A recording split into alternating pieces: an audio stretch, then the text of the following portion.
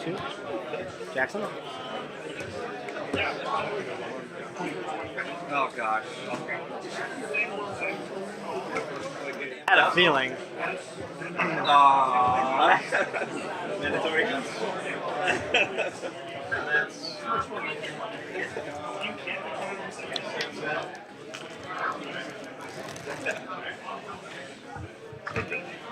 Here you go.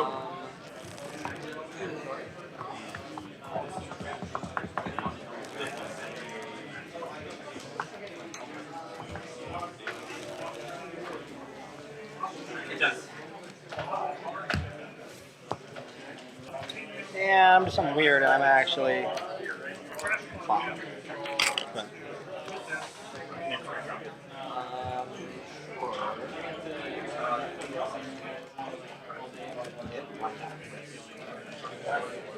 Good. Click one, draw. It's out of it.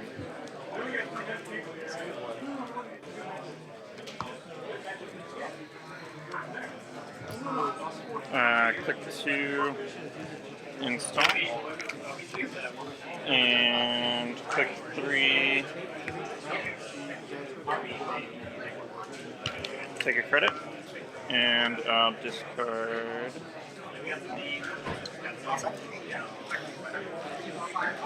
Ace ups. How much money do you put into that? Do I think you're brave? Do I think you're brave? Because that's a game-winning play. Get it. One remote. Two yes. You're like in the money. Fresh. Alright, I'm bounce. What do I gotta do then? Two. I need more money. I need to stop this.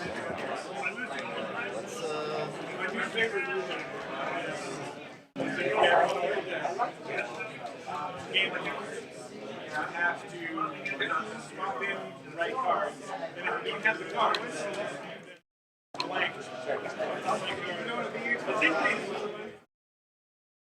It might be a certain Imp, run.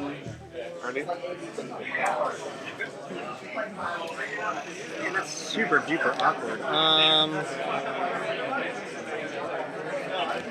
How many face downs? Two? So only 2 mills and you just... And I discarded one. let's keep going. We'll access one.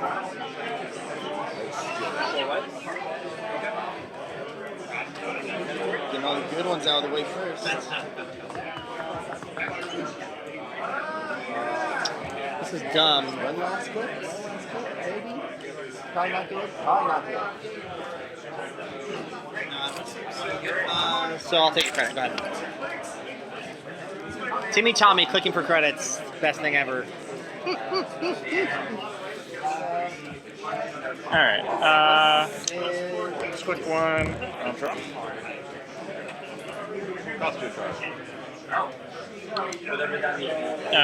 Click to hedge fund. And click 3, install. Yeah. Yep.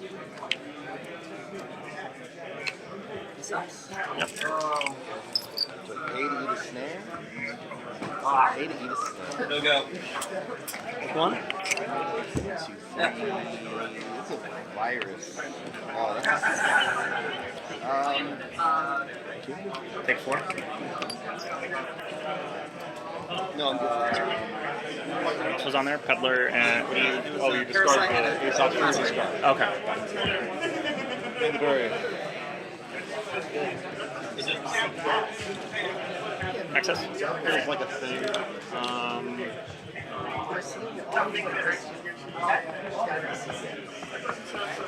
Hedge fund? Okay.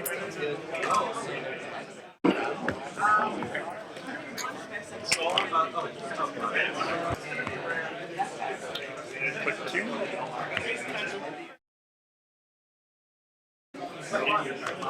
Yep. Trash.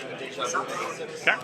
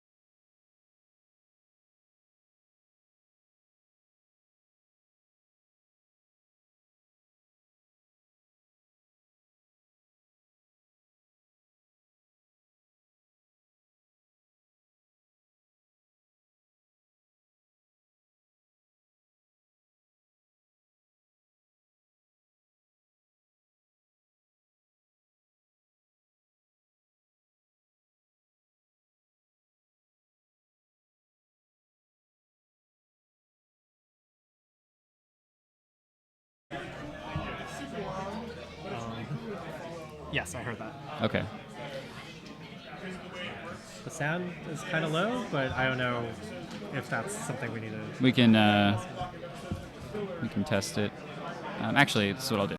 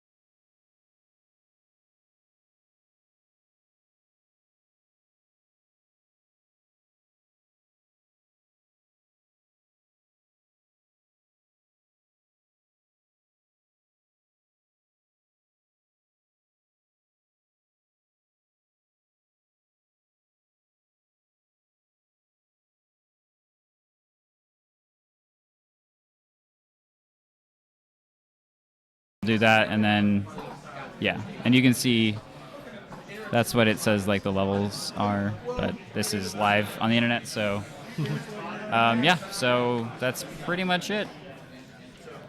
Okay. Are there any common issues that I should watch out for? If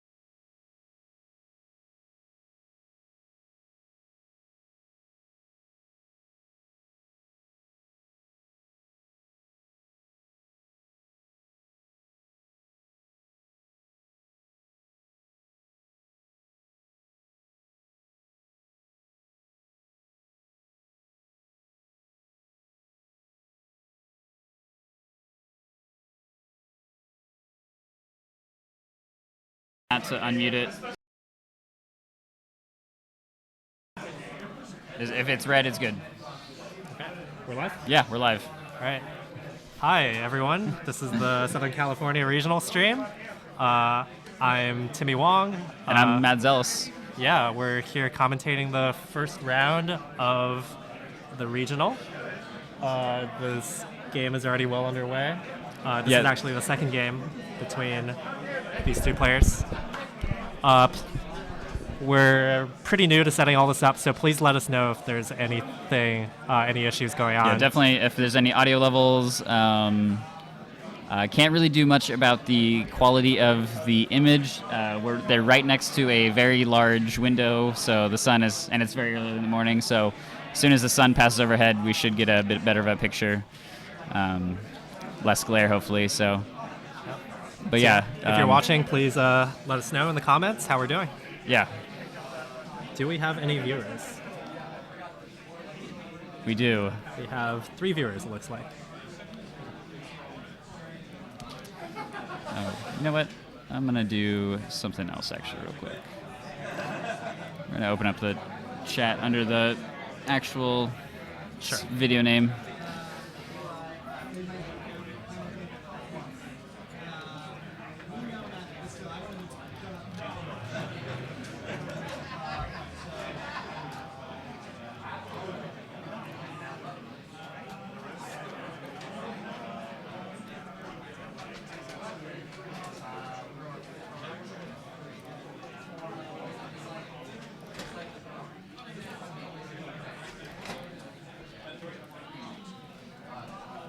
Excuse any lag you see. We have to open up a couple things. There we go. All right. All right, awesome. Let's try to figure out what's going on here. Yep. So we got Jerry playing HB. Looks like he's got a big old server here of just upgrades. Hi, Ben. And he's got an architect rezzed over R&D.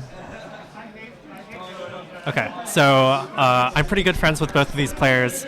They're both playing pretty familiar decks from what it looks like. Yeah. Jerry has been rocking this HB Glacier deck for a while now.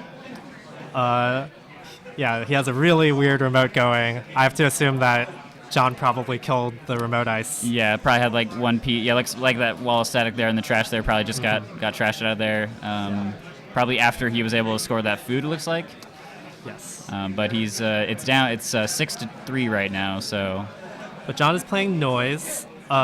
He has his resource engine set up, but he's temporarily pretty poor. Oh, okay, that's the game. Never mind. Sorry about that. That was quick. So John won that 8-3. And I'm not sure how the first game went. I think John might have taken it, but yeah, I'm not totally sure either. I can ask them right now. Actually, I'll be right back. And again, if you guys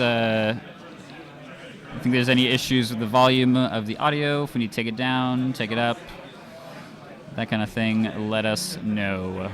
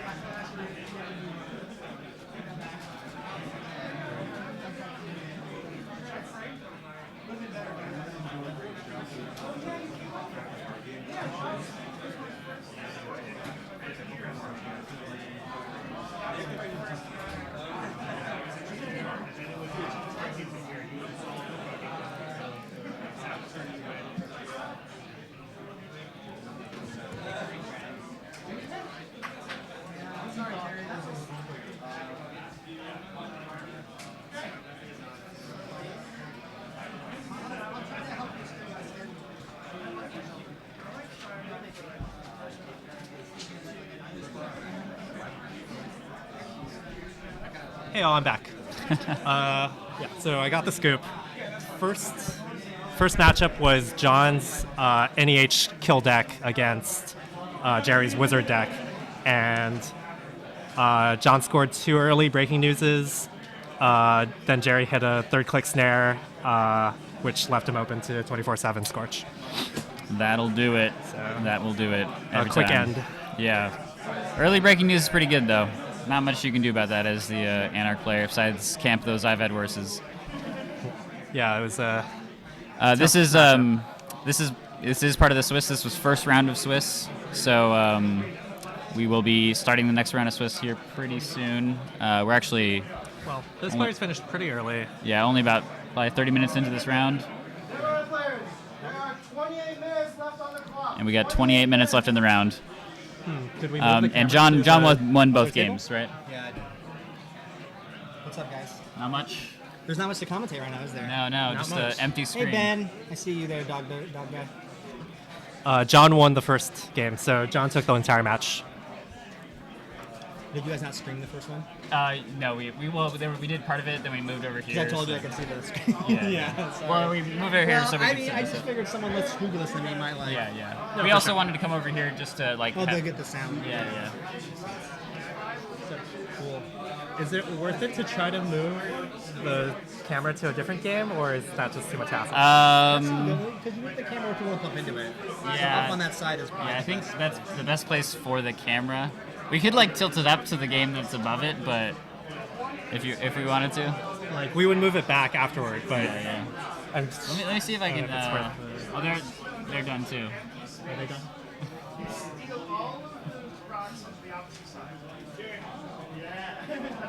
They might be switching.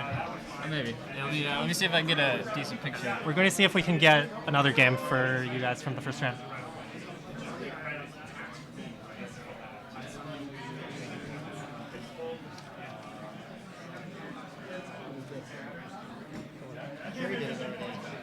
So apparently there's two different machines. I don't understand why. But we're keeping a paper record in case the electronic record fails. This is for your game. Okay. We can do some stuff with this. Not the best view, but maybe doable. We can make it a little bit better. Ooh, yeah, we have the technology. Very nice, very nice. Spy camera. Camera Netrunner. Let's get that closed. Yes. I'm just gonna leave this in the background there. I'm missing my ring and my Oops. Trash to look at the top game of Swiss. There we go. Okay. All right, let's try to get these players' names on the screen. I don't. How are you streaming something? What's going on? I just tilted the camera up and then zoomed in on the game. Oh, you're just watching the Mike. Okay, that's Mike Summers, and I don't know who the other guy is. Mike.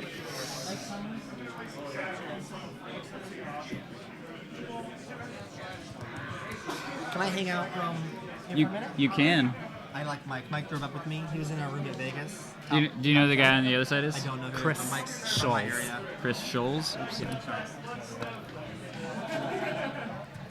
So he's from the room that dominated Vegas. ULZ are the last three. ULZ. Mm-hmm. And And it's- And he's trying out IG Jinteki and for the first Anarch. time, like a slum so lord. left. course Oh he is. man. Of course he is. He saw me, wrecking fools, and he's like, I went in on that. Well, did you see his blue I sun think- deck at Vegas? I did. It was pretty cool, huh? Yeah. At some thought you'd point, like Mike that. turned into a total slumlord. Mike Oh is- man. I think Slack has accelerated that. He likes it's like Siphon Max and like shut down Scorches, and he's just playing all kinds of jerk stuff. It's Yeah. great. We got some Val here. So this game has just started. All right, we're underway. This is the second game that these two have just started. They have like 25 minutes, so hopefully IG can finish a game. Yeah, this will be. I think this will be a tough for Val. If she can get like a point or two on the board in the next 15 minutes, then she could just coast that to victory here, timed win. Which against IG, that can be kind of a pretty good out for you. And so Yep. we see here in the Game's hand of often so Mike, long. he's already got some shocks, which is really good. He's going to be able to pitch those and get a pretty treacherous archives going, which he does. So this IG looks pretty standard bioethics lock so far. Val is less clear what the build is going to be.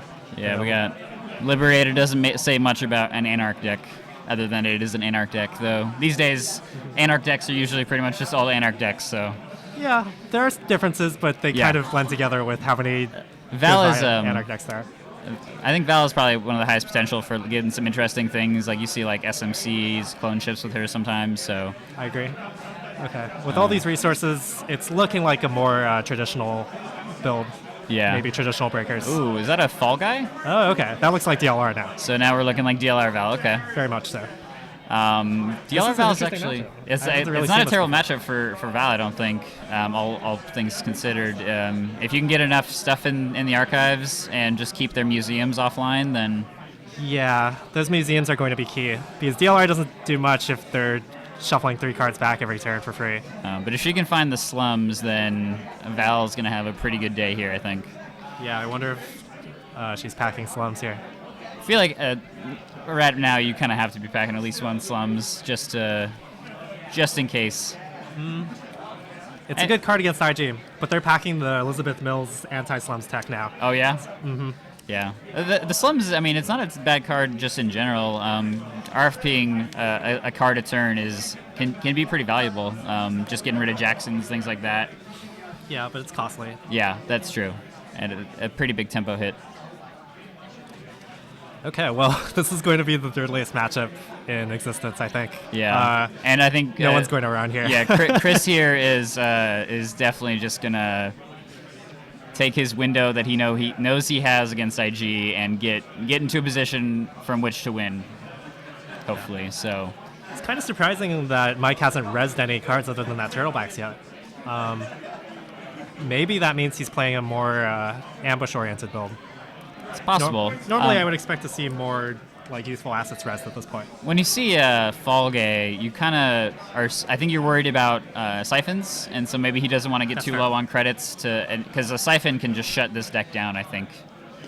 If you can get them down below 5, so they can't res hostiles and their bioethics, things like that, then once you're in a position like he's getting ready for, he can then just systematically take down all the assets and just keep him locked out, basically. Yeah, it's tricky. You have to get the temples too, so they can't res ice for free. Yeah, exactly. And there are a lot of assets out there, so a lot of potential. Mike here calling the ice, I think, pretty correctly, because Chris's first program here is a medium, so... Yeah, good call. So, DLR Val doesn't usually play medium, so that's Yeah. kind of interesting. And he has new Angeles City Hall? Yep. Is that right? Looks like he Okay. pitched that. So maybe it's not DLR. Maybe just siphon spam. Like, why would you avoid tags if you're playing DLR? Yeah, I don't know. Maybe he's just got Fall Guys and NACH. I don't know. It's an interesting one. Rank-wise, you haven't missed anything, really. This is the first game we're commentating. And nothing much has happened yet. Yeah, it's an IG game, so one might say you will not be missing anything. A solid wall of assets. Yeah. You can't even tell how many there are. Just stream of black sleeves. Okay. All right, so we see Breakers, Fast Mimic. I saw Vamp in Chris's hand. So this isn't your traditional DLR deck for sure. It's probably not DLR at all. Yeah, I think it may just be like a siphon vamp, like denial deck. That's what it's looking like, yeah. And just has the Fall Guys for the protection when if he can't get his NECH down or if he can't drop the tags, then he has that as a little bit of added protection for his just economy. It's a neat idea. It makes sense for protecting New Angeles City Hall from trashing. Yep. And maybe if he's packing Southside Slums, it makes sense to protect your slums. There you go. Yeah. It's actually a good piece of tech right now. There's like protecting your wild side from from Elizabeth Mills, protecting your slums from Elizabeth Mills. There's and just in general, if you hit a snare or something and can't get rid of the tag, then Indeed. just a little bit of protection. So that could be what we see here. IG has entered its second row of assets.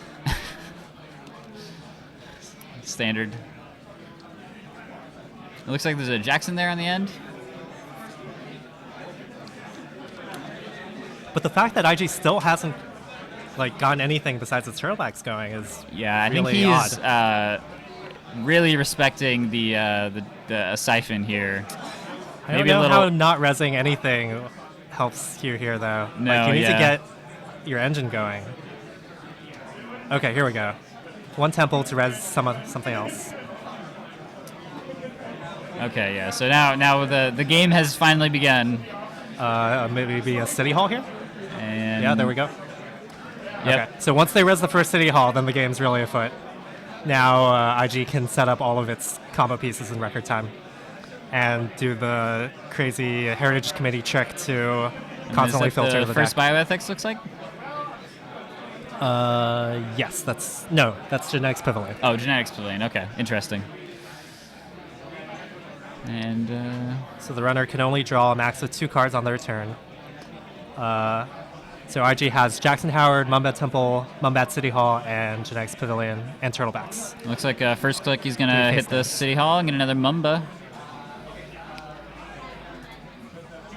Yep. And I expect 3 City Hall activations here. Seems Most very likely, yeah.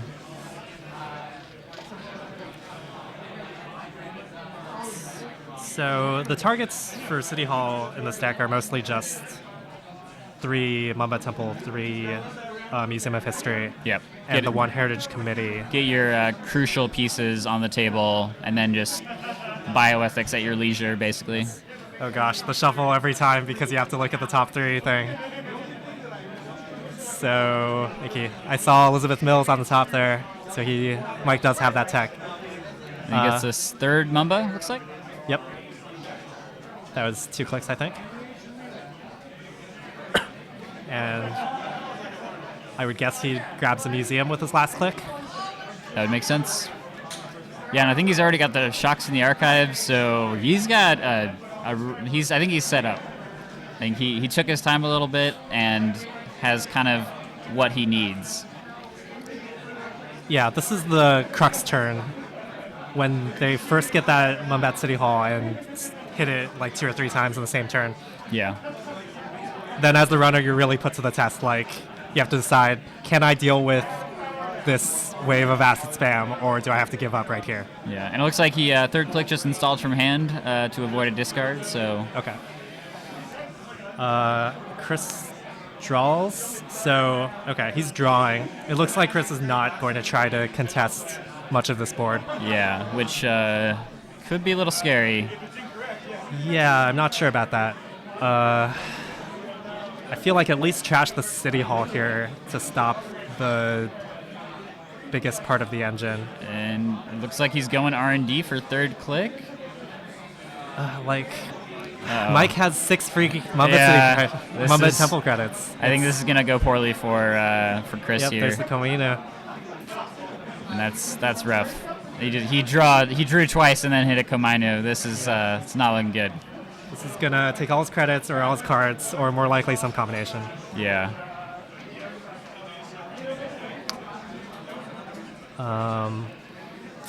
Yeah, I don't think. I don't know. It's so hard against the side G deck to figure out what's. And with that kind of start too, like Mike just kind of like slow rolled him for a little bit, and then like bam, I have everything I need. And instead of discarding with Faust, he's gonna take net damage, which is interesting. I think most runners have this mindset where they try to set up early and then go for centrals when they're like kind of set up. But that's almost like the worst strategy possible against IG. You either need to like keep their remotes under control from like turn 1, or you need to go for those central accesses from turn 1. Yeah, like you need to pick one of the strategies and you just need to pick some. You just need to commit to something, because if you let them do what they're gonna do, they're gonna just win the game, because it is very like at this point, like I'm not sure there's much Chris can do about his assets. So yeah, he's too poor to trash much. The bad pub from Val will help until Mike gets his Elizabeth Mills to get rid of it, but he already has 2 bioethics up. No, that's his first bioethics. Yeah, so first bioethics, and he's checking the rest of them, see if there's anything else he wants. So I'm thinking Chris took some net damage there, hoping to hit an I've had worse maybe. Looks like he has the slumps in hand. He's got bioethics up, so Chris cannot draw any more cards with I've had worse. So no, Jack's Pavilion only applies on the runner's turn. Okay. So you can still draw from bioethics hits on I've had worse. All right, let's see if he hits the slums here. It looks like yes. Oh, that that's is brutal. The slums. That's so brutal. If that's a 1-of, that could be disastrous. Oh no, Chris needed to play that down and protect it with the fall guy. That would have been huge here. If he puts it down and has the fall guy too, he gets at least 2 turns of trashing with it, probably more. So he can hit the bioethics and then start hitting like museums or something. That card could have won him the game single-handedly if he protected it. Yeah. Now it's gonna get way tougher.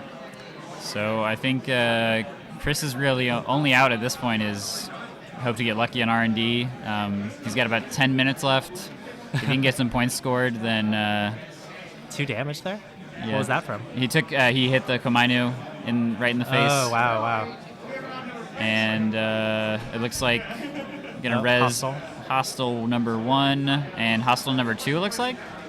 He's picking up a bunch of credits. Well, he's rich from that turtlebacks. So just expecting to get some trash pulls there. But he already has some face downs in archives. I don't think Chris was really going to trash anything. Yeah, no, anyway. I think trashing is kind of out of the realm possibility here. He's just going to hope to like hit agendas before time runs out. After agenda, yeah. Yeah. But it's true that Mike might not be able to win in time. Yeah.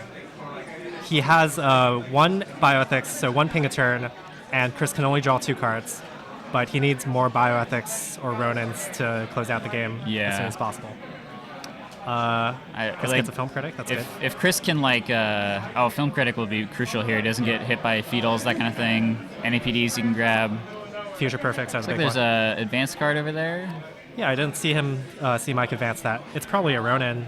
That's I think assuming. he had a TFP in hand earlier. I don't know if it's still in hand, but He could be going for a cheeky score to just try to get ahead on points. yeah, that's kind on of time. his out at this point. But It looks like an asset. It's Ronin, most likely. Yeah. And that's tough for Chris. He doesn't really have an answer for it right now. He either takes 2 damage from hostiles here or 3 damage later from the Ronin. If he can even afford it. Oh no, he got a bunch of money off of Katie, so he can probably afford it. I think he's got to do that. If he has I've had worse, then it makes more sense for him to leave the Ronin. And Yeah. The I've had worse are better getting hit by Ronin. So how many cards does he have in hand? I'm not sure. It's like 3. It's not a full hand for sure. Okay, looks like bioethics are triggering. Only 2 cards. So he's got 1 card. So he just dies to Ronin right now, right? Looks like it. Oops. Okay. Well, okay. All right. So he checked the Ronin and realized that he couldn't do anything about it and passed turn. So that is, looks like, I believe that's the end of the second game there between Mike and Chris here on table 2. So what happened was on Chris's last turn, he decided to run the Komi Inu without breaking, lost his 2 cards and drew 2 from I've Had Worse, not 3 because Genetics Pavilion was on the table. Yeah. Then he decided to check the advanced card, saw Ronin, realized that with his 2 cards in hand, he dies either way. Either he takes 2 net damage, And then 1 from Pavilion, yep. and then 1 from Bioethics on the corpse turn, or he just dies straight from the Ronin. Yep. And he couldn't draw because of the Gene Path. Yeah, so a little bit of missed order of operations there. Maybe he was hoping to, I don't know. I feel like against IG, if you see an advanced card, you gotta check it because it's a classic. or prepare for, or just like straight up prepare for Ronin. Like if he holds cards there, then he can actually survive it. It's a classic tough IG situation that they try to put you in. Yeah. He didn't have the full lockup, but most people just don't have the experience against this kind of deck to know what they have to do to avoid dying to it. Yeah. There are all these weird things that you never encounter in other matchups, like you can only draw 2 cards and you take damage from doing anything. Yeah. So it was a tough spot. Chris made some understandable mistakes to lose there, which is too bad, but if it wasn't for time, I think Mike definitely had that game anyway. Yeah. He would have had the game pretty much no matter what, but I think Chris had an out, and it was his 5 minutes left, and he just couldn't quite get there. And I think Mike definitely made the correct play there. Just go for the gusto there with the Ronin, and it worked out. Yeah, it's tough playing under time pressure too. You definitely don't want to like stall your opponent. Yeah. Because that would be cheating. Yep. But you also don't want to like play and make mistakes and lose the game that way. So it's All right. tough Well, balance. I'm gonna get the camera set up for round 2 here, and Awesome. yeah, we'll see you guys in a little bit. And hi, Kenny. Glad to see you're watching. Hope the stream is doing all right. Let me know if there's anything I can do to improve things.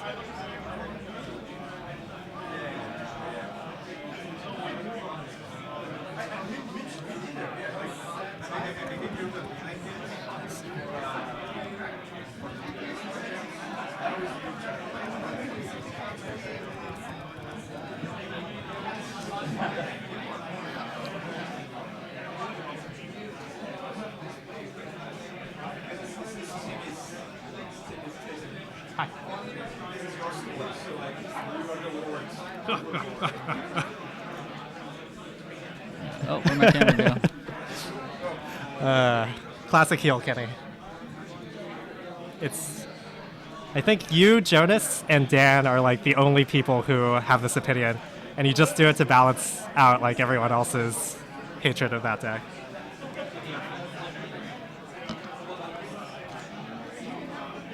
I guess Jesse too, but he won with it, so that's understandable.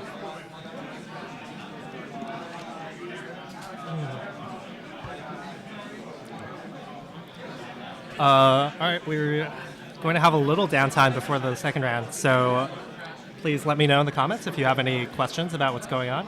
I'll try to fill you guys in as much as possible. Yeah.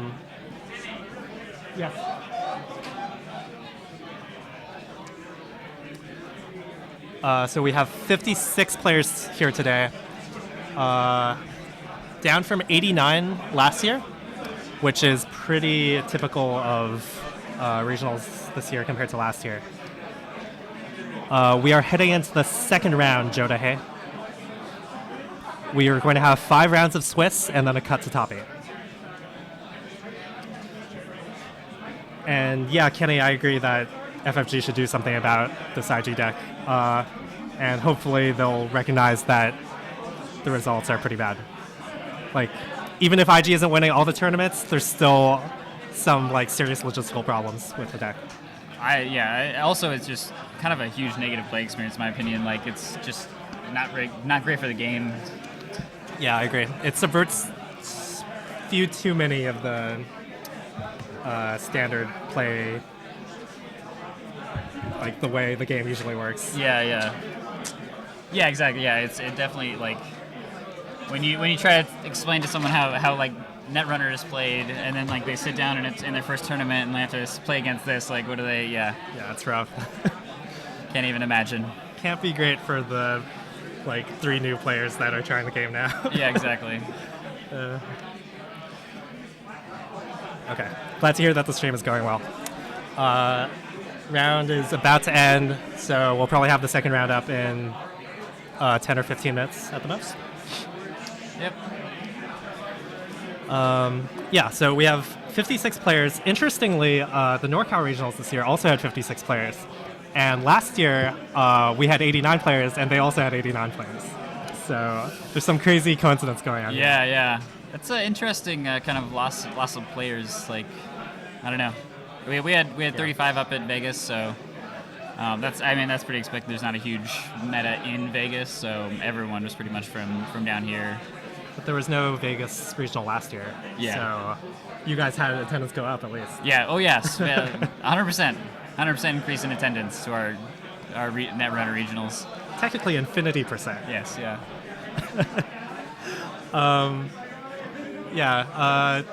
No one's quite sure why attendance is dropping everywhere across the country. There are a lot of potential factors. Let's all just blame IG. IG is definitely one potential reason, I think. People are maybe less excited about the game right now because of decks like that.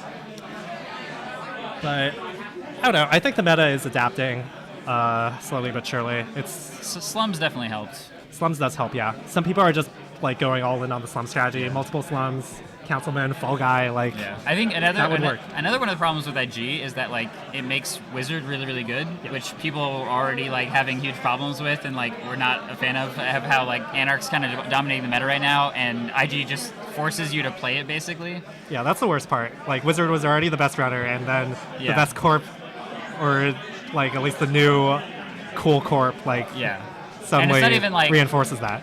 It's Wizard's like the best answer to, or like the only answer to it. Sorry, yeah. Wizard is one of the only answers to it, and I think that's the main issue, is that like you would see other stuff if there was like more card-based answers to it, but Wizard is just kind of like the answer to it. You can't really rely on like scrubbers and slums because you have to draw them and play them. Yeah, you can draw and play them in a super heavy like tempo game against IG, where like if you miss a couple turns, like they're just gonna get ahead of you. And a big deal is the Heritage Committee Mumbat City Hall interaction that lets them like draw whatever cards they want. Basically, it makes the IG deck so much more consistent than like any other deck. Yeah. It means they can play one of Bullet's like Elizabeth Mills in a 54 card deck. No, yeah, they get to play this 54 card deck, but it has every answer they need. And they draw it like in a reasonable amount of time. Yeah. Like more often than 2 ofs or 3 ofs in a runner deck. Exactly, yeah. So that's another huge problem. They can just tech for whatever people are teching against them. Yeah. Brutal. It's messy. I am playing Pilana today. I'm excited to lose a ton of games. It'll be fun. If we hadn't been able to set up this commentary booth, I would have played in the tournament, and I would be playing Pilana also. Nice. What are you playing in your Pilana deck? I'm curious. I put together this like not too weird build, but it has like a lot of really spiky ice. I call it Spiky Bat. I don't know. Okay, nice. I'm Probably running a similar thing. I have 3 Cobras, 2 Assassins, and then just a bunch of cheap stuff. And like a one of Ashigaru just in case. Like if it goes real late, I can res an Ashigaru on a scoring server basically. Yeah, way cool. I have like a bunch of Cortex locks, a Cobra. Yeah. Swordsman. And that's I think that's a really cool strategy, or that's what I'm trying to do as well. Is like basically like you play fast, and then your ice like you basically have a bunch of gear check ice, and then you force them to like run into it, and it just ruins them or can ruin them. Like having it just like 2 swordsmen has been awesome because Swordsman is you force them to play the Faust, and then force them to run before they can find their mimic, and you can win that game. Yeah, apparently the really pro Paladin Glacier strategy is you put Lotus Field and then Swordsman, and then you don't res the Swordsman until they hit the Lotus Field, and they need fast to break the Lotus Field because they can't parasite it. Yep. And then you Swordsman them when Yep. they hit the server. Yeah, that's So, that's a pretty sick combo against Anarchs right now. I've been liking these more faster Jinteki decks that are like more dangerous you to play run like against. a fast Glacier basically, where the Glacier aspect is that you have your gear check is kind of punishing, and you make like you can score out in like 9 turns, 10 turns. Paladin Foods is a pretty good ID. It's fun. Probably a bit of power creep there. A little bit, yeah. It's not quite as good as ETF usually. No. I think ETF has to play a bit of a different game because their support, their like protection upgrades are more of a late game thing. Like Ash can get punished early game because you don't have the credit like dominance to punish them with Ash. I think sometimes depends. Yeah, and HP just has less punishment in general, right? Yeah, less early game punishment at least. They rely more on just pure efficiency. Yeah.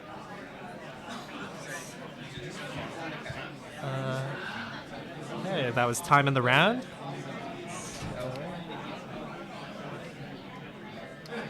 Looks like most people are done with the round and are milling about.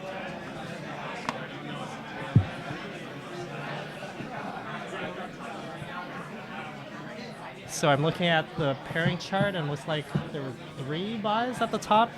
Those might be the store champ win buys, I'm guessing.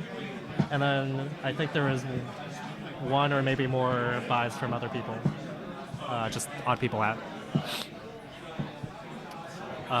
This regional is kind of late in the season, so I think a lot of people have used their buys already. Yeah. I was talking to people earlier that like had buys, and they're just like, I'm just gonna play Netrunner. Like it's only 50 people. Like you're only gonna have like 5-6 rounds ish. So yeah, that's totally reasonable. This is my last regional, and I never used my store champ buy, so it's cool. I have a cool card I can keep. There you go. I have a whole grip of them from Vegas, so awesome. Not sure what I'm gonna do with them. Fill them out, hand them out to every regional. Yeah. Is this your last regional also? Yeah. Okay. We do have Arizona next week. I think a few people from SoCal are going to that one. Nice. Yeah, and Seattle is also next week, and I think most of the Northern California people are going to that one because they're hosting some crazy like double regional in one weekend thing. Wow. They have a draft tournament and then 2 flights of the normal tournament. Wow. So yeah, that's awesome. That'd be sweet to go to. I agree. So they stole all the NorCal guys from us because they're going up there instead of down here. Yeah, if you're gonna go to one regional, make it the big one. Make it the one where you have 2 tournaments to play in. Yeah. 2 chances to win. Oh, are they doing 2 flights? Like you have 2 things to be able to get in, or? Yeah, they have. Interesting. They have the normal tournament, which is broken into 2 flights, and they also have a draft tournament on Friday. Nice. And the draft tournament is another full regional with like full prize support. Wow. Yeah. Wow. That's impressive. I know. I don't know how they pull that off. Yeah. I guess just have the resources and talk to FFG. Yeah. It's a big place. Like I can understand the draw. You can probably get a lot of people up in Seattle to show up to things. There's a lot of cons up there. Yeah, I think they have a good crowd. I hope they have good attendance numbers for that because that sounds really exciting. Yeah.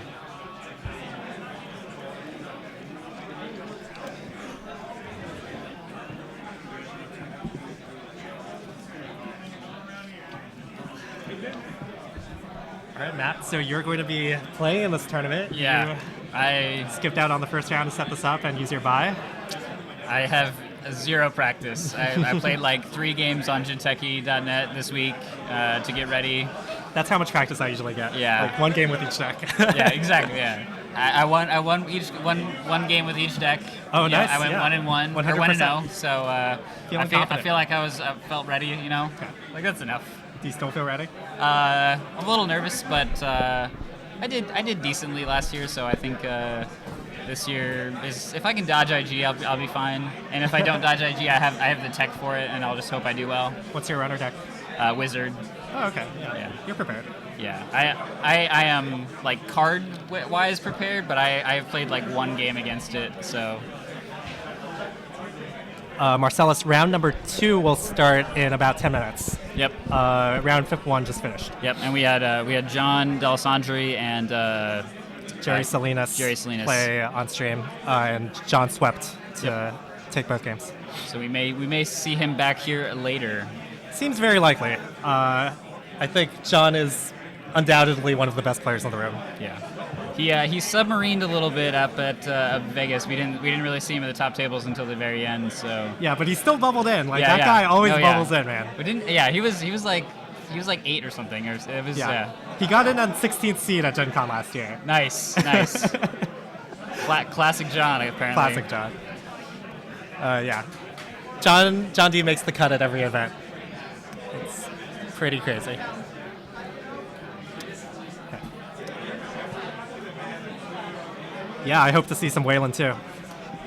I think Good there are a old- lot of Wayland fans from Wayland? how long they've been not the best. Yeah. It's, they've picked up a lot of fans.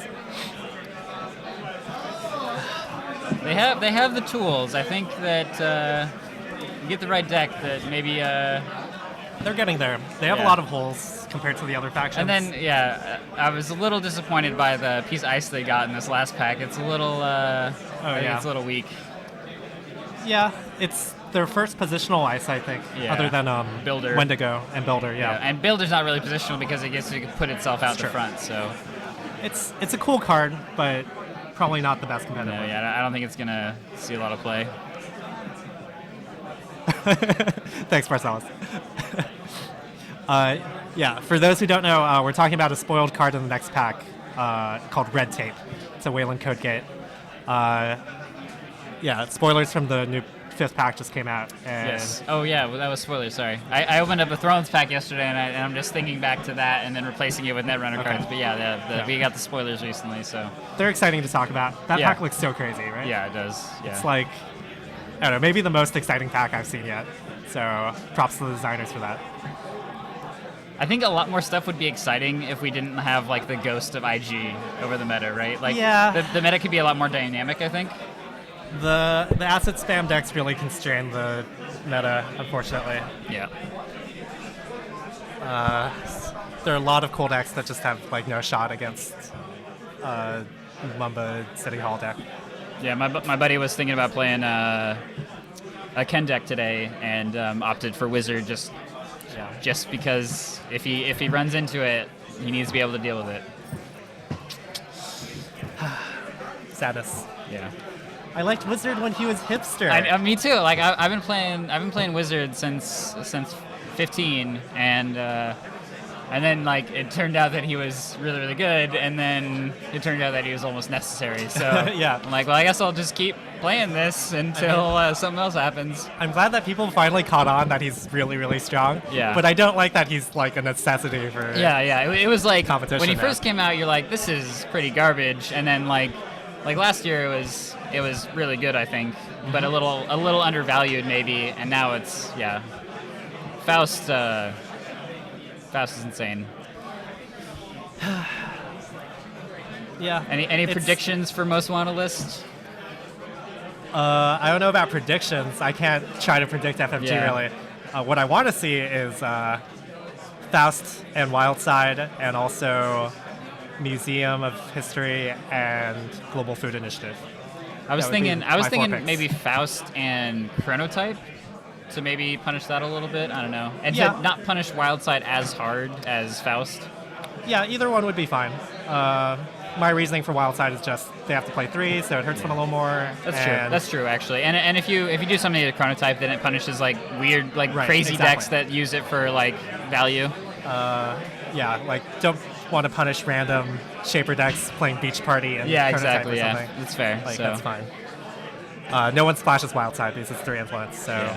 I could see a most wanted for wild side, and that might be enough. Even not hitting Faust, just hitting wild side, and I think Faust just deserves to be hit though. yeah, that's fair. 2 influence is just too low for that card. Yeah, it's the value of that AI breaker is a little insane, maybe.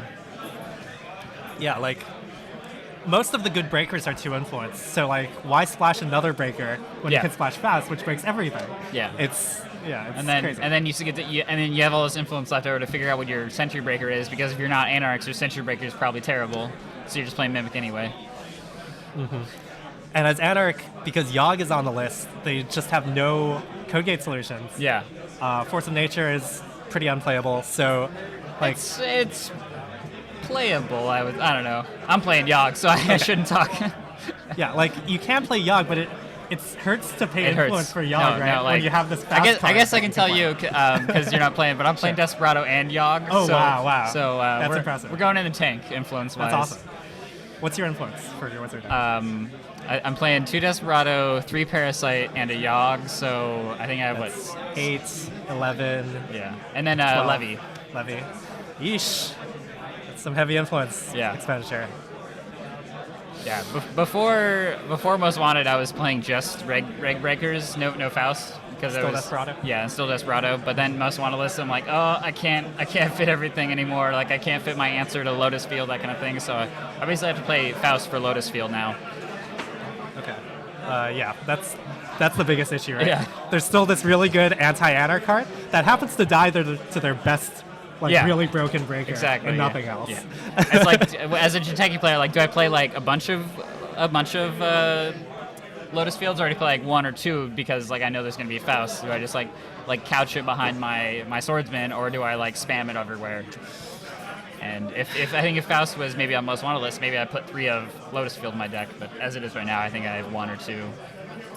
I think the game would be in a much healthier spot if Damon Stone could just update the MWL Yeah. put it out as soon as possible. They are taking, I think, an uncharacteristically long time to like kind of respond to where the meta's been for a bit now. I guess they're probably just waiting for the end of regional season, I would guess. FFG is traditionally very slow to act. I'm just hoping this time they'll do something Yeah. before. As a War everything Machine goes player, wrong. I'm used to the glacial speed of Prior to Your Press, which is they have released a FAQ every 6 months, so Yeah, that's like pretty slow, but I think FFG is even slower than that. maybe. Okay, so I just saw the TO go by with pairing, so Matt, I think Yes. you're going to have to go good, off for now. good luck with this, doing this. Thank the you. rest of the Good day. luck in the tournament, Yeah, Matt. maybe. Yeah. I'll probably see you here if you finish your round early. I'm not making top 8, so I'll probably see you later. Awesome. Best of luck. Well, good luck with that Desperado Wizard deck. I think that might be a really good call.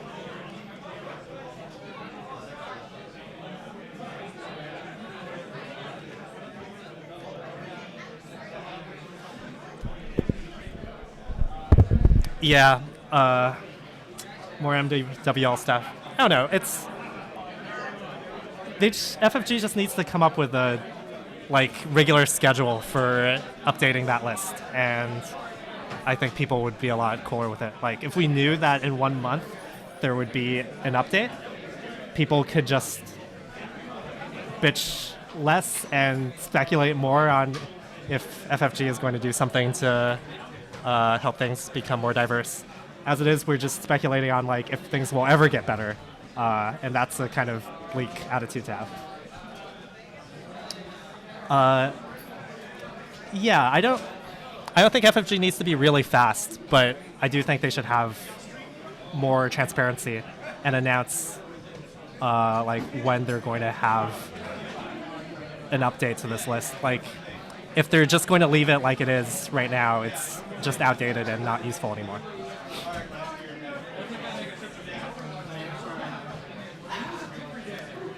Yes, there's wizard and there's feedback filter, but I don't think there should be that much pressure to play those 2 particular cards. It's not super healthy.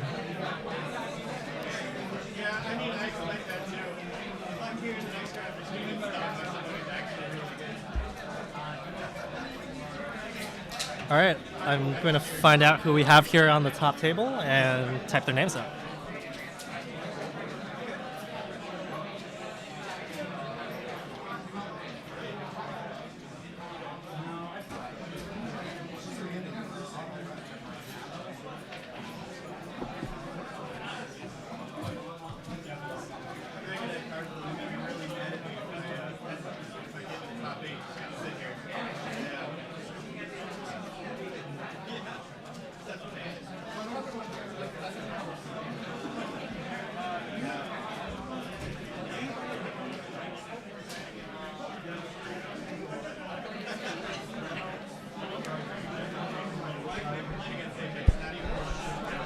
Okay, I'm back. There are a few more solutions than that. Like, I think my Siphon Wizard is a really good answer, but that's still a pretty niche deck to have to play to beat IG. Okay. Looks like we have the good old IG versus Wizard matchup here. Shocker, I know.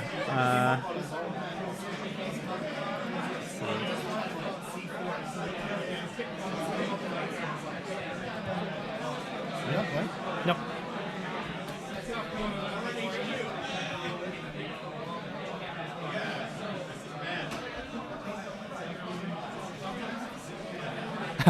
I appreciate that. I liked my regional decks a lot. I'm glad they were pretty popular.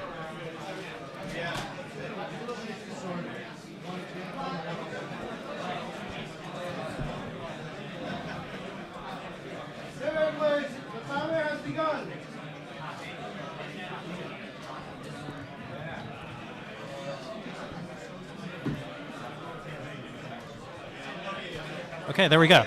So we have Mike Summers playing against Levi Dickey. This is the top table of the second round of Swiss. Jamin, if you don't have anything better to do, you can help me commentate. Sure. Yep, it's the arguably two most oppressive IDs right now. It's Destro Genomics versus Wizard Master Gamer. So we've seen Mike Summers play his IG deck already on stream. We caught him playing on the second table in the first round, and it looks like he is playing a very standard Bioethics lock deck. He is packing Elizabeth Mills to combat Southset Slums, and I didn't really see anything out of the ordinary. And I'm not sure about this Wizard deck. Maybe I'll try to track down his deck list and be more informed about what's going on, or we will just see. Kenny, thanks for the compliment. I appreciate it. I think IG might have taken a mulligan there. Not sure about Wizard. All right, looks like the game is afoot.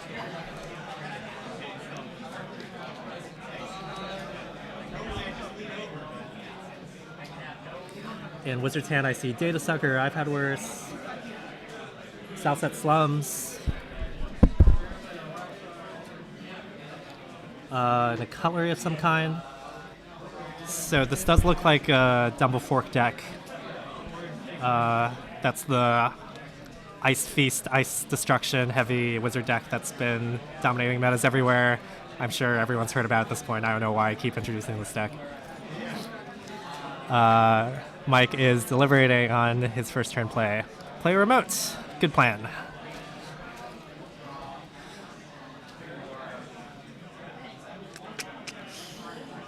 So Mike is a fairly good friend of mine.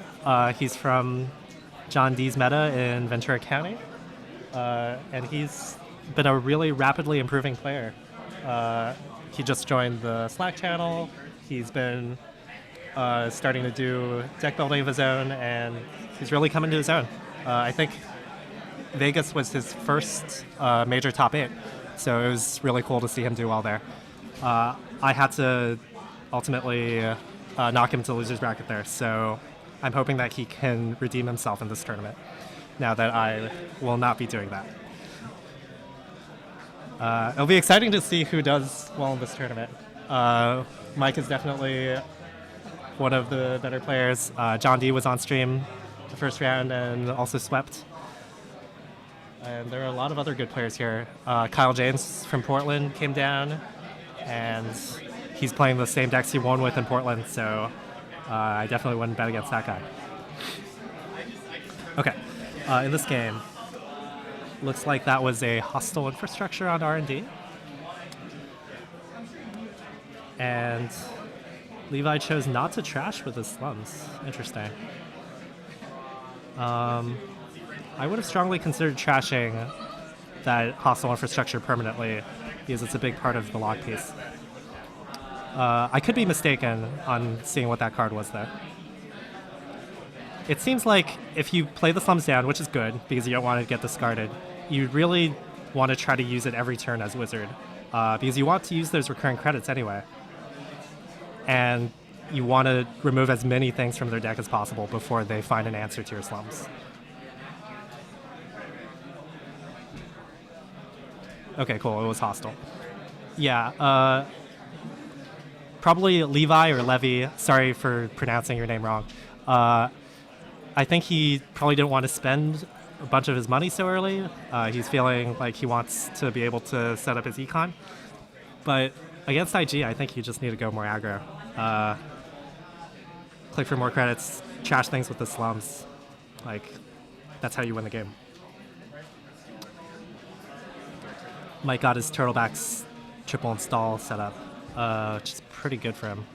This way, even if Wizard trashes the Turtlebacks this turn, he's still got a profit from it. And it's kind of a tricky turn for Wizard. You really want to get rid of the Turtlebacks in order to deny IG some econ. But there are arguably more important targets you want to trash with the Southset slums also. Okay, and of course, Wizard wants to get his money set up too, so he can play his cards.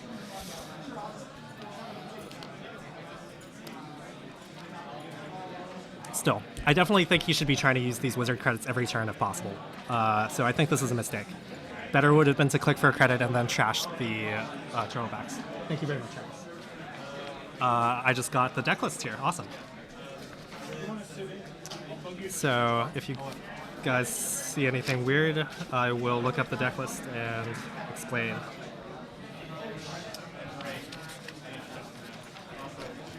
Why not run archives? Yeah, that's a good point.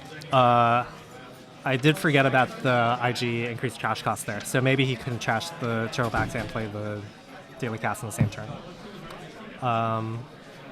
Yeah, I just think Wizard needs to be more aggressive here. Checking archives is definitely fine at this point. You can take a point of damage or two. The important part is to use that slums and trash as many things as you can permanently. I'm looking at this Wizard list, and it looks... Oh, okay. It's a little spicy, actually. Levi is playing... Do you think it's Levy or Levi, Damon? We'll go with one of the two, but I can't keep waffling. I think it's Levy. Levy? No, it's probably Levi. Levi? All right, let's go with Levi. All right, Levi is actually playing Account Siphon in his deck. He has... His influence is to... Oh, is he playing my deck? He's playing a very similar version of my Siphon deck, actually. He does have a bunch more resources. He has a Mimic. He's made a lot of changes, but he does have the 2 Plant Assault, 2 Account Siphon, 1 Plant Assault package, and he has Levy and 2 Parasite for his last influence. Wow, so that's super interesting. This looks like a really heavily anti-IG tech list. Well, he cut my employee strikes, which were a big deal for beating IG, but he does have the slums instead. Which card? Employee strike? Employee strike. I was playing 2 employee strike in Siphon Wizard in order to turn off the IG ability and just trash everything.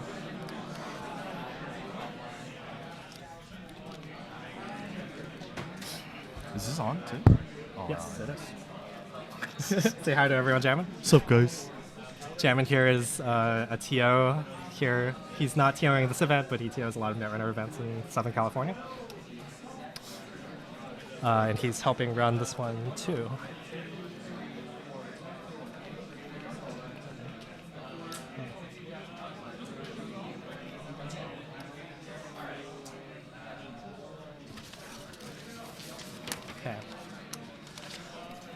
All right. In this game, there is a temple and a city hall res that looks like. I think that's a museum, right? There's a credit on it, so Oh, it's a city temple. hall. Yeah. Your one us is upside down to us. Oh. Yeah, we can't really do anything about that. That's just the table number. And our camera has to be on this side, so it's out of the way. It's still a 1.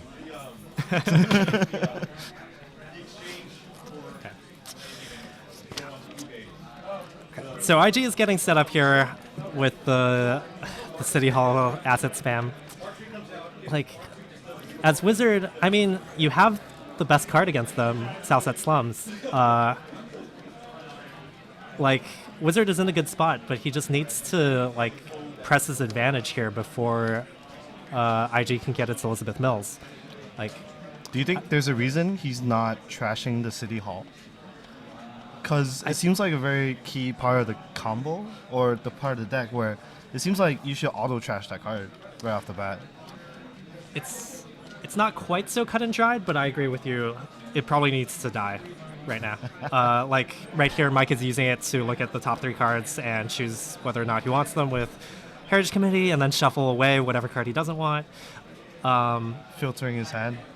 So good. Yeah, it's super good. You played this deck, you know how it is. Yeah, like, this is just helping him find his answers more quickly. In this case, he just needs to find Elizabeth Mills. And I think Levi is just falling into that mistake I mentioned last round, where runners instinctively want to, like, set up to deal with a late game corp Right. like IG, but IG just doesn't really work that way. Like, And he ices archives, which makes it even more beneficial for him. yeah, that's usually the right move against Wizard. This is a pretty new deck for Mike, so I think he does need to take some time to figure out the right lines of play. Hopefully they can finish this game on time, but there's always the chance that it takes forever. Yeah, as Wizard here, I don't know, your advantage as Wizard is that you can contest all his stuff. So I think in order to take advantage of your advantage, you have to really try to use those Wizard credits as much as you can. And Levi has not trashed a single card this game that I've seen. So I do think that's a mistake. I hear it's something like 45 credits over the course of the game if you use Wizard consistently throughout the game. Or Against something like IG, probably, yeah. that. Yeah, so Even against, like, ETF, I was usually getting, like, 18 or 21 credits. right. So it's So, yeah, like, Levi's trying to set up, thinking that he can just, like, answer whatever threat that Mike puts down, but... oh, it's a future perfect. Ooh, okay. So you went through Archives, went through a Crick. Crick doesn't really stop Levi here. It's actually probably not the best Archives ice for Mike. They're going to play a future perfect side game. Okay. Would you say his hand would be flooded then, and if he's like ditching a future perfect into archives? As IG, it's not unusual to ditch, like, a future perfect in Archives, because it's you kind of want to protect Archives with Shock and Ice anyway. Mm-hmm. It's not the worst place for it. Oh, 1-0. 1-0, all right. So he could keep going into Archives to try to get this future perfect. Just giving him free crick installs though. Yeah, he will get a bioethics, but he can't install the future perfect or it just gets stolen, Right. so... That's not bad actually. Run again, so he has to install bioethics. That's a good call. Actually, Well, yeah. he has could- option to Crick install is Future mandatory, Perfect, though. so he could run Archives 2 more times and force him to install the future Twice, perfect, yeah. and then go and go and steal it. That would be not a bad move. Still, he might want to just use those clicks to trash things instead. Now that Archives is all face up. If you slum all the bioethics, IG pretty much just loses. They still have a Ronin, but it's really hard for them to kill you with just Ronin. Does he have a Ronin in the deck? Because there's decks without like a Ronin. Most decks play one Ronin, and Mike definitely has a Ronin. Moby? What does he mean? Moby is slang for delaying the game. Oh, okay. Like, and What's going- that from? Moby Dick. Oh, so, Like, you take out a copy of Moby Dick and you read it. I don't know, it's a dumb joke. wow. Internet, you did not disappoint. Internet. Okay. Huh. So what did he permanently trash there? It looks like it was the City Hall. Okay. Don't think that's what you want to slum? Well, no. It's the best card for Mike right now, so it could definitely be right. It's not the card that's going to hurt him the most permanently, though, because you only need one City Hall to use the deck, and he has 2 more in the deck. Right. If he wants to take advantage of the Slums ability, then he wants to permanently remove like a Temple or the Bioethics. So I'm not sure if Levi has a plan for this Mills, basically. If he's just counting on the Slum sticking for the entire game without any like more copies or without like Fall Guys or something, that's not going to happen. But he might be thinking that it's going to stick and he's just going to win the game by default. Or, let's see. I have his deck list, I can see. Alright, he has 2 copies of Slums, so he does have 1 more. Well, if anything, he still has the Deja Vu, so you can bring it back. And he has 2 Deja Vu, that's a good point, yeah. Still, I think he's making this a little grindier than it has to be. Like, in our PC Great Lakes circuit said, if you exile all the bioethics, IG pretty much can't win. So he could have gone for the run Crick a bunch of times, force the bioethics install, and then get rid of it. And he would be closer to winning. Like, his plan can just be to recur Slums enough to get rid of every bioethics. Right. Like, every time IG reses a bioethics, just recur Slums and go trash it. Mm-hmm. So that could be a pretty good plan. Well, at the same time, at this moment, looking from the IG perspective, having Mills and trashing Salsa Slums right now, especially when the Wizard player hasn't gone through like a good chunk of his deck, it seems like a pretty good move. Oh yeah, of course. You can't let the Slum stick for any long amount of time. Like, as IG, you have to kill it as soon as possible. Right. Now, as- how much would the bad pub affect the game for IG, would you say? It's a fairly big deal. Wizard is kind of poor right now, but that bad pub gives him a lot more leeway to trash things. Like, now he can afford to trash an extra card a turn, I'd say. Yeah. He can't get rid of them permanently, but he can at least keep the board under control pretty easily. Yeah, if IG manages to get archives well protected and stock it with a bunch of face stands, then trashing will get a lot harder. So Levi needs to understand IG's long-term game plan and come up with a plan of his own to counter it. He wasn't aggressive early, so I hope he has a good plan for how to counteract this stuff. Oh my. Okay. Trashing the turtlebacks now. Oh. Kind of interesting. All right. I've had worse. Cool. So, 1 damage from the hostile infrastructure that was rezzed. Hitting the I've had worse. Drawing Levi up to 4 cards. Most IG decks actually only have 2 hives now because they have to pay 2 influence for Elizabeth Mills. And do I have Michael's deck does have 2 hive.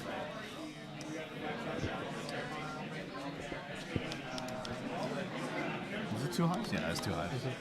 I'm looking at the list now, and it looks. Oh, there are 3 Komai news. I think it's the exact list that Dan's been playing, basically. The standard list. Cutting the. Whatchamacallit? Cerebral statics? No, the Cronus projects for a second fetal way out Oh, okay. There it is. to get an extra slot. What did you put in for that slot, though? I'm not totally sure. There's what's this, executive search firm? That's not something you typically see, right? Yeah, I'm not totally sure what he put in with that slot. I'd have to compare the decks to see. But yeah, he doesn't have any unusual cards in that deck.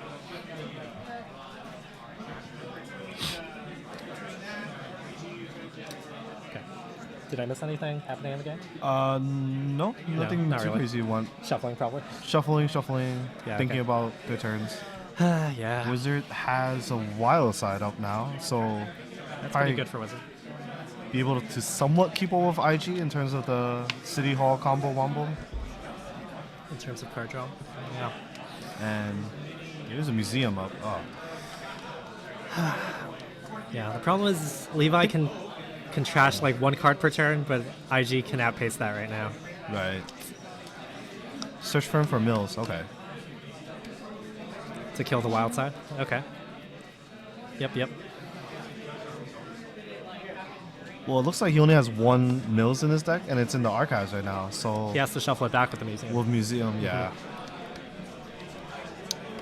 All right, so we're very familiar with IG's game plan at this point. What would most you people say should be. Wizard needs to do in order to at least come back or break even with the game state right now? Right now, it's gotten tougher than earlier. IG is weakest really early. Now he has more things set up. I don't know. With the bad pub, I think Wizard can still fairly comfortably trash 2 things a turn now. Yeah. If he'll spend like 2 credits or so to do it. If there are no face downs in archives, like right now. So I think Wizard needs to figure out what the most important things are, 2 things are to trash, and just trash them every turn, while still drawing cards with Wild Side and finding openings to also like get money and play important cards. Right now, Would you say that the Wizard player has a lot to slum through? something like that, yeah.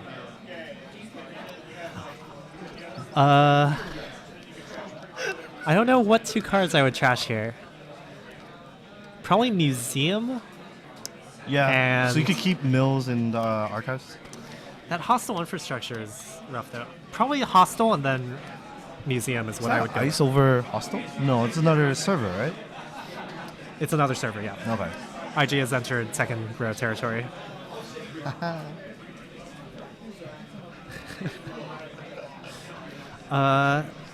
Yeah, and Wizard needs to take this opening when IG doesn't have any face downs in archives because it just gets more annoying from here. Medium dig. He's coming for a medium plan. Okay. This is risky, but it could pay out. Kind of depends on if IG's playing snares. But he is playing Fidos, so... Most IG play 1 snare, and Mike is also playing 1 snare. Okay. 1 snare is not super scary at this point. Though trashing it will cost an extra net damage from hostile infrastructure, Right. which hurts. So would you say he maybe is playing medium a little bit too early? That he should have trashed hostile first? As Wizard, my philosophy is that my advantage is that I can control their board, so I try to control their board for as long as I can before trying to go after centrals. Right. I feel like this is maybe a not necessarily risky play because if you whiff on R&D, Mike is just going to keep, snowballing his board, and you're basically gambling so much on hitting agendas here. Whereas if you just trash the most important cards, Mike is going to slowly get flooded, and you're eventually probably going to have a good chance at those agendas anyway. Like, better to control their board state for as long as you can and force them to deal with your threat of trashing everything. Like, force Mike to make weird plays like discarding cards into archives, like overdrawing and probably hitting too many agendas in hand. Like, don't make things easy for IG as Wizard, basically. You have the tools you need and your ID power to really hamper their game plan. Thanks, Kenny. I'm trying my best. So I'm not sure what the players are doing here. Maybe they were the ones who called the judge? Doesn't look like it. They're not doing much, so they might be trying to figure something out.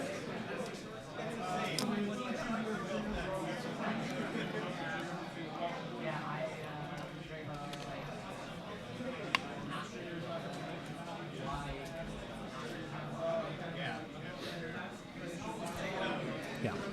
It's actually a more general point with medium too. Like, I think a lot of players will try to spam medium at the first good opportunity they have, but it's often not really necessary. Like, a lot of the times it's better to apply pressure other places and save the medium for a later push. It's very dependent on the board state and the matchup. Sometimes it's better to pressure with medium first, force them to deal with it, and then go after other servers. But I definitely think like play medium, run 3 times on R&D as a first turn is pretty overrated.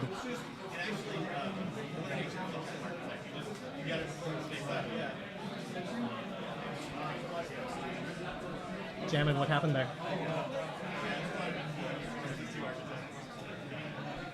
Jammin, what just happened? So it looks like he forgot to trigger Wildside before he took his turn. So since it's within the same click, or within the same turn, he's able to just resolve the Wildside. So he like played medium and then Yeah, realized he that- did the tutor and install medium before he did the Wildside. He did his So, tutor? huh? Because he Jin for it. Oh, he has Jin. There's Yeah. too much glare, so I can't see. Yeah, it glares pretty bad. So he gets technically a warning for his missing triggers. Gotcha. Don't do that again.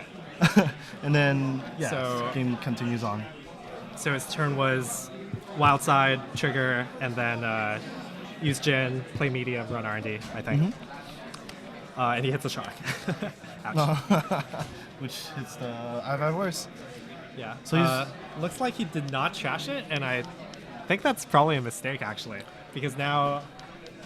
well, Well, it will I cost mean- him more cards still, right? that's true, that's true. He does take an extra damage. Maybe it's not a mistake. Either way, IG has the same number of cards, so they'll get some face stands. It just gives Mike one more easy discard to use his ID ability with. That's one card closer to victory, isn't it?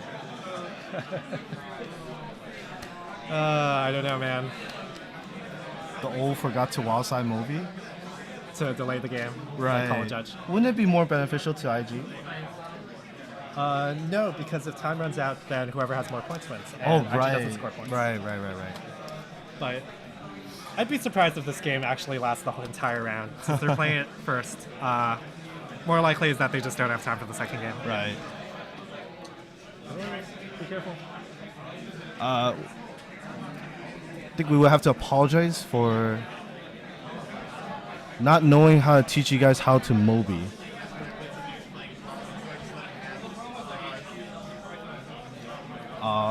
And it does look like Pac-Man Maze. This is a reverse Moby, Josh. Court Mobying himself.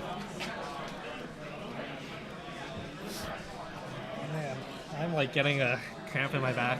Yeah, already. Trying to lean forward too much, I think.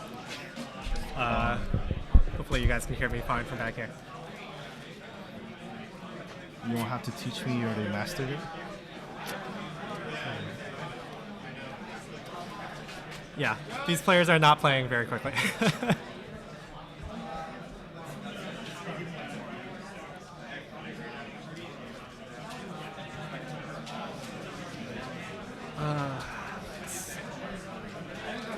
So Timmy, is this still their first game? Yes, of course. Wow. It's only been like under 20 minutes, right? I think so. There's 38 minutes left. So actually, 65 minutes, right? yeah, So it's been 37 minutes. wow. Time flies when you're doing commentary. Well, this game might go to time. It's quite possible if half the time is gone. The first game even, so they might not even get a chance to play the second game. You Yeah, think that would suck. Yeah. So it looks like there's ice over R&D now, right? Travis, do you want to give a time warning? Half the time. Oh, is we gone? call it 30. So.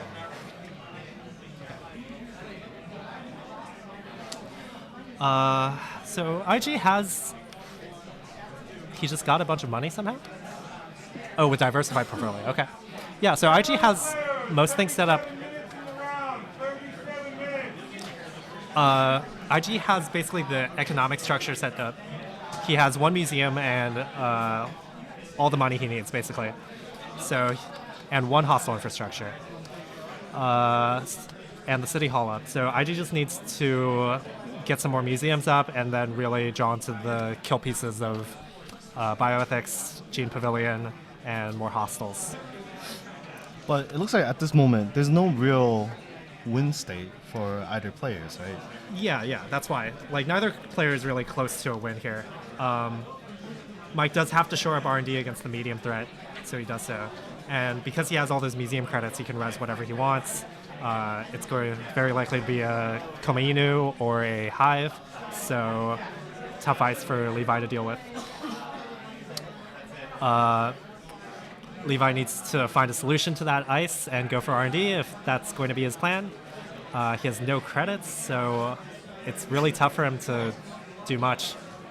He does have this bad pub and 3 free wizard credits though, so he can still trash one thing per turn very easily. I think he should probably go for the hostel already, right? So I think so. If he trashes the hostel, keeps it in a bin, he's letting- more like open and free to. I think he's do letting this R&D. hostel discourage him way too much from trashing. He just needs to get rid of it and then go ham on his That's other right, Netrunner players. Don't fear the net damage, for everyone has had worse. Yep, there's the first bioethics. So the grind begins. Damage every turn until Wizard does something to dismantle the board. On his turn, Mike can shuffle up or search up another museum, using Heritage in the meantime to filter and try to find like more bioethics, more hostels.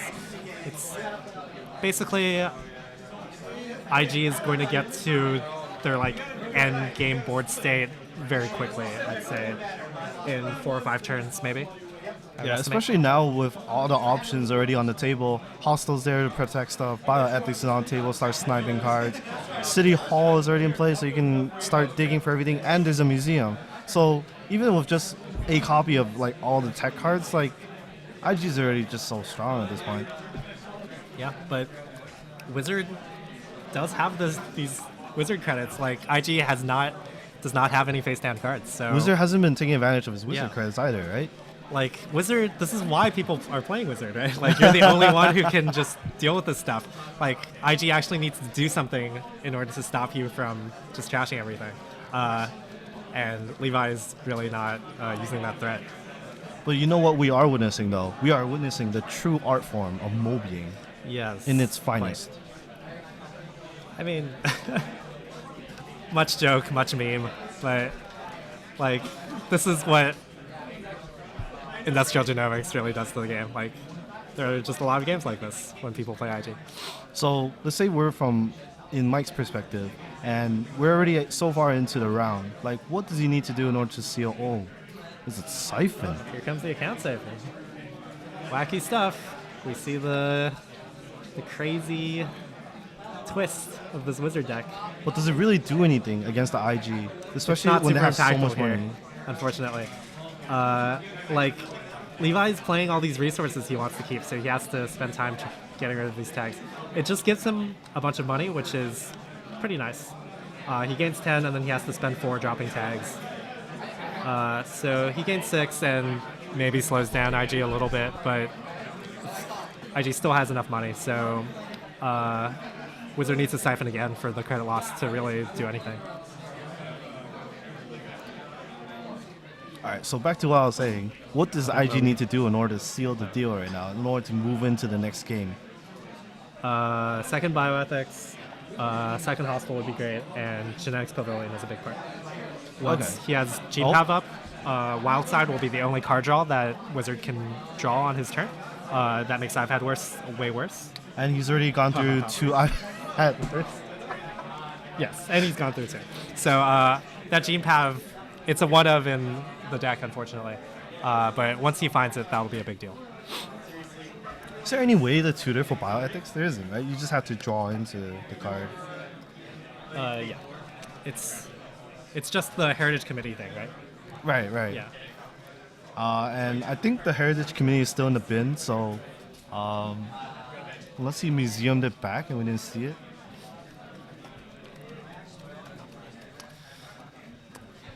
Yeah, that siphon was not super impactful. It was like a meh econ card. Early on, it That's would have why been I'm. crazy. Oh, that vigil helpful. would have been so good. Oh no. Then if IG wants to discard cards, you get a free draw.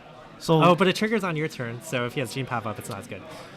Like, I don't know about this hybrid Wild Side and Siphon thing. I appreciate the science being done here, but I feel like it's pulling you in too many different directions as Wizard. Still, I'm sure it's a nice surprise if people are not expecting.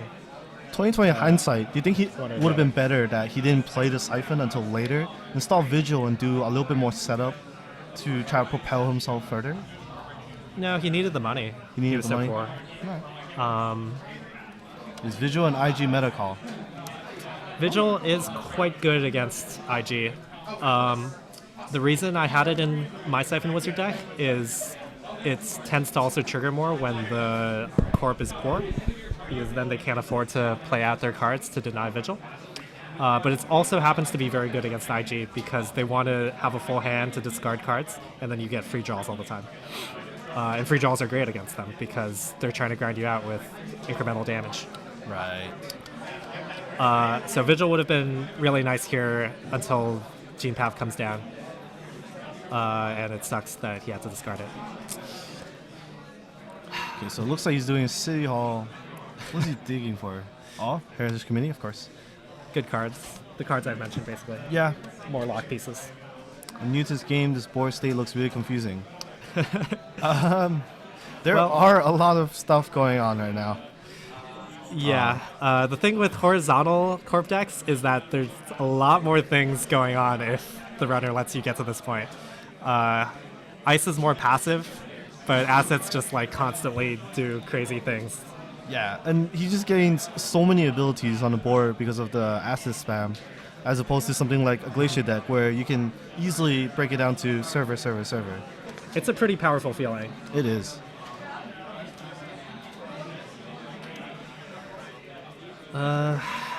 It's like having a lot of abilities at your fingertips. Something like a diversified portfolio would do for a careerist. That was a stretch.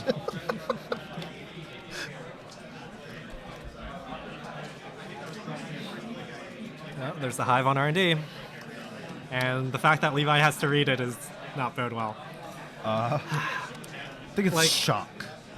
The problem here is no one wants to play this deck casually, right? Because it takes so long and it's so like weird and hard to play. Right. So no one gets practice against this lock deck. So outside of tournaments, like most people just have no idea how to play against it. And that makes games take even longer. So it's a huge problem. Well, you could argue that that's why a lot of people are playing Wizard, so that Yeah. your identity is already compelling you I- to do the things that's helping you win, especially against IG. But as this game shows, and other games will show, I'm sure, it doesn't compel you. It just, like, if you don't know that you're supposed to use it every turn, it's still bad for you. That's also true. That's also true. Like, This is why we highly suggest you practice the decks that you're planning to bring to regionals events before the regionals event, yes, and not at least during. 100 games. At least 100 games, online, virtually. We got Yeah. live Moby in action here, and yes, it's swimming very slowly. Just checking HQ, an admirable effort. I'd say there's a good chance that there's an agenda in there. Maybe 2, maybe 1. There could be 4. Yeah, because it looks like we haven't seen any agendas at all, and beside that, He has been putting them back with Heritage Committee, though. oh right. But at the same time, like at this point, usually the IG player would have a a lot amount of agendas in their hand. 27 minutes. 27 minutes. And Thank you. there's still a future perfect. There's no face down cards, is there? So this is Yeah. weird. He should be seeing a lot of agendas in his hand already by now. So I think a lot of players, they've heard of this like big scary IG deck, Right. but they can't really find a good chance to practice against it. So instead, they just bring a deck that they think will beat it very easily, like Right. Wizard Siphon with 2 South Because set no one slums. wants to be that person playing the IG Yeah. deck in a casual game. exactly. It's not super fun to like learn this complicated deck and then like grind games with it. Right. They just take so long. That's why we have to say, don't be afraid to take a game up to the next level. Practice for the events, practice your games, and just play out like a bunch of games. Not everyone has time to do that. Though. That's all. That's true. Netrunner takes a long time to play. It's But if you have the chance and time to, But this corp deck is so different from every other corp deck that you really do need to try to find a way to practice against someone who knows how to play it. Because, like, as this game is showing, even if you play all the right tech cards, like, this runner deck, I think, can easily dismantle Mike's IG deck. Right. But Levi just doesn't know the correct lines that he needs to be doing. He needs to be more aggressive early. He needs to use wizard cards every turn, use slums at every opportunity. And if you don't know the right plays, you can't make use of the tools. I think These are what's not obvious really setting him back is the hostile infrastructure. He let it really impress on him the image of like taking too many net damage from trashing stuff. So he should probably trashed it way earlier, the first one especially. Now that there's two, it's like a lot less compelling to trash anything because you're just taking so much net damage. Hostile infrastructure has always been one of the cards that people are the most reluctant to trash because it costs Right. 5 and a net damage. Right. But it's also like one of the biggest must trashes in the game, I think. So what we're saying is everything in IG must be trashed. Yeah, that's why the deck is good. Yeah. But even historically in like the RP has horizontal decks that played hostile infrastructure, like people just wouldn't trash your hostiles and then you would get a huge advantage because then they can't trash anything else. Right. So when you play against a hostile infrastructure deck, like just trash the hostile infrastructure when they res it. Make them spend 5, and then you can spend 5 and a net damage, and that's not a bad trade for you. Yeah. Just do it before they get more stuff set up. Yeah. Yep. I agree. Just make the trade. Just do it. In general, people don't trash enough as runners. Yeah, because then they're more reluctant to spend the credits to do stuff in trashing, besides spending the credits to, say, break ice, install stuff, sell their board state. So it seems like a lot of people in general are very prone to the trap of just setting up their board state. Set up their board state, run R&D. Right, but That's like the classic a lot new of people player just strategy. end up like just keep setting up, and then they forget to like disable the corp, right? Because then it's kind of like That's why I've always liked Wizard. Like he's so good at like stopping the corpse player. Mike only needs to play one game. Is that true? He only has to play one game. That's not true. This is the first game. At this rate, it's looking like the players won't have much time at all for their second game.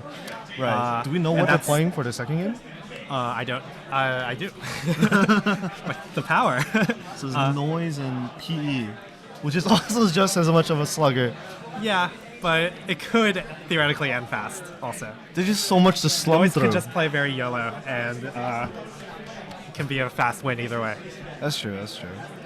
And this game looks like it is drawing to a close. IG now has 2 hostiles, 2 bioethics, no gene path, but still that's 2 damage every single turn, counteracting the wild side.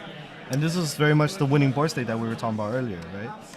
Pretty much. Levi does have the levy though, so that's going to let him live for a lot longer if he fires that off.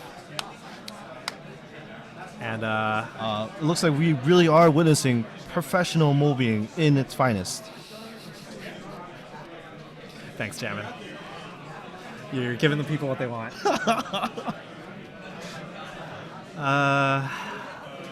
Is he fasting through? Oh no, he's parasiting the hive. Of course. Okay. Good play.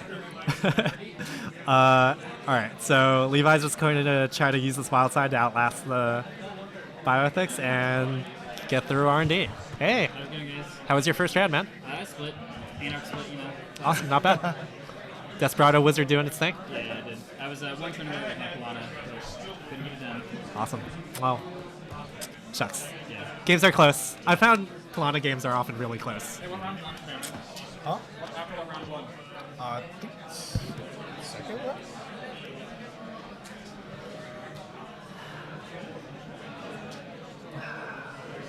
Father Time is undefeated. That's a good one. Yeah, but the thing is, Mike already has the second ice on R&D to replace the hive once it dies. So I don't see Levi getting into R&D for a reasonable cost. He does have one mimic, but he'll. So if it's Komainu, he can break it if he can get money.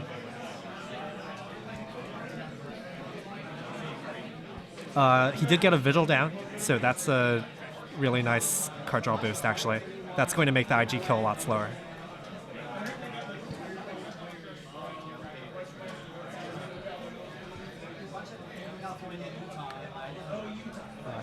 But it's like, this Faust does almost nothing against IG. It's Yeah, the install Pretty- is probably not worth ultimately, especially considering so much of the ice is like multiple subroutines. Yeah, like it helps you break through a crick when you really need to, but they have so many things already that it doesn't really matter. All right, he's millsing the Wild side. wild side. That's a big Okay. deal. So that, wonder how that many would wild be a sides really are big gone. step forward towards Yeah, his win state. if Levi doesn't have a replacement wild side, it could get bad. Do we see him discard any other wild sides? Or I wasn't paying attention to that. okay. So, but if he does have a lot of wild sides in the discard, then I think his prospects are pretty low. Unless the prospects levy's are- in his hand. But, like, I don't know how low his prospects actually are. He still has one slums, and he has the deja vus. Yeah. He's used like one deja vu. I think he has one more. And then there's like one in the discard as If well. he just uses those slums very carefully without dying to the hostiles, like he can easily remove the IG Dex win condition and win that way. Right. The problem is that Levi just hasn't shown like the right mindset for playing Okay. this game. Like, I think he's still in it if he just like suddenly just changes his mindset completely. Yep. Trashes all the right cards. Starts going for the runs because it doesn't seem like he's making that many runs either. Yeah. And at the same time, ultimately in Netrunner, it's about the running as the runner. Because otherwise you don't get the gems. Oh my right? god, 3 hostiles. Oh no. Okay. Things just got really, really hard. Yeah, the game might be just over pretty soon now. So- Because there's like, it's so hard to trash anything. He needs to take 3 and then 2 and then 1 net damage if he wants to clear out the hostiles. Archives has at least 1 shock at this point, probably more. At what point do you, as a wizard player, especially considering this current board state, would you want to concede this current game so that you can move on to the second game? That wouldn't be a bad idea, I think. It would be a bad idea. It would not be a bad idea. It would not be a bad idea. I mean, especially considering that he knows that he's playing PE for his corp side, so he needs like all the time in order to play out his PE game as well. yeah, if he's playing, if his PE tends to take a long time and runs behind on points, like a lot of decks, it might be good to just concede and get more time for the second game. Or he could try the Mobying strategy and just try to get an agenda and last the game out. But there's still like 20 minutes left in the round, so I don't think that's going to happen against 3 hostiles and 3 bioethics. Parasite with Levy in 2 turns. So the third bioethics came up, so now Levi has to go like draw every turn until he finds wild side, basically, just to not die. But he's not doing anything at that point, and he's cleaning his deck and Yeah. just accelerating the game state at this point. His out. It's probably just too late to clean up the board state at this point. Probably his out is just find some points and then run out of time. Right. Because now there's like less than 20 minutes left, I think. There's actually about 17 minutes left. Yeah, it's So I think he really should just possible. scoop. I would say he should scoop, try to play out the second game, at least salvage some amount of points as opposed to going to time, getting a true tie between both players, and really just knocking each other out of contention for top 8. You are definitely allowed to concede, right? in You are allowed to current concede your rules, right? games, yeah. It used to be that you couldn't, so Yeah. maybe a lot of people are still under the mindset that they can't concede. So it does seem like FFG did something right in allowing players to concede their games. Thanks, FFG. Yeah, seems like a pretty common sense move to make. Let people who don't want to play the game stop playing the game. But I don't know. Maybe Levi's having a great time here. It's not over till the scoreboard says 0. Technically, there are no points on the scoreboard. Josh means the scoreboard, the clock. Oh, the timer. Aye, aye.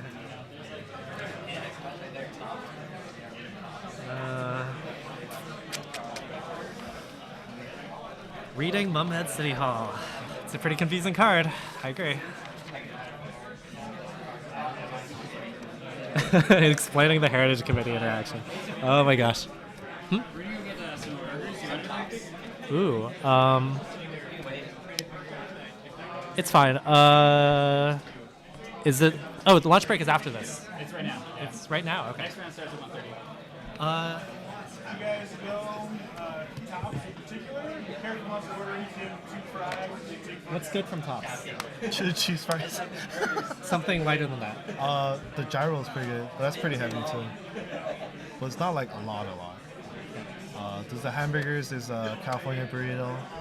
Just give me something like. Give me something like. Well, how long are we going to have for the break? To 1:30, so Okay. about just under an hour. If you guys want to wait until.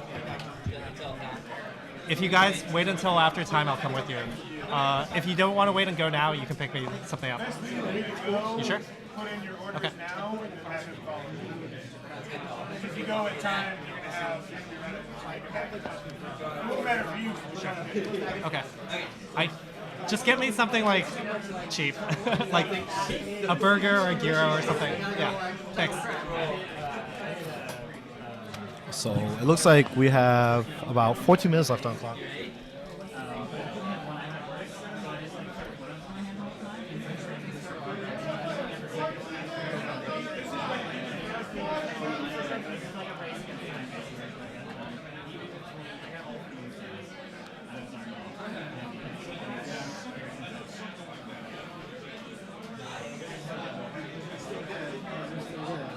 You want to commentate with me? Sure, what's going on? Hey guys, we got John D in the house. John D got murdered so bad. Oh, This last round, it was That's terrible. Cirrus right here. Oh man, did you split? No, I got swept Oh because my gosh, what I happened? forgot you're not supposed to run on click 4. Remember? Rookie mistakes, man. I ran to snare click 4. It was great. Yeah, that's how I killed you like a bunch. Yeah, I never learn. So, actually, my friend is playing IG. This is Mike. He came up in the car with me. Well, so you know what his decks are doing. No, And he it- has never played IG before. He just Oh. sleeved it up. He was debating if he should Well, even be a scumlord, but he decided to do People it. are talking about slow plays on both sides, but yeah, that's very understandable. But I don't blame Mike. He's never played the deck before. He's playing in this so person. fast, considering if it's his, Yeah, second game. He ever played it a playing the little bit deck. on Jintaki, so he's never done it in person with the shufflings and the stuff. And Mike's a good player. Yeah, he's He saw me wreck, Josh. He saw me wreck with it at Vegas, and is like, I gotta get in on this scum action. He likes to be a scumlord. Yeah, I stole your seat, Jammin. like I was saying, like no one wants to practice this deck casually. No right? one, yeah, Like, no one gets any experience against it. so you just play it in the tournament. and I take think forever. our stream froze. Oh no. Uh-oh. I don't know what you do about that. The stream froze. It's probably someone knocked the camera. Now you can just listen to the soothing sound of Timmy's voice. Well, I have to try to fix the stream. Keep them occupied, I guess, John. Nobody wants to hear me ramble. I just want to go eat lunch. I'll tell you guys what I see from over here. Mike has a concerted look on his face. He's very disheveled looking. His opponent, Levi, apparently, I can't see his face, so I'm sure he's just grimacing in despair that he's playing this IG. That's my read from here. Okay. It's still frozen to me. Josh, aren't you playing in like FFG right now? What are you just killing time on Slack or on Twitch? I think he's pulling a DM. Oh, he did the whole I'm gonna be there and then not be there. You can't take pages out of Dean's book. That's just you guys are the worst. How is there a regional around and you didn't go to it, Josh? You're slipping. You didn't Dean it.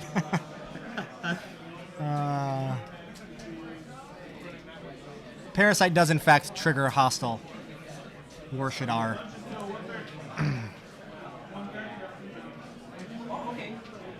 Just drive faster, Josh. 9 hours is nothing. Break the speed limit. I'm wasting my lunch break to sit here and chat about a game nobody can see. This seems like not a good plan.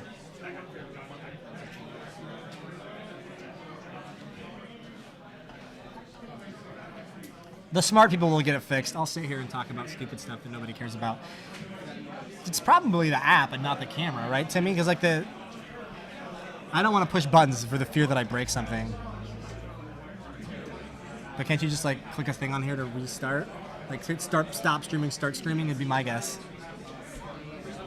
Thing happened. Who won? Oh, go find out who won. Do I want a pizza? I'm gonna go. I don't know what I'm gonna go get, Josh. It's a great question. I was gonna wait for someone to go with me. My rounds was so fast because I'm an idiot and died on turn 2. Literally, my first turn was like draw a card, install in, run. Hey, look at breaking news. Run. Oh, a snare. Oh, guess who's dead now? Like an idiot.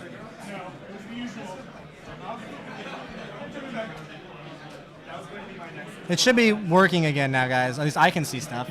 Let me know if you can see stuff. Hey, Timmy, tell us who won. 3 hostiles has to be an IG win in my book. How can you not win with 3 hostiles rezzed? It's almost impossible. Who won? Mike won. Yeah, that's what I thought. Mike was the winner. As we all know, it should be. Basically, 3 bioethics to hit Wizard down to 2 cards, and then at the start of their next turn, Parasite killed the Hive, which triggered 3 hostile infrastructures for 3 more damage. I was just saying 3 hostiles is you can't lose as IG with 3 hostiles rezzed, can you? It's pretty hard. It's pretty hard. There's they have 10 minutes for is that an RP game? P. Oh, it's PE. I can't. Yeah, I'll get Black Tree. PE noise. 10 minutes for PE. That's doable. You can get a PE game over in 10 minutes. Unless you're Timmy playing against Geist, then it can't happen. Yeah, that'll take 3 hours. 3 hours. Timmy. Everyone is like, now that Timmy's not playing today, everyone's like, oh, we have a chance to win something. But then you got swept, John. What's wrong? No, it's I meant to split, not sweep. You know, you got to play in the middle of the pack until the very end. I took it too far. I thought I'd win the next. I ran this snare on purpose. You obviously, mastered the strategy. It was the next round at the where bottom of the cut and then crush everyone. Yeah. He had the Plascrete early. He literally had the Plascrete on turn 2 that he needed.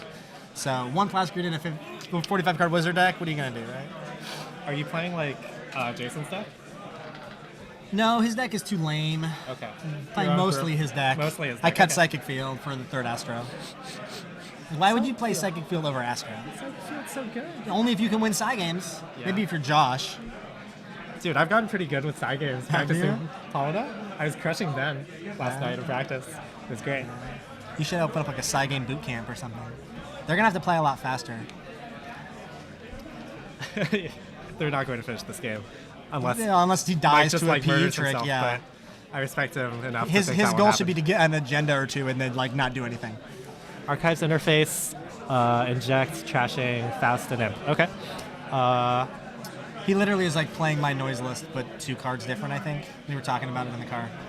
It's not in that archives interface. Okay. So running inject to set up the resource combo faster. Another inject. He's just gonna triple inject. Maybe we'll see the triple inject play. He injected into another inject. I hope it happens. Looks like Levi is running a very classic PE deck. Get some foods. Oh no, he's not. Not at all. But he's got some cerebral cast action going. Yeah, he's not on a classic PE at all. I don't know. Like, PE decks have the most variety of any, like... That's true. archetype, I just say it think. wouldn't be classic. Like your PE deck you murdered me with, it More seemed pretty classic? classic. Okay. Right? That's true. I ran into 3 cerebral overriders. How often does that happen? Against PE? Kind of To hit 3 of them? not often. You usually die pretty fast. That's why Geist is good. That's why Geist is fun. All right. Mill some agendas.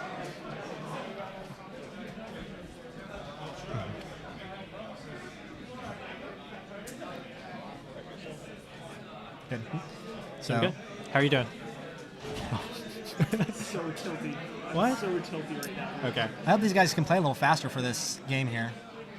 Sorry the stream froze, guys. It's not my fault, even though I sat down and made the technology crash when I got near it. Yeah.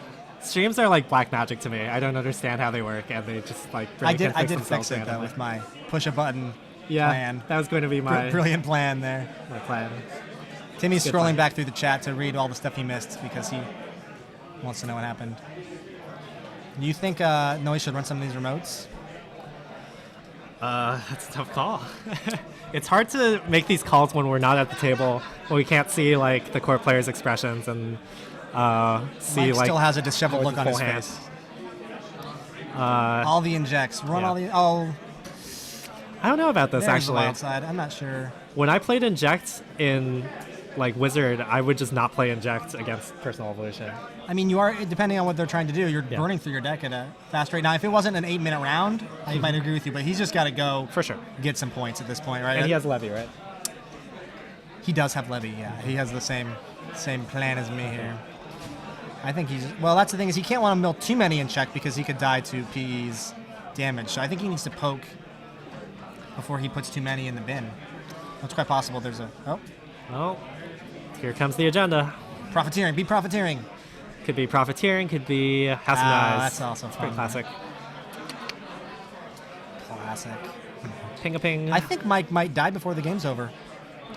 That would be cool, I guess. Getting your wild side is important, Mythlama, but I don't know if it's worth injecting 3 times and burning a lot of cards that you might need to live. Yeah, that turn. But he does have a could've levy, poked so more. the problem with levy and noise is you don't have a same old thing, and so Oh, here comes Lamprey. yes, that's a big deal. See, that's why he should have had profiteering. You see, Indeed. profiteering's so good, right? It's better than House of Knives for PE right now. I think so too.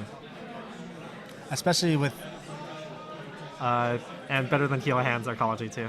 Those were the two three ones they these usually ones ran. used to play all the time. Yeah. But, I yeah. like the future is now, and you might want to run that when you I have like Profiteering key cards. and False Lead right now. False lead can be really good. You're right. A lot of people forget about that one, and then boom. You want to get some lunch, Ben? Ashley's wondering where this guy is. Do you know? I don't know where he went. Why? I might, Oh, he went to I might be Tops dropping. for. Went to get food? Yeah. Well, if you drop, you talk to Travis, right? Yep, there it is. But I might Gotta stay tight on points at least. or it might be. Commentator? Yeah.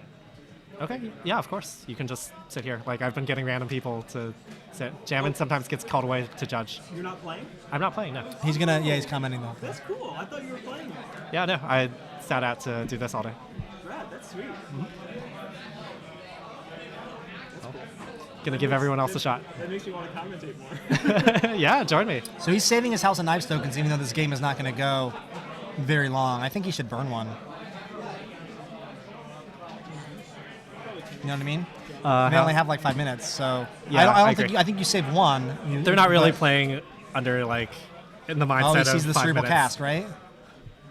I also have this problem. Like even when time is really constrained, I have trouble like just get points. Yeah, Right? it's hard to It's- like break the It's a fundamental way different way of skills playing their- Netrunner. Yeah, it's true. I'm comfortable with like I can give up points. I'll just win the long game, but it's, There it's is no not a long thing. game right here. Everyone loves Timmy Wong. Thanks, guys. I get PTSD. I from appreciate those. Timmy Wong fandom. Timmy. I'm better now. It took a couple weeks. I'm ready to. We can go back and commentate that game. You'll Sure, crush it's this fun. one. You're going to lose like You 0 more can't games run the remotes. this tournament. No, I was supposed to split this last round. I messed up, so I probably won't make the cut, which is fine. It's a shock. That's way worse than a psychic You field. put a shock out, so Yeah, you don't have to play side games though, or spend any money. it's true. And did he lose all his And he money hit to it, Lamprey? so it's not bad. Right, he lost all his money to Lamprey, right? That's probably why he ran it, because if it's a psychic field, That's you true. can't get him, so that makes sense. Very true. So do you purge the so- Lamprey here? Because there's not much you can do with no money. Unless you have a piece of ice that costs 2 or less, yeah. Pop-up window would be good. Yeah. I hope that's a pop-up. Could be a Baco. What else could it be? Quandary? What do you think he plays for ice? Pop-up and P is nice. I like it. Well, I can see the things that would do anything are Crick and Pup, and maybe Lockdown. I mean, you want to run a bunch here while he can't snare you, so I don't know that you want to Yeah, keep playing. definitely. I guess you don't want to lose your Grimoire, but he wants his Aesops for money. Yeah, as Corp. Oh, I forgot to change these faction things. I'll try to do that. For the last 10 seconds. This Yeah. noise Jinteki is scary. They're actually just need to be flipped. they're correct, just backwards. You don't know how to do that? I do. Yeah, as PE, lamprey is just one of your mortal enemies, right? So I think I mean, in you our have to game- purge lamprey like so much. Yeah, on our game the last time we played, you literally just did nothing but play money cards and click for credits for the longest time because you didn't want to get siphoned. Because PE without money is just basically the worst thing in the world. Yeah, it doesn't work. It doesn't work. Although if you shocks. just run into shock over and over again, These that's, shocks are pretty that good, is- that actually, is in this actually, situation. yeah. Where you're just completely broke, you still just ping, ping, ping, make things annoying. Noise doesn't want to spend 2 to trash. Like, he will, but it hurts. Yeah, I mean, you have to get it. If you run a lamprey, you have to get it out. And now it makes archives really tough. So You had to check the agendas. these shocks are doing work. Like, that's bad for him, actually, because I almost think he's better off Leaving one. leaving it in hand because he's milled some cards and he hasn't checked. But that makes his lamprey runs more awkward. Well, he needs to check the archive soon if he wants to check it at all. If he puts some shocks in those too many agendas, he can just die That's true. from noise mills and some shocks, right? If he, because there was a there's the shock psychic out, field. there it is. If he overwrites that other shock, that's 2 in the bin. That's tough. Whoops, that's not right. Let's delete. I think you can just leave it at this point. You just Yeah, made I a might weird- as well just. You're gonna crash this the down whole for thing, later, Timmy. but- Timmy's No. just randomly pushing buttons, guys. I'm an expert. He's a. I learned how to This do is what this. happens when you major in math. Did you major in computer science?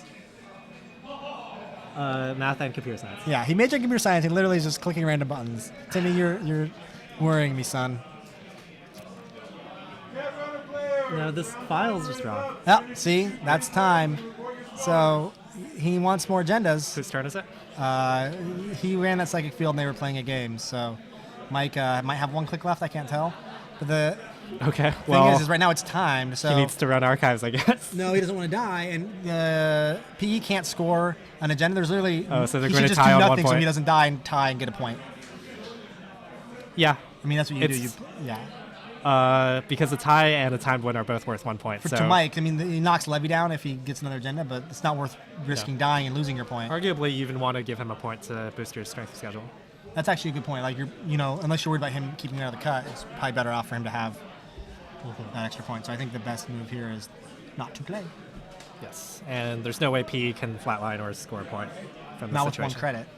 So unfortunately, that was a I don't know IG how many matchup cards took a long time. Mike has.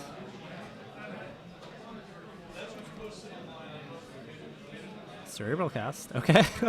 This could theoretically end the game, I guess, if Mike chooses poorly. Does he have no? Oh, cards? What's going but he on? only has how many credits does? Why didn't he Levi- just take 2 Levi have? credits and play that? Like, what's the point? I don't know. The screen's too small for me to tell what's going on. But anyway, it's going to be lunchtime. You guys won't see me on stream again because I suck and I've already been on stream and I'll be in the losers tables all day. You're going to lose 0 games from now on. I don't know, man. We'll see. All right, Timmy. I'm going to go get some food real Side quick. game. Okay. 1-0. Nice bids. And tag. Does Levi have Scorch Kill here? No, many his credits turn's does he have over. He left? doesn't get a turn. Oh, his turn was like click for 2 and then Yeah, I literally cerebral don't know cast. what's going on here. Trying to might as well try to make him make a mistake, but Mike clicks for 2 Mike and shouldn't runs get another archives. turn. Mike should have finished his turn, Yeah, if it was Mike's turn, he shouldn't get another turn. but whatever. All right, well, I'll see you guys around. Thanks, stream. Josh, have fun watching basketball. Bye, Dave. Bye, John. I'm gonna leave my bag here, okay? Sure. Well, okay. The worst thing for me is like 1:30 is round 3. The worst thing for me is get in, have breakfast with me, get everything going, roll in, and then stop. All right, time to eat my cold. I'll go talk to them and see what the situation is.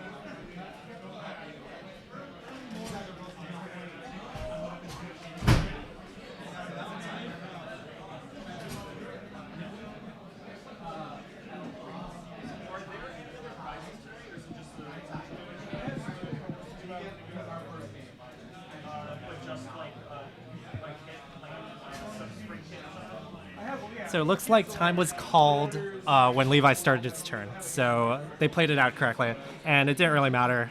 They ended up getting the tie at one point. So things are okay. Looks like almost everyone is gone now. We have a half-hour lunch break before the third round of Swiss begins. So I'll go ahead and probably pause the stream and start it back up in 20-ish minutes.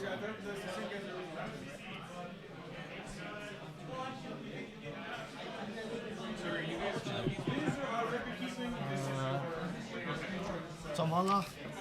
What's up?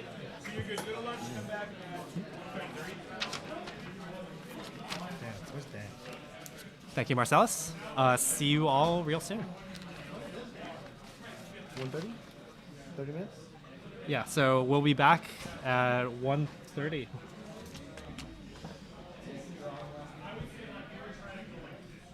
You grabbing lunch, Timmy?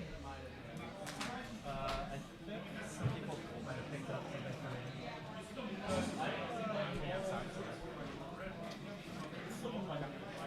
You getting food?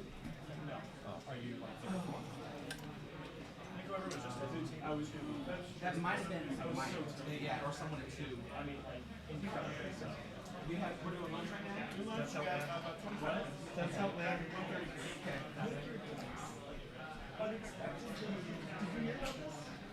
Oh, yeah, you forgot to. Did you realize this was an after? Did you guys watch that? Was that as bad as I thought it was? What? I mean, should I have just, like, let him kill me so that we could just move on to the program? I mean, I felt like if I had, like, gotten enough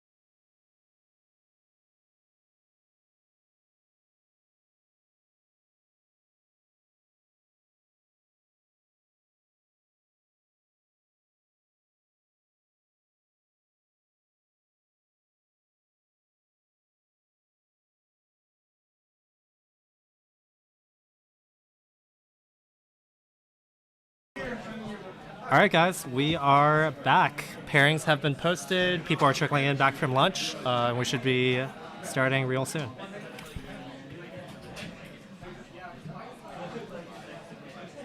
I think this is Alan, right? Alan Chihuahua is playing with Jason.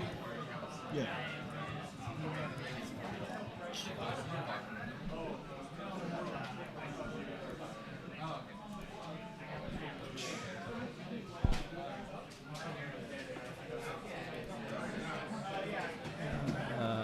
It's good to be back. Had a nice hamburger. Got my free lunch. Thanks for rooting for me. Can you tell what it is? What game is this? No, it's a bunch of games. Spilt everywhere. Presumably by child. Horrendous. Okay. What is that? Oh, Wizard. Okay. Wizard against HB.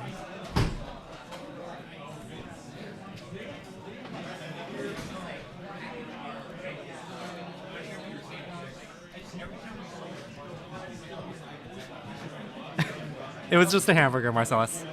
Delicious.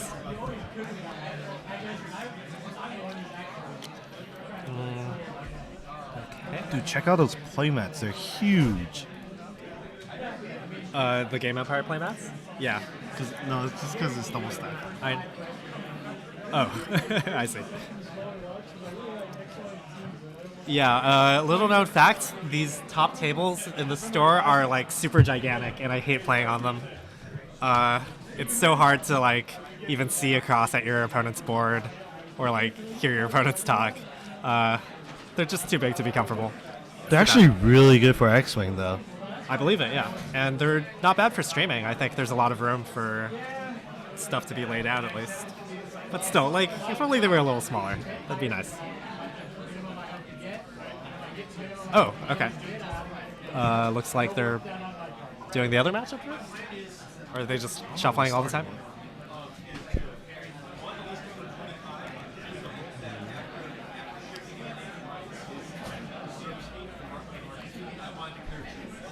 Well,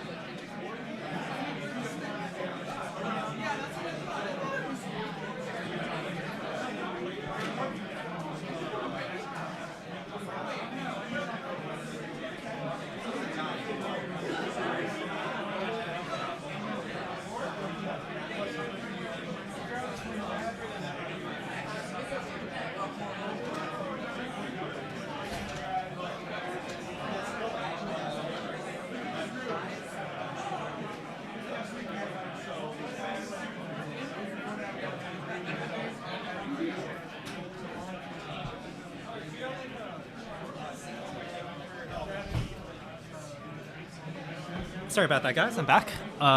So it looks like they are playing the other matchup. NEH against Max. It's pretty interesting. I've known Jason for a while, and he's always played HB and like Gabe for as long as I've known him. He might have played Leela once. But this is the first time I think I've seen him play a non-criminal runner.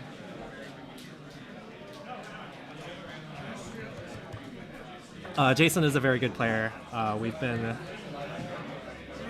playing together for over a year now. I've seen him in a lot of tournaments. He didn't get a chance to really travel much this year, but it's good to see him doing well at the Game Empire tournament here because he's just a great guy. Jason Dower, I'm talking about. Oh yeah, Jason's awesome. Oh, am I on? I don't think I'm on. We are on, yes. You are on. Is it this one? Yeah, Oh yeah, there are two look at mics. that one. Okay, cool.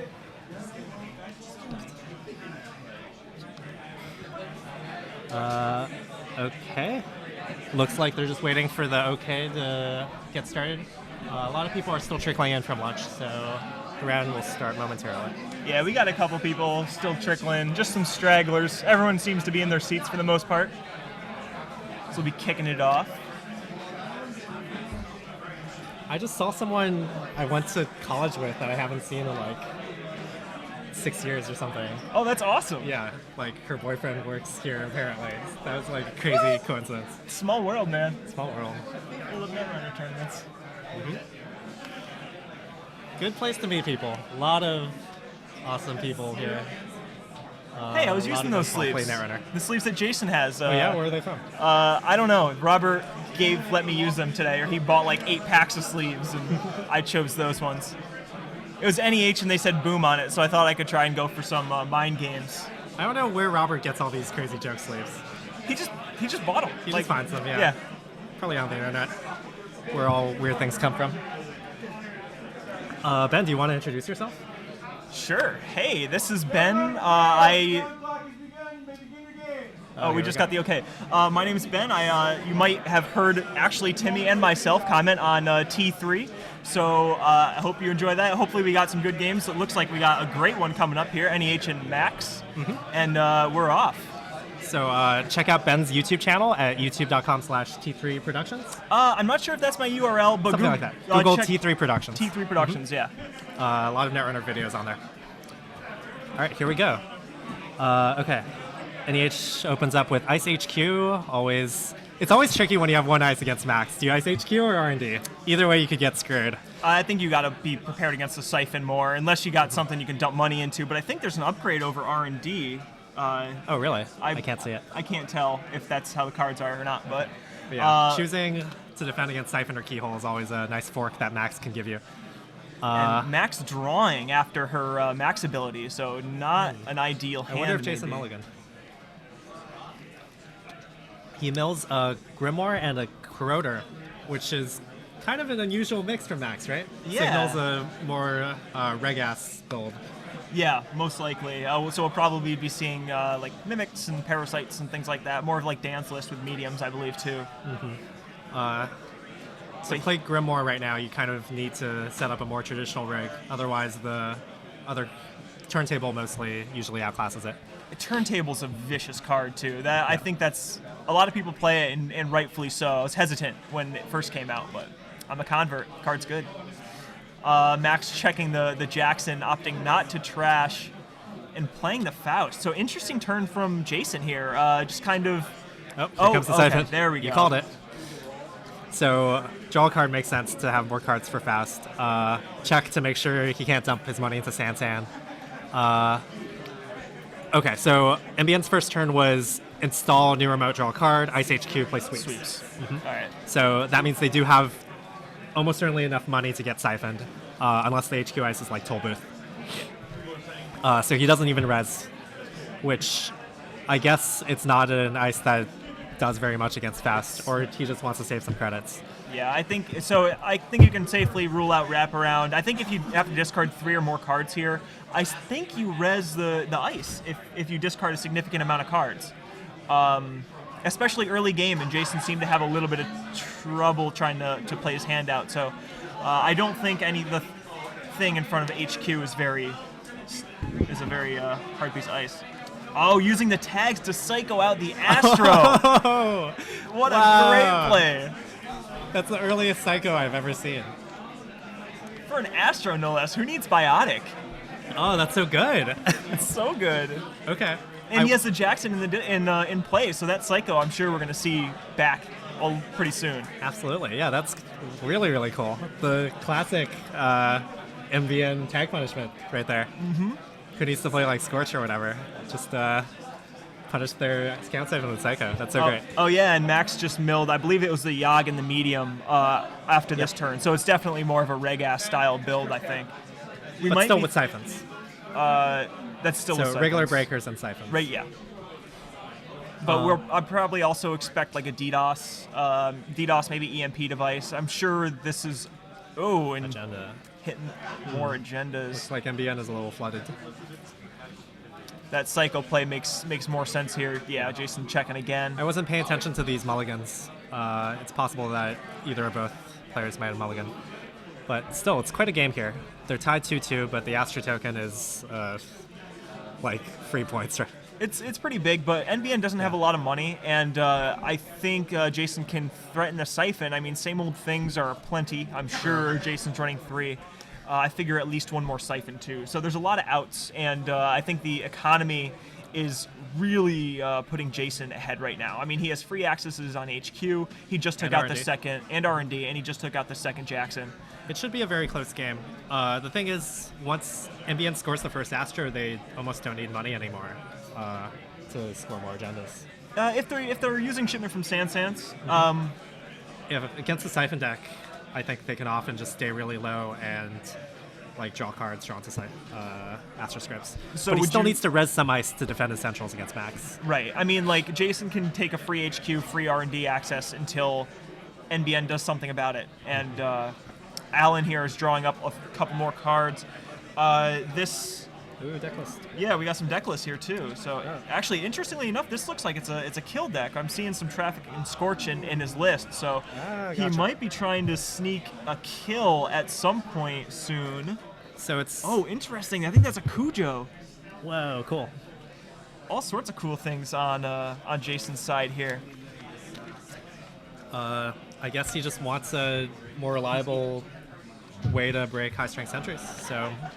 Not a bad call. Well, I think that signals that most of the influence is going to be spent on higher impact cards. I mean, you could always import something or rely on Faust for the higher strength sentries, but... What would you even import, though? Sentry breakers are so, like, conditional. Since the Actors Union, gotta trash that card. This is true. Jason needs to read it, but he's gonna trash it. Yeah, that card is too good. And it's free! And it's so cheap trash, which makes a lot of sense here. Oh man, these breakers. Jason's running a little bit of everything here. We got some Yaga action, Morningstar, Knight, Faust, Eater, David, Keyhole, 3 mediums. Jason goes off the beaten path. He never brings anything too traditional. There's some hidden Jason tech in this one. Oh so my gosh. I hope we get to see that Jason a little bit later. For that. He used to play 2 I've had worse in all his criminal decks and just wreck people with them. Yep. This might be the the Anarch version of the criminal deck he took the store champs. Makes sense. Anarchs are really good right now, so there's a lot of pressure to just play the Anarch ID and import the other good cards rather than the other way around. Yeah. And I mean, with the deja vus and faction and same old things, I mean, it's so easy for Anarchs to do it. And these medium digs are getting fierce. If Alan doesn't have an answer to this medium, that could be an issue. I mean, is there CVSs? I'm assuming there's going to be some CVS in here. 1 CVS. Only 1. Yeah, Alan's playing a kill deck, so it's a little different. Is Jason floating tags? Jason has the 2 tags still above his ID there. Okay. But I don't think he's done anything to get the tags since the Siphon. I don't know if Jason is. I guess it's a question of Jason sees the meat damage and gets wise that he needs to drop these tags probably. Although he probably has some I've had worse, so it'll be fairly hard for him to just die. But Alan is playing 2 Traffic, 2 Scorch, and also 2 Salems. So if the game state just continues with nothing happening, then Alan's going to draw into the kill and just like Salem Scorch or something. Oh, there's the Plascrete. Okay. So I think Jason might have got some hints on the medium runs. Or he just wants to float tags and wants to be safe. Wants to be safe. Interesting going with the Plascrete, though. I know you don't feel Sports Hopper is too good against when you're planning on floating tags, but... Plascrete is safer. For sure. Plascrete is safer. I guess with Max, you don't really need the extra draw either, so Plascrete makes a little bit more sense there. Now that... Once he has the Plascrete down, now for Alan to kill Jason, he needs to play like Traffic, Scorch, and even that doesn't work if Jason has I've had worse. And so it's just so hard for Jason does have 3 I've had worse as well. So Jason again teching pretty heavily against kill and wanting to go as tag me as possible, but pretty good stuff. The Enigma. Okay. I don't know. I think. Yeah, I could do the camera thing. Or is it like? Yeah. Fine. Talk to John. You should be over there. So Alan's deck focuses mostly on kill. His one psychographics is mostly an out against this class creed, I think. Against someone who's just too teched against kill, like maybe Jason's deck. He wants another alternate form of tag punishment. So I think he'll want to shuffle that back in with Jackson. Did he already shuffle it? No, 2 Jacksons got trashed. Oh. Yeah, Jason was really aggressive in trashing those at the beginning of the game. So it's going to be a little difficult for Alan. And I think Jason's Snare. With that snare could be bad. I think Jason's getting a little bit too focused on R&D. I really think he should be hammering HQ more right now. I think he was seeing the same card over and over when he ran. Oh, Alan did go down to 3 cards. So, and Jason did steal 1 agenda, and Alan scored an agenda. So it might be a safe assumption that there are no more agendas. I guess that's actually fair. But and we got a breaking news. So Jason's going up in the game with a solid medium built up. Yeah, this is looking really good for Jason. It's going to be hard for Alan to pull out a win through the stuff before Jason wins, unless he can capitalize on the snare. I don't even... Oh, he did fire it. I mean, what's a couple more tags, really, against Jason's deck? He clearly doesn't care about the tags. But Jason has 2 more clicks, he'll just draw up. Once he has 4 cards in hand, it's really hard for him to die. And I think the best part about Jason's... about the snare is that he got rid of the deja vu and the same old thing, so the siphon's going to be a lot harder to land after this. For sure. But at this point, like, that medium on 4 counters is just going to end the game on its own. I think a single piece of ice over R&D makes it... Alan only has 1 ice in hand. I don't know if it's good ice for the situation. True. Man. Yeah, tough spot for the Corp, I think. Jamming. I like Jason's keep strategy of extremely messy, but showing like the recent cards fanned out. I'm sure Jason has some type of a strategy here in his discard pile. It seems to work. I would just have way too much like OCD to ever try this. Is Jason cheating? Doesn't the order have to remain the same for runners? No, I think it's just face down cards and archives. Everything else can be rearranged. Needs more DLR? I don't know. DLR can get trashed pretty easily unless you build pretty heavily for like wireless net pavilions and stuff. I think just mediums is a good way to go. Looks like he has Keyhole too. Keyhole medium is a nice double whammy if he can afford the MU. Agreed. I think that's more reliable than the siphon. I mean, the DLR plus siphon makes sense, but I just think the keyhole and mediums are better. Yeah. If you have both keyhole See? and medium. Oh, okay, sure. If they print a card that makes it matter, I'll be kind of sad. But well, I don't do this. I wouldn't really care. The Anarch draft, I mean. Right. Anywho, the pop-up over HQ. HQ, that's going to just be more money for Jason, I think, in the end. Oh, maybe. I mean, I don't think you res the pop-up here, unless I feel like Alan's probably going to try and get a hedge fund, get back up in money. I think that's the only reason you res a pop-up on a vanilla run. I mean, he wants to deter just free runs on HQ. It makes sense.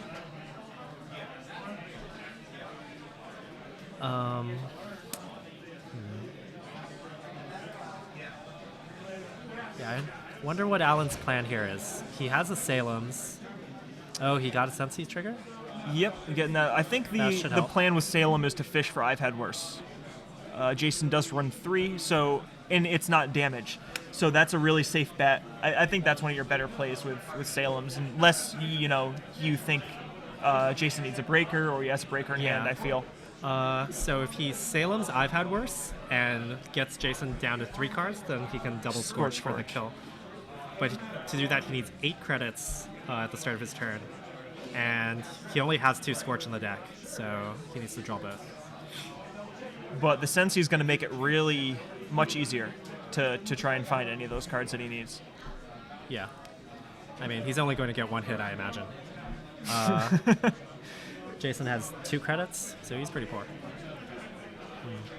But still, 4 medium counters, and that R&D is ripe for the taking still. 1 card on last click to see five new cards. Pretty solid. Alan's asking to look at the heap, which is just always a good idea against Max. Here, I would imagine he's checking how many siphon effects have already gone away. I think that's a Turnpike. I think Turnpike's the only ice. There is a traffic accident, and that was a turn. Oh, no, it wasn't the Turnpike. So he puts it down on HQ. Makes sense. He has a second ice. I think it was a Turnpike and a Data Raven. So maybe, but I don't know why you play a Data Raven if that's true. Could just be a bluff. Could be to try to build up enough tags to Psycho after the win. Like, maybe he just doesn't res Data Raven. That would be okay. I don't know. I think the read here is that even Jason must think at this point. I mean, he's seen the All-Seeing Eye, one All-Seeing Eye, a Psycho at least. I think the assumption here is that there's only one Psycho, and it's stuck in the trash until the Jackson comes up. The last Jackson in the deck pops up. Yeah, so, it's hard to make that call because you have the Psycho so early, but it's wouldn't be a bad guess, and in this case it'd be correct. Jason just clicking for some credits, and yeah, that's the right move. Mm-hmm. Right move for sure. Oh, is that a trope that got flipped? Yeah, it's a trope. Okay. And well, Morningstar in the heat too, which is always cool. Jason needs to get his money situation on a little better even footing, and then he can go hammer R&D again. These are still new cards, right? Or these are cards that Jason knows about still? That might be true. He might be wanting to wait. Yeah. And he discarded Keyhole, so it's too expensive for him right now. If he had more money, he could slam down a Keyhole and then do the double whammy. Is that a purge? Yep, there we go. I was thinking that Alan really needed a purge here. I think that was the last safe card that Jason good timing that he had. Pitching the 1 card. It makes it a little bit less enticing to run through Enigma and a new piece of ice when you only get 1 access. Definitely. Oh, the second blast rate. Yeah. Kills off the board. Jason hates dying. Mm-hmm. So this game just went from bad to worse for Alan. Alan has a little bit more money than Jason, but as far as Jason is concerned, he just needs to stop the fast advance.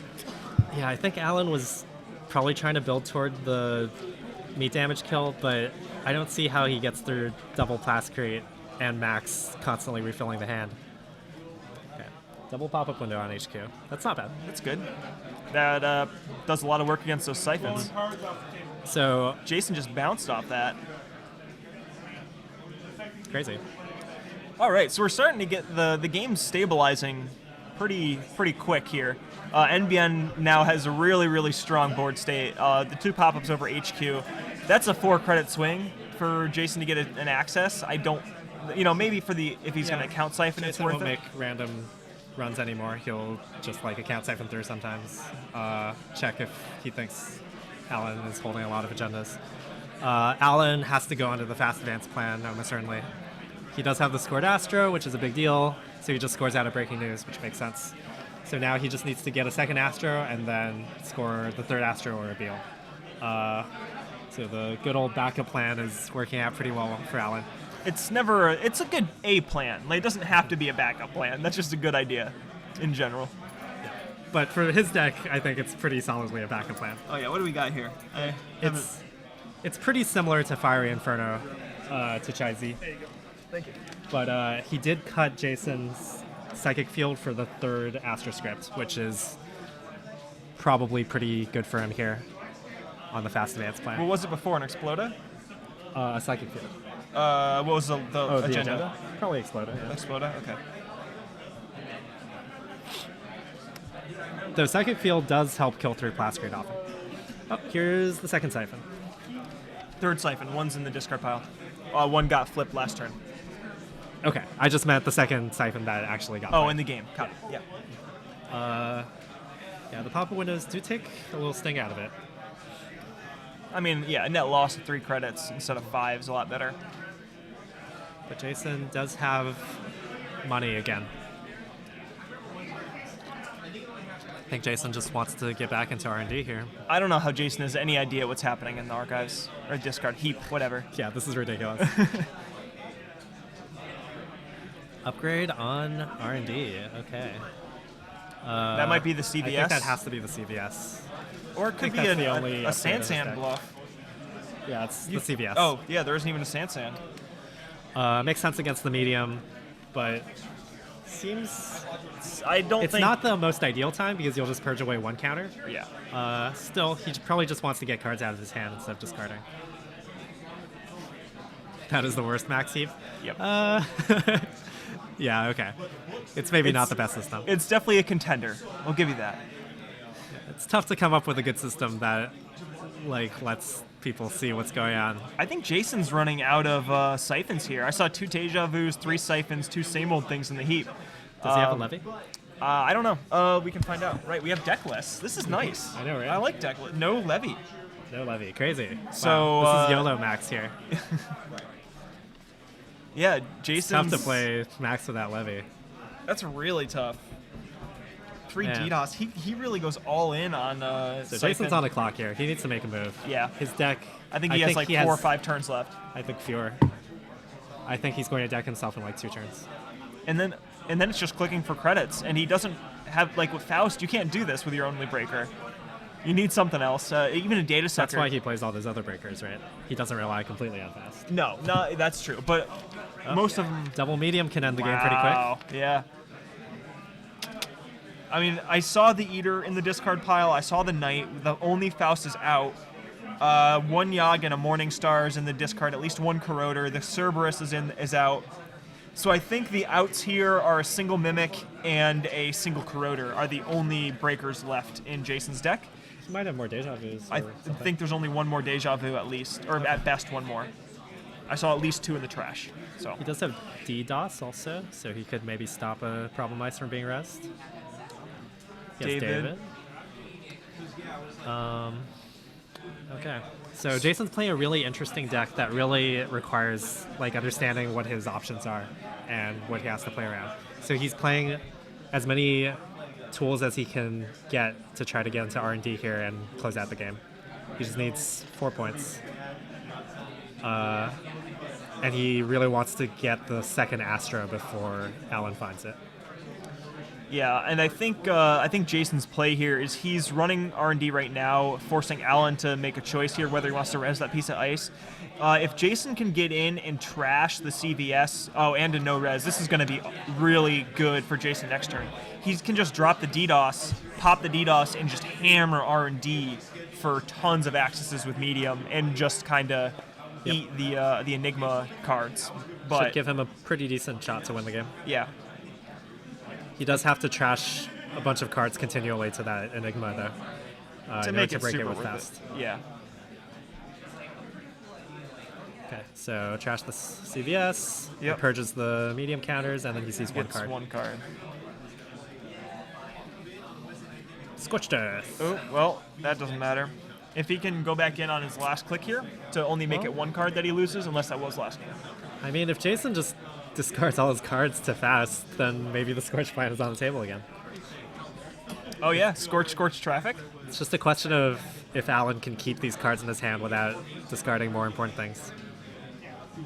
Looks like he has a Beal in hand, if I saw correctly. So if he finds the Astro, he can score the Astro and then score the Beal. I think that's also a TGTBT in there, maybe. Did he play those?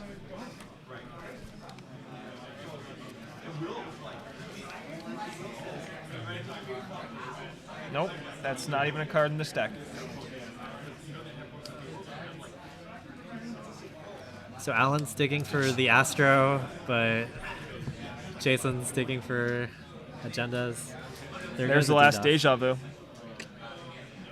Yeah. So this is it. Jason's out of recursion. Maybe 1 same old thing left. Maybe. I've seen 2.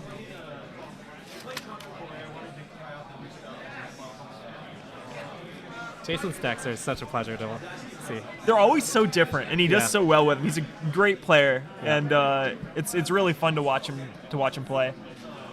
If you want to see other things like this, we got it. Check it out. You have some videos of Jason. I have a couple of videos of Jason, yeah. T3 and, Productions. very similar, except the criminal version, just like I was saying before. This max deck is 47 cards, Okay. so a little bit more than the standard. That helps him out a bit. Yeah, but not a whole lot, I think. Checking archives. 24/7 all-seeing eye, 2 data ravens, which are useless. Mid-season. 24/7 traffic accidents. So you did discard 1 traffic.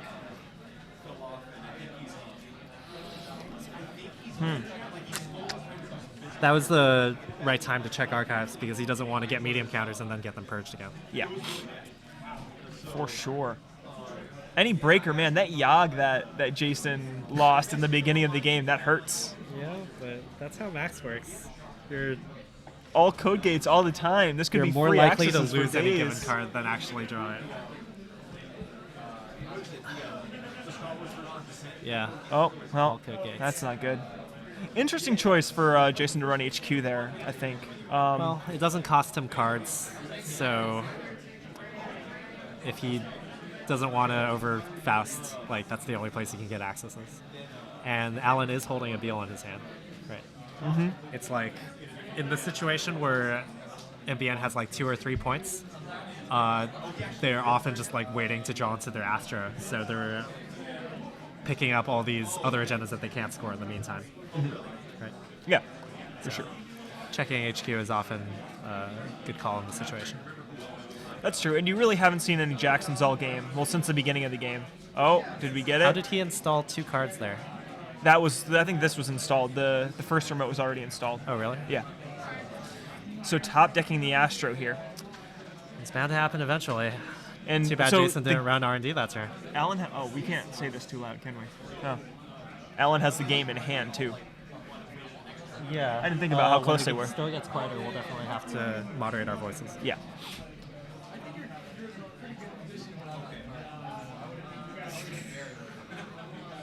Oh. So yeah, Alan Suddenly Alan looks has the really game good in for hand. Alan. Yeah. I mean, I think Jason really needs to hammer R&D here. Yeah, it's too bad. If Jason just ran R&D last turn, Then he could do it. That Then he DDoS probably wins the plan. game. I think so too. If you have 1 medium counter. Oh yeah, and the Astro's gone too. So he would and have he's gotten the still Astro. Yep. And the mediums would be prepped and ready to go, ready for good stuff. I think Jason just needed to always check the top card of R&D to try to stop this. I agree. Last click, either force the corp to res that ice or just get an access for a card. Now he has to he can try to check HQ a bunch of times to get that Beal, or I don't go think R&D. I don't think checking HQ is the right way. I mean, it's I don't know. tough, right? He has 4 clicks. He is drawing a card. Interesting choice there. I mean, you need 2 agendas.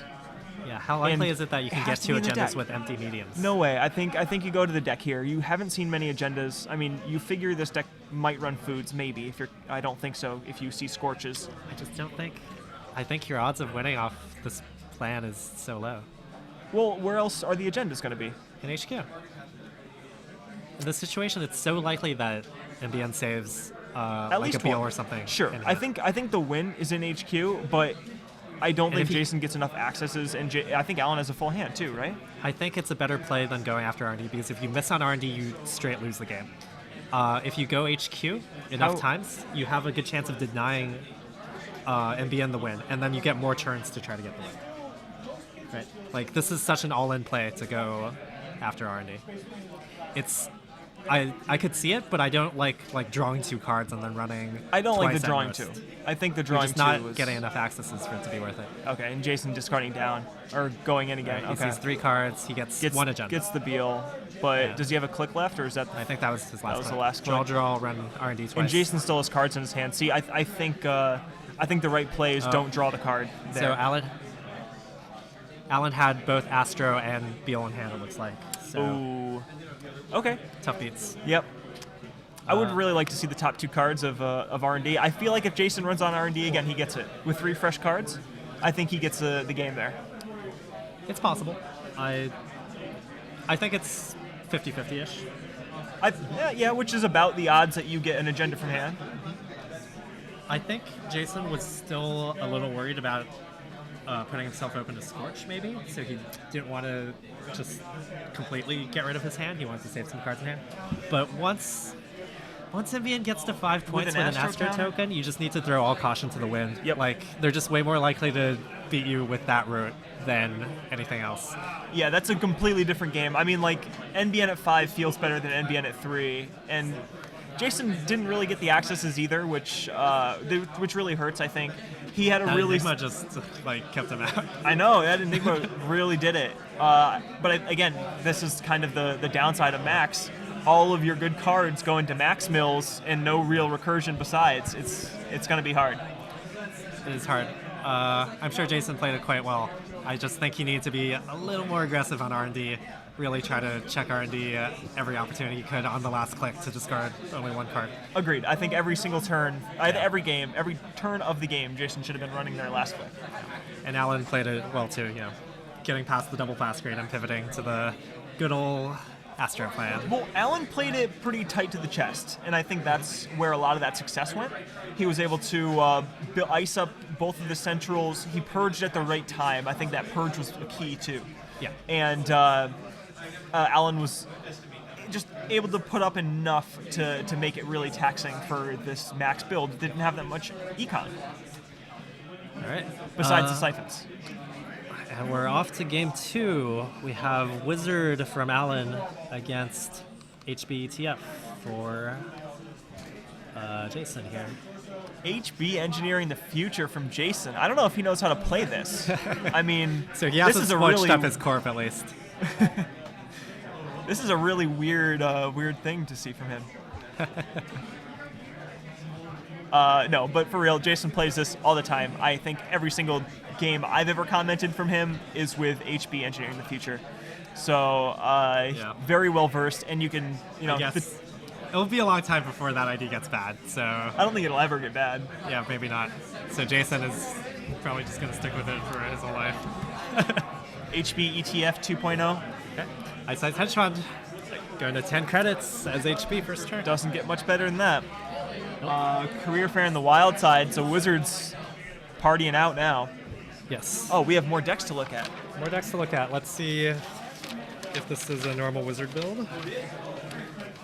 Well, the good news is this is a very standard ETF build, except with a surprise here, mandatory upgrades, no foods. One of Jason's favorite cards. Yeah, so no foods out of this build. A little bit more Siphon Hate with 2 Chrysium grids. So he likes this more hybrid fast advance angle. He's really good at hard scoring, but he's also really good at fast advancing. But it is a very slow deck. Yeah. It doesn't score out quickly. And I think this one is actually a little bit more glaciary, only 1 biotic, so not a lot of fast advance. This is going to be a low and slow game, I think. Mm-hmm. Alan is playing a Dumble Fork deck. He has pretty standard choices, packing Employee Strike and Archive Interface for the IG matchup, and Film Critic also. Interesting that Alan went the Employee Strike so early. I mean, I guess it makes sense, but Jason has some money right now, so... I mean, you just want to get it out as early as possible to try deny and slow it down, yeah. HB credits, right? The early game is when they install the most cards, so when they're getting the most mileage out of that power. And hopefully you can stop them from scoring long enough that you can keep the Employee Strike out for a fairly long time. It's... I think striking early against HB is often worth it. If they can't rush out an early score, you can probably deny them a good number of credits over the game. That makes sense. I mean, even if Jason installs in the remote and takes 2 credits, Alan could have just run and forced HB to lose a bunch of money, and then that Employee Strike is really important again. And even here, okay, so no, you're right. I take it all back, Timmy. And all of it. You look at a Glacier deck's credit pool, and you're like, oh man, he has so much money. There's no way he'll use all of it. But it's a Glacier deck. He's going to spend a bunch of money rezzing all of his ice. That's 2 ice, really. Yeah, after he rezzes 2 ice, he's going to be poor. Yeah. Glacier decks need so much money to operate. think Jason's at 11, and here's the Faust. This looks like a very Dumbo fork. Yeah, it's pretty standard. Okay. He does have one making an entrance, one of my favorite cards. Ooh, only New cards one. from Southside, yeah. To help him get wild side, I imagine. I'm sure now that making an entrance is going to help him find the chronotype, get some pancakes up. Perhaps. Oh, Jason, This might be a slower game. got an install. Yeah, this is going to, I feel like we're HP. in for a grind. So install gain 2, look at that. He didn't gain 3 credits there, did he? Did he? No, he had 11 no. credits. He had 11 to start. I'm having some trouble parsing those tokens on that dark background. Yeah, I think he's gonna separate them out into piles of 5, so that'll be nice. And we just got the 30-minute call, so lots of time for this. Oh, maybe not lots of time for HB. I've definitely got a time against Jason, like at least once, probably more. These games can take so long if the runner knows what they're doing and tries to deny the corpse campaigns. I mean, this is all about tempo. We talk about it so much, but if you can hold HB's tempo, make them res stuff, really slow them down. This employee strike is really important. If Alan can force Jason to go down to low credits, I mean, even right now with 6, if Alan can capitalize on this and hopefully kill any campaign that's in this remote, I think that's gonna be a big swing for him. Yep. This did cost him a ton of cards, though. Yeah. 5 cards to get through that remote is not sustainable. Pitching And he pitching lost sure gamble, a bunch of sure gambles and Parasite. some draw. But he probably gets the kill campaign here, which is nice. Oh, Jackson. Well, not quite as worth it, Well, but maybe Jason baited this run, and now he gets to put something better down, like an Adonis. Because I don't think Alan can get in there again for a good number of turns. He needs to draw up and play his tools. right. I mean, Alan does get the wild side draw, so that's going to help him accelerate. I see a corroder in his hand, too, so that's going to very much help his ability to strike on this server. He has a corroder? Yes. Oh, cool. Yeah, pretty sure I saw a corroder in Alan's hand. So. He does not have corroder in his deck list, so Oh. I hope not. I hope not. 3 fast, 1 mimic are his only breakers. 3 Faust and a Mimic? What am I thinking? Here, I'm going to take a look at this guy. David, So I don't say more stupid things.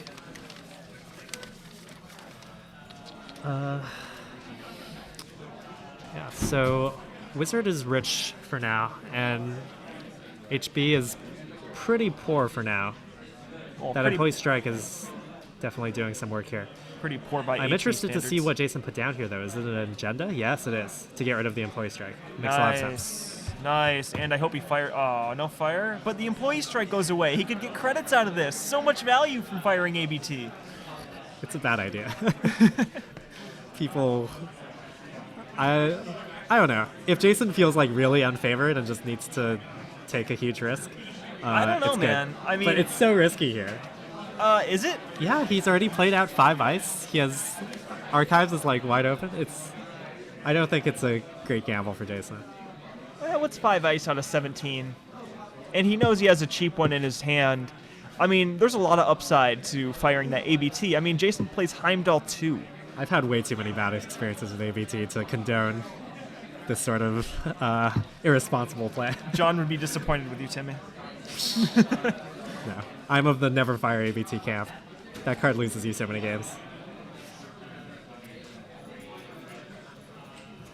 So Jason trying to get stabilized here a little bit more. I He mean, made a great play with putting down that agenda, though. Like, he just made the correct read that Alan really couldn't afford to pay 5 more cards to check that remote again. it was the mimic that's what I thought it was. Not what I thought. 2 points is good, and without the employee strike now, he should be able to get his money going pretty well. I would imagine this is the campaign now, because he just needs more money to set up. Adonis here is very strong. Alan, on the other hand, has invested in more tools, Mimic to break Architect, which is nice. Pancakes. And Liberated. But I feel like maybe this next turn he needs to start pressuring the centrals, because Jason is still relatively poor right now. So you really want to try to keep him down or just get free accesses. Like, this is the spot where HB is maybe the weakest. Yeah, and I actually think Alan made a bunch of runs on archives to build up those sucker counters too. So he's now safe from the Ichi, and or at least he doesn't have to pitch all the cards with the Ichi. I mean, Alan can run pretty much with no fear at this point, and I think he really needs to take advantage of that. He's checking the remote here, using the Mimic and Data Sucker to make it a lot more efficient. But See, that's a nice bluff by Jason again. Yeah, I don't think you do that. I don't think you run the remote there.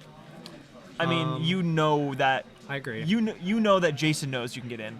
I think it's a pretty clear Did he have bait to me. Mimic and Data Sucker out during the corpse turn? The Data Sucker for sure. I'm not sure about the I Mimic. think he might have played out the Mimic, so that kind of changes the equation. It's a reasonable play. Without the Mimic, I could see the Corp just sneaking out yet another agenda.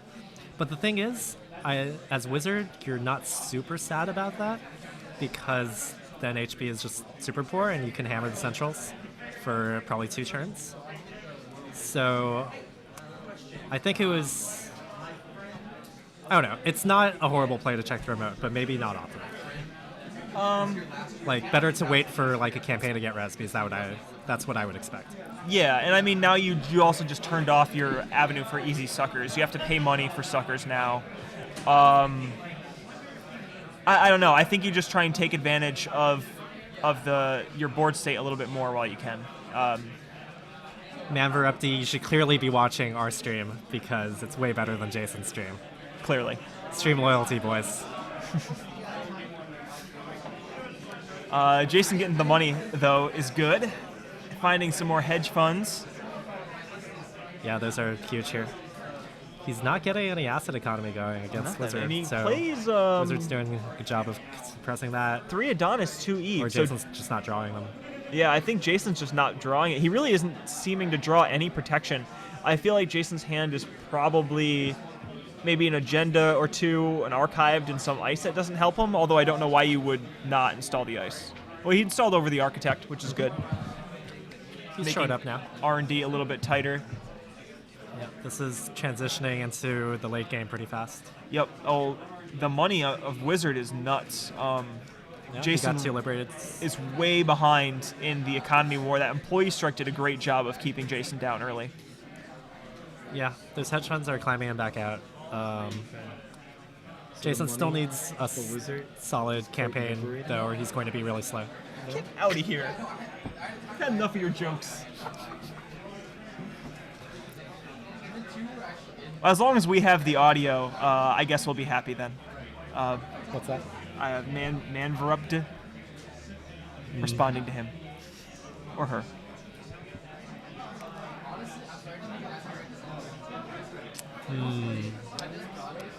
It's hard for me to say what Wizard should be doing, because it depends so much on how these wild side draws are coming out. Checking HQ seems very solid, though. Yeah, I agree. I think that's probably Chrysium maybe over HQ. That would make the most sense. I don't think you put Caprice It there. doesn't do anything against most Wizard decks on HQ. Well, it got Jason $1, so why not? Why not put it on R&D for medium? I would imagine some other upgrade. Jason actually plays a lot of different upgrades. A baddie, maybe? I don't know what you want to try and One baddie. baddie. I don't think it's Caprice. Maybe it's Ash. If Jason's flooded, I could see an Ash. Caprice, but he should res here already, so it's probably not Caprice. Baddie would be interesting. It could also just be like Cyberdex. it can't be the Or Cyberdex Ash. because the Cyberdex is in the discard. Oh, okay. Could be Ash. I think Ash is likely, just to help or try and get Alan to spend down a little bit. I mean, I don't even know if you bother resing it, to be honest. Depends on whether he has agendas. Vikram is a really cool card, by the way. And did you know it's a Sentry? Because I didn't, and I made a mistake. I did know it was a Sentry, yes. It's a very solid, efficient Pyro Dice. Alright.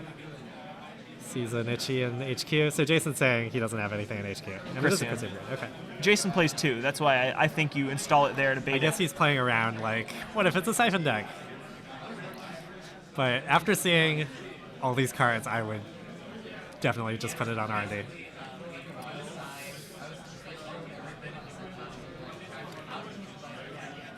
Yeah, that's fair.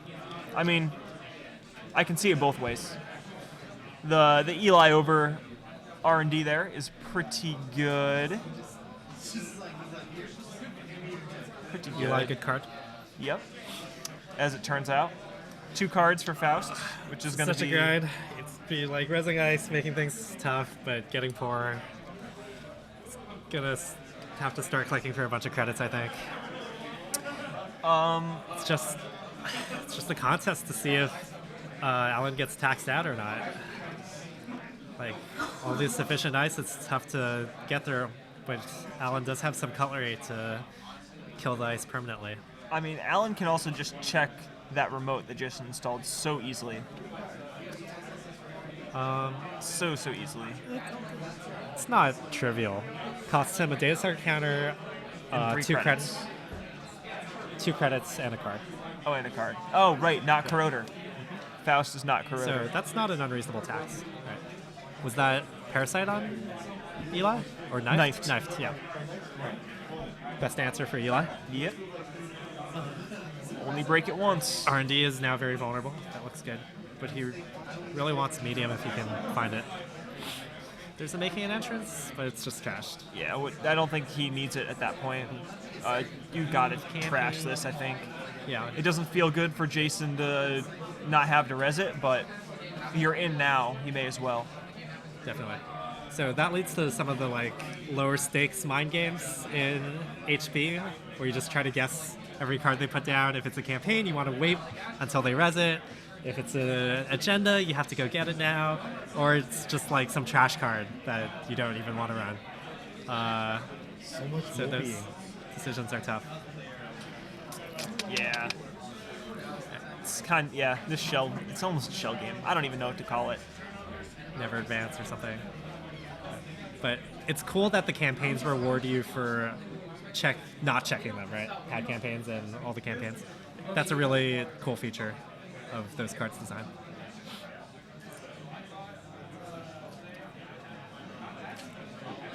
Okay. More liberated. Reinforcing R&D, more liberated. Wizard has been getting a pretty nice draw. He's just never really had a money issue, and he's had most of the tools he needs to get through. Yeah, I think the wild side's been pretty nice to him so far. But he hasn't had much access luck with the few accesses he's gotten. Still, he can just keep building up and find his medium and get high impact later accesses because it's so hard to tax him out. So I do like Wizard's position here. I think Jason needs to pull off some moves to get the advantage. Like right now, he's just not doing anything that unfair except for his ID power. And he's running out of good installs he can make without paying too much. Did you see what Jason put over the Architect? No.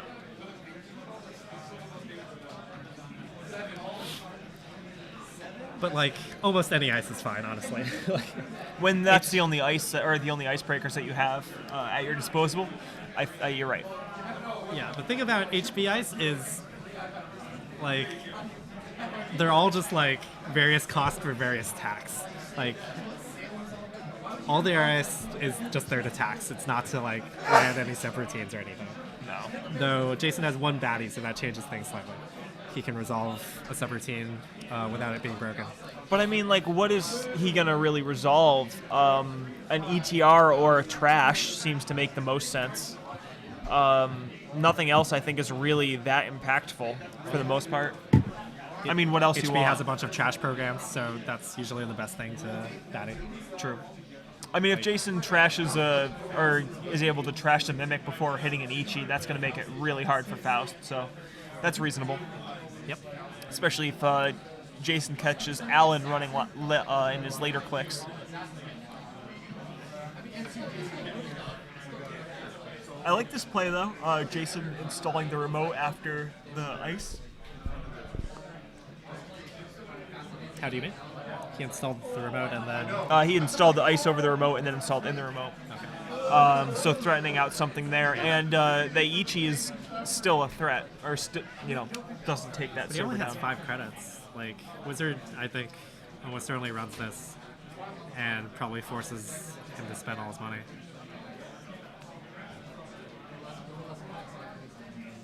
Or you don't even have to run as wizard. Like, either way, you don't really care what they do from 5 credits, is the thing.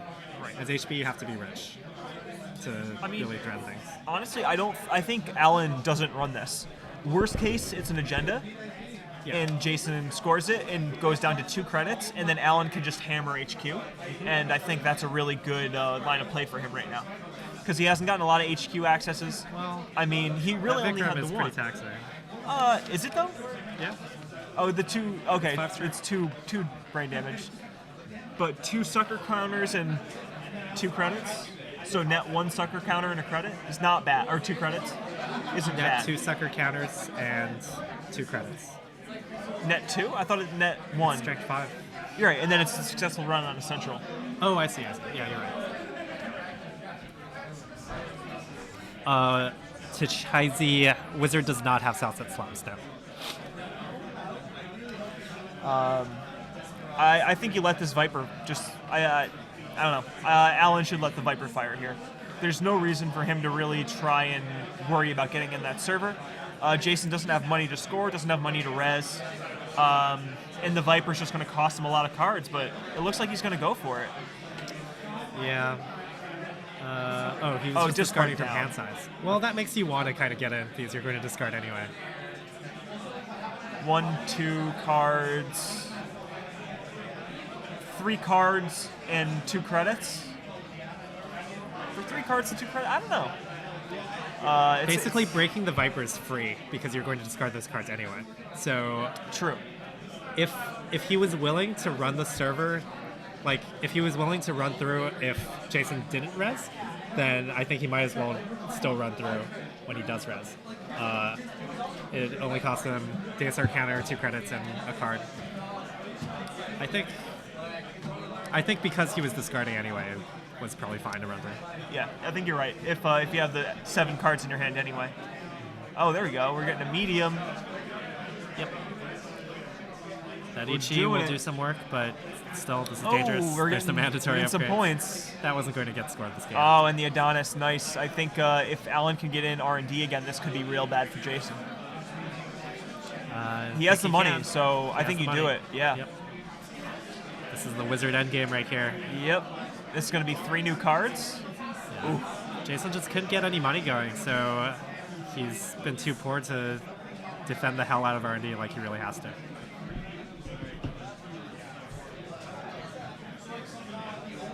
All right. Here we go. There's one. Corporate sales team. There's 2 another more. one. Oh, man. Uh-oh. This could be the game. 3 agendas off the top. Oh, man. there it is. 4 agendas and 2 runs. Wow. Crazy. Yeah, they were just all clumped right there. Yep. He wasn't drawing them early, but they were just all right there. Yeah, that would explain why Jason was having not so worried about HQ at the beginning of the But game. he needed to be really worried about R&D. Yep. Yeah, that's rough. Maybe I think Jason might have been trying to force or bluff out the HQ cards. I mean, Jason was pretty focused on creating that remote server and constantly putting something through it. So he might try to be just diverting to HQ and R&D and hope that Wizard eventually mills himself out. He was doing a pretty good job of that. But yeah, I think the cards didn't quite come up his way, but it's also just kind of a hard matchup for HP, I think. As Wizard, I never mind facing HP because they have so many good targets for your ability, and it really helps with their plan of trying to tax you out. Like, if you just play efficiently over the long term, you should win, I think. That makes sense. I think Alan played that really well, and he's rewarded by sweeping, and I guess he's undefeated. Oh, wow, awesome. So we'll probably maybe see Alan again. Maybe. Quite possible. Very cool. Awesome, awesome. So a handful of, or a couple of good games. I'm used to seeing everything. This is so different. I can't just like, all right, done, go to a new game now. Yeah, we have to wait in real time. But we can do some tricks. Looks like the other table is also done though. Yeah, I think most of our game options are gone at this point. Travis, how much more time? How much time left? 12 minutes? Okay. And we have only 12 minutes left in the round, so I don't think we're going to be able to get another game. It would just be the middle of some like terrible IG match anyway. I don't want to do IG. Well, we've already done two. Oh, I lucked out. I got the HB matchup. Not quite as bad. The Right? other long, slow game. Yeah. But that game kind of really showed the power of this wizard deck. It's so hard to beat using conventional ice strategies that people are still playing like asset spam even through wizard. Like Yeah, I earlier today I played against a wizard deck that was slightly modified, kind of like the Dumbleforks idea, except with 3 Desperados, or 2 Desperados. Sorry, with 2 Desperados. is it Matt, the guy who's running this? No, it was Tom. Tom Guan? No, not Guan. It starts with a G, not Guan. Okay, sure. Wow, so much Desperado wizard today. That's cool. Yeah, but it was Makes a lot of really sense against asset spam. it was really good. I was playing NEH asset spam, and it like making money trashing my Sensi Actors Unions makes me really sad. I can't stomach 4 influence for every Desperado though. That's so nuts. But Yeah. I guess with making an entrance, now maybe you can find your Desperados more reliably. guess So you it have could to work be out. Desperate to stomach for influence with Desperado. Very good, Jamin. That was nicely done. No, in Vegas I did great until the last 2 rounds. Maybe that's it. I either do really good or really bad at the beginning or really bad at the end. So, That's no good. Really good the whole time. Yeah, that's well, the way I to do it. don't get to play test with you, so I don't have the ability to be really good. I don't get to play this one either. I'm like city over. One city over. Did you win? I got both of those. Nice. Crazy soul noise game. John D on his comeback kid ride. Don't pack me up because I don't have the faith today, but we'll see. I have the faith. I have enough faith for you. I died to a snare on turn 2, okay? That's like... John, you're carrying all my dreams with you. Like, I can't root for myself, I have to root for you. Come on.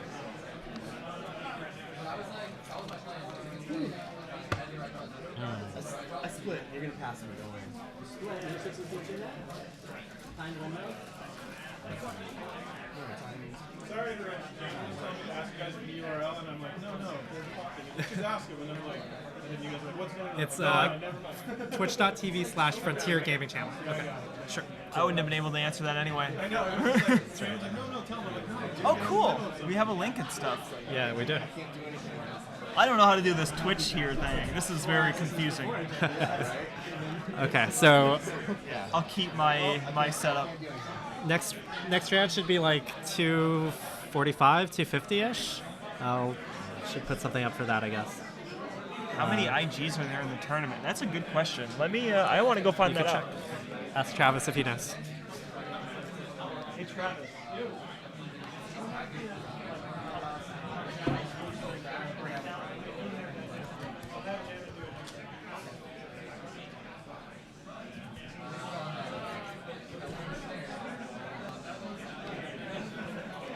So it hasn't been done yet. We don't know how many IGs.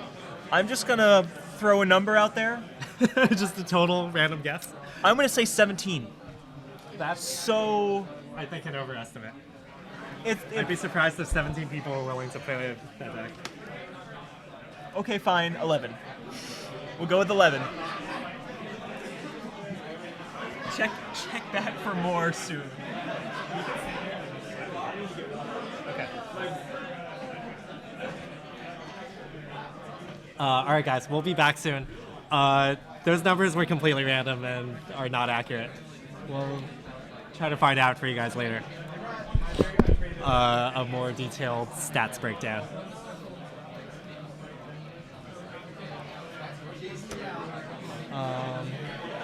Yeah, all right, I'm going to go to the restroom. Should be right back. Stay tuned, guys.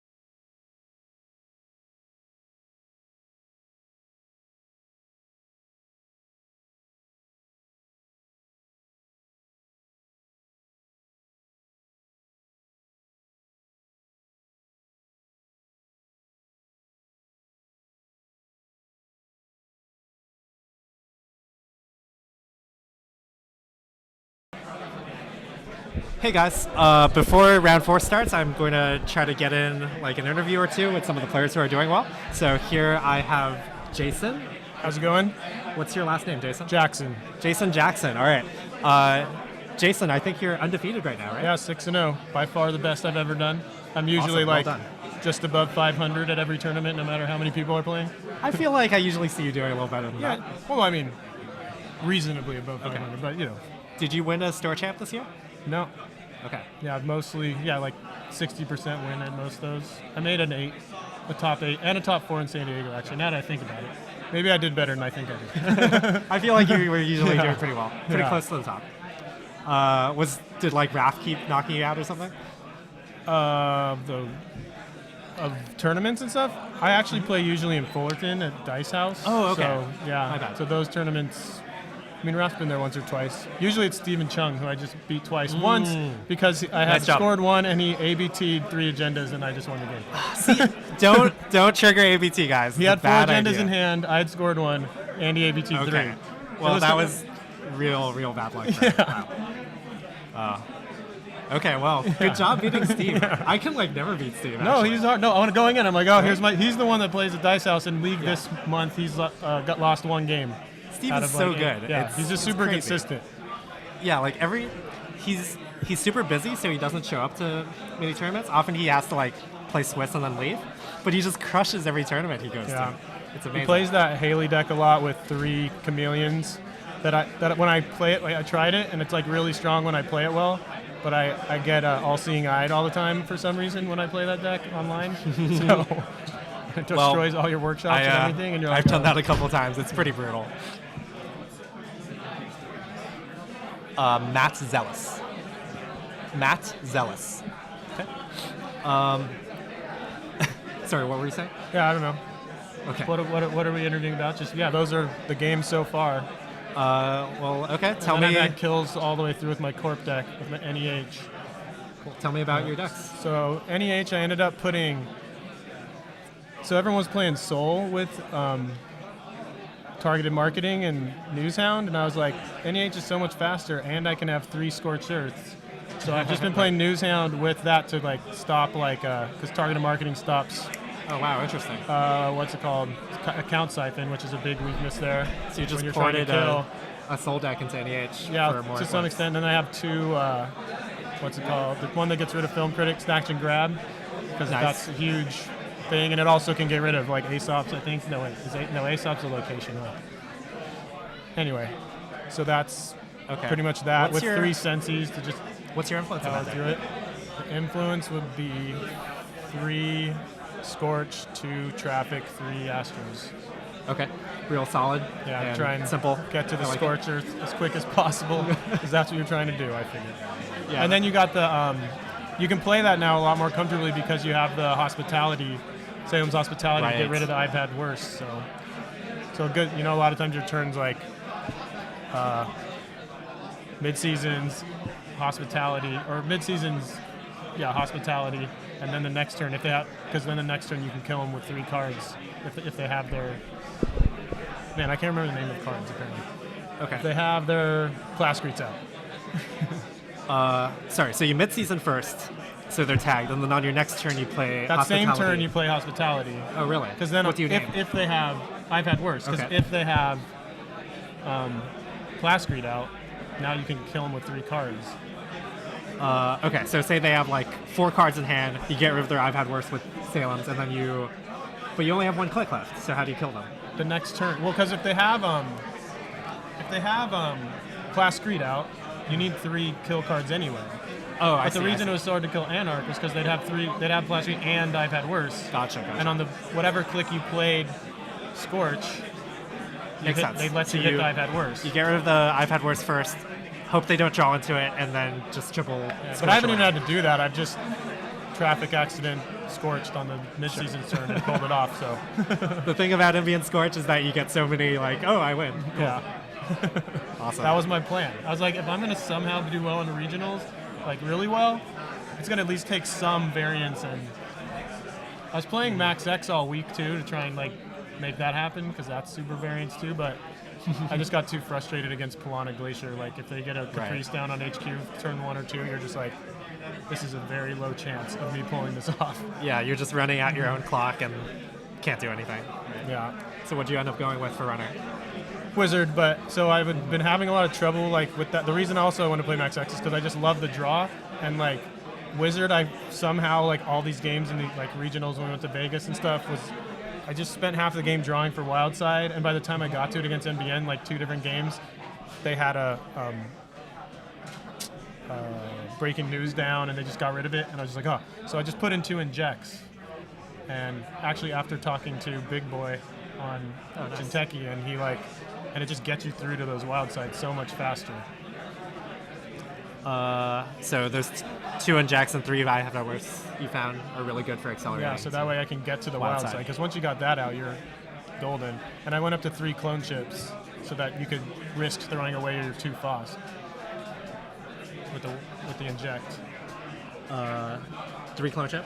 Yeah. Yeah, I've heard Big Boy has gone to 3 clone chip now. Seems good. So Tichi Z asks, on a scale of from IG to 10, how much fun are you having? A lot, because I'm winning, and I haven't played IG. Because online, half the time when I end up playing IG, I either just run into R&D and try and die with medium or win as fast as possible, or just make an excuse that I don't have time. A lot of times. It's so hard So to yeah, I'm practice. up at an 8 or 9. Doesn't look like there's any IG at the top tables right now, so that's also cool. So you're feeling good about your chances for this tournament, I imagine? I mean, why not at this point? Who It's knows? a good place to be. Are there any decks you're scared of facing, or any people, like anything you want to dodge? Well, Steve, I was scared of. Right, but you conquered him. Yeah, so the other people, you're not playing. I'm not playing. John D, I don't know how he's doing. Those are usually the people that are always super solid. I mean, and I don't know the other 2 that were at the top table, so I'm sure they're good. A lot of good players here, yeah. Yeah. Like every every good player I've played in SoCal is like here. So pretty awesome. Cool. Well, that's great, Jason. Thanks for doing this interview. Yeah, no problem. Best of luck in this tournament. Hope Thank to see you you. in top 8. Thanks, man. No problem. All right. Travis, start. That's fine. I'll find some. Travis, how much more time? Okay. Yeah. So, round time has been called. We're just waiting for one more game to finish, and pairings should be up very soon. Probably not enough time to do another interview, so I'll just have you guys hold tight again for a bit. We should be back up in like 5 minutes for round 4. Let me know if there's anything else you guys want to see. We might have some downtime between Swiss and top 8. Maybe I can get in more interviews during downtime.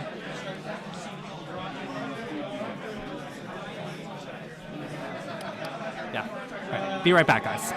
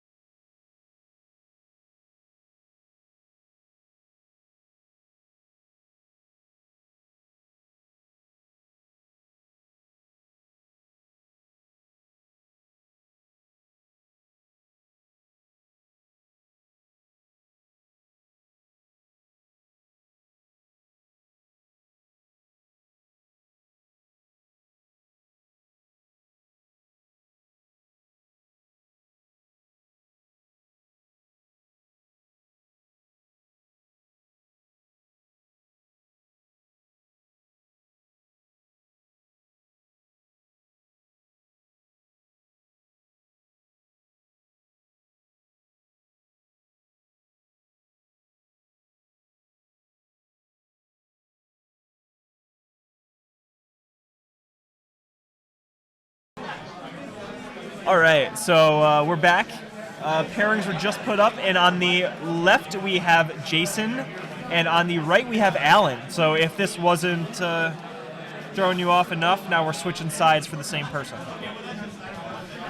And so you know what Alan's decks are, which is good news.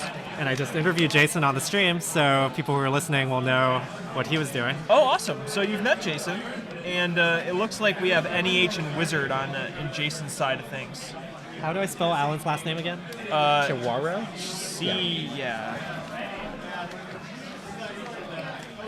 They're starting with Wizard against India. Okay. I am familiar with these factions.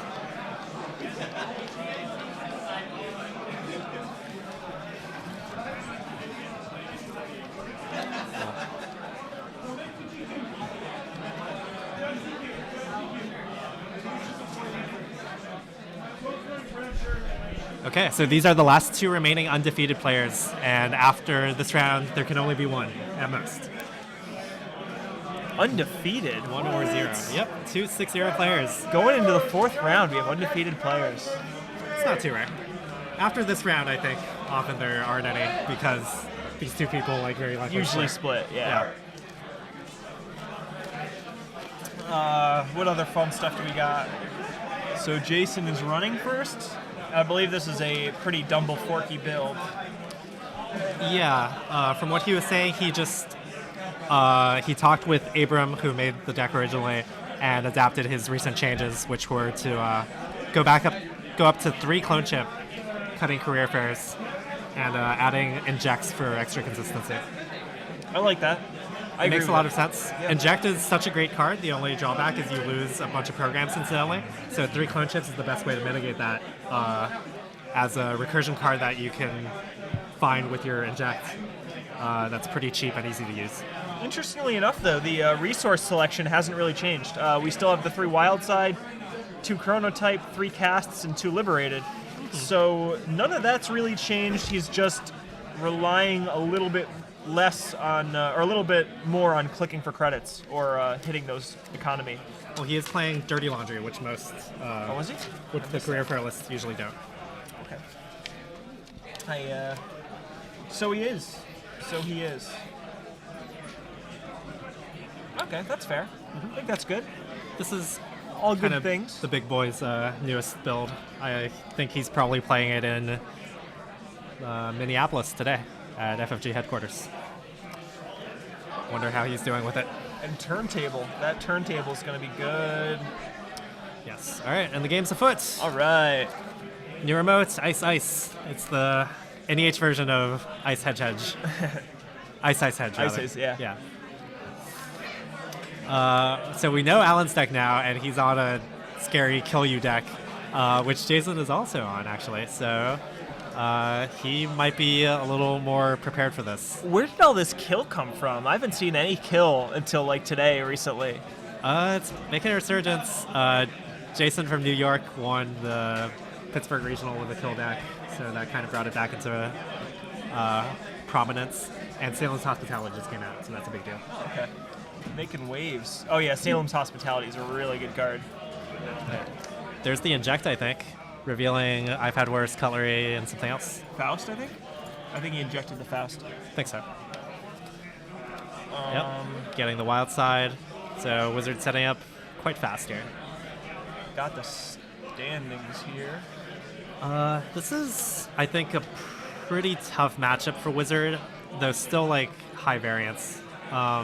Here, Dirty Laundry shows itself to be worse than Career Fair.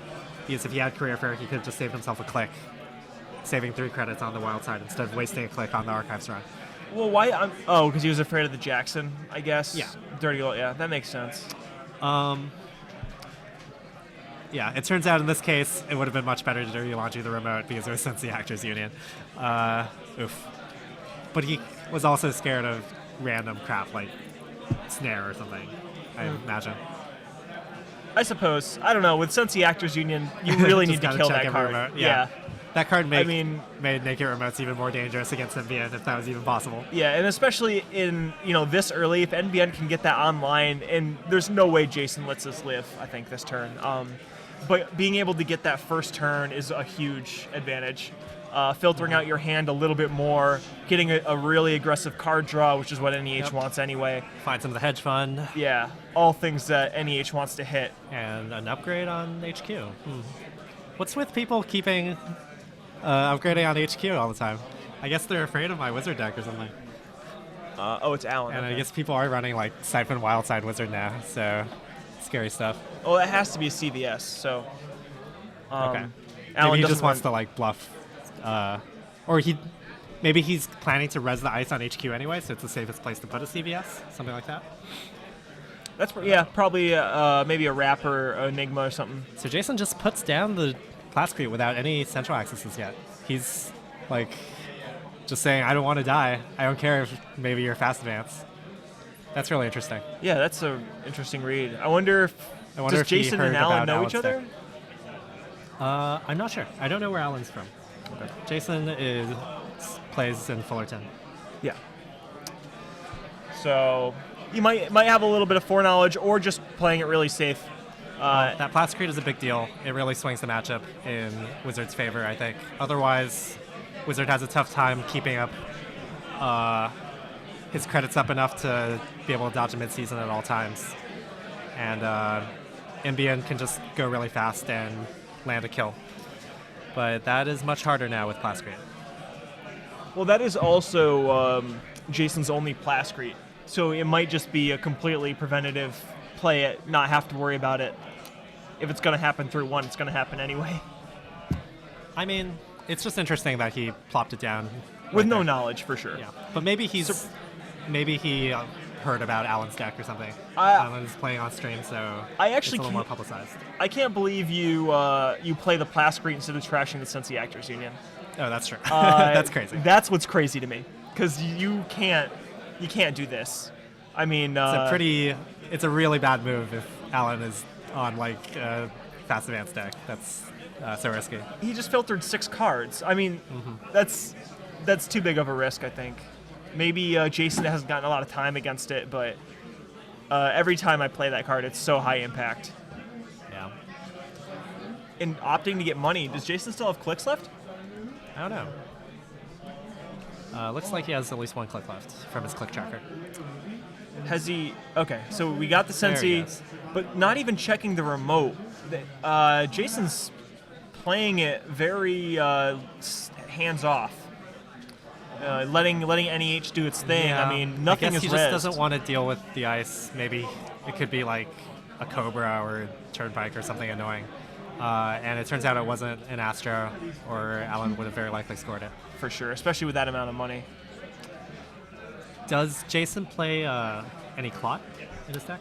Does Jason play Clot? I don't believe so.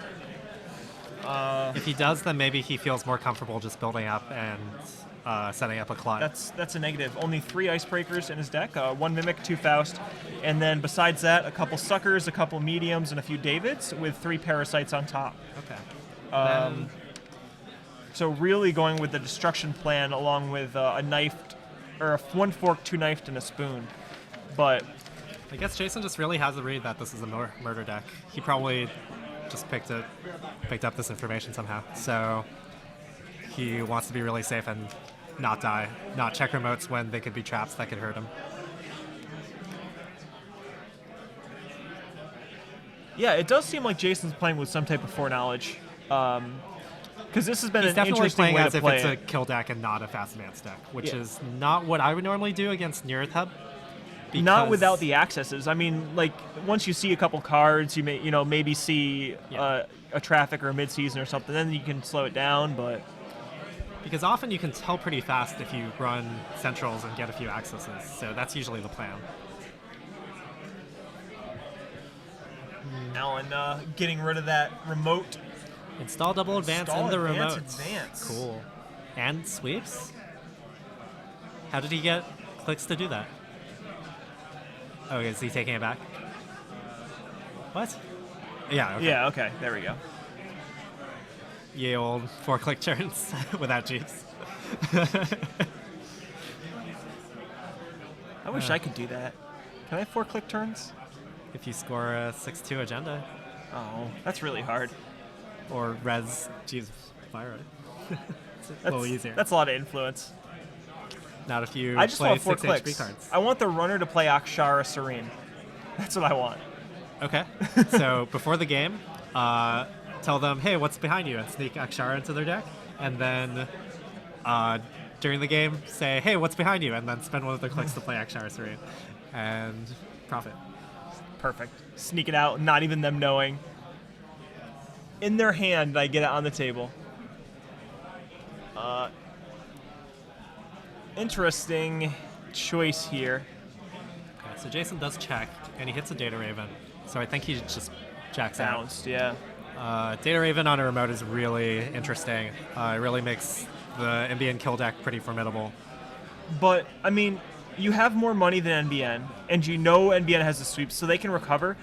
But if you think this is an agenda, and the high likelihood it is, Oh, it was a breaking news. That's what I'm saying. Yeah. I think you break That's the this threat. and you get rid of the tag. I don't think. I think that was a misplay there. I think Against Jason. the double advance card, I think you're right. Yeah. Because the impact of scoring breaking news with 3 clicks available is so high. And like, now he he did can die here, but trash. he could have died. Yeah, he could have died for sure. If he doesn't have I've had worse. But now he's going to lose all his the money.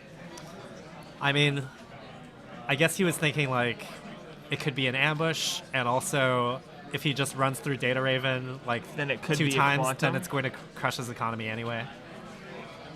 Right. 2 times? Why does he have to run through twice? I mean, if he just runs it and then the court puts another card down, and now you have to check, right? Sure. So it's because you have to always run with like.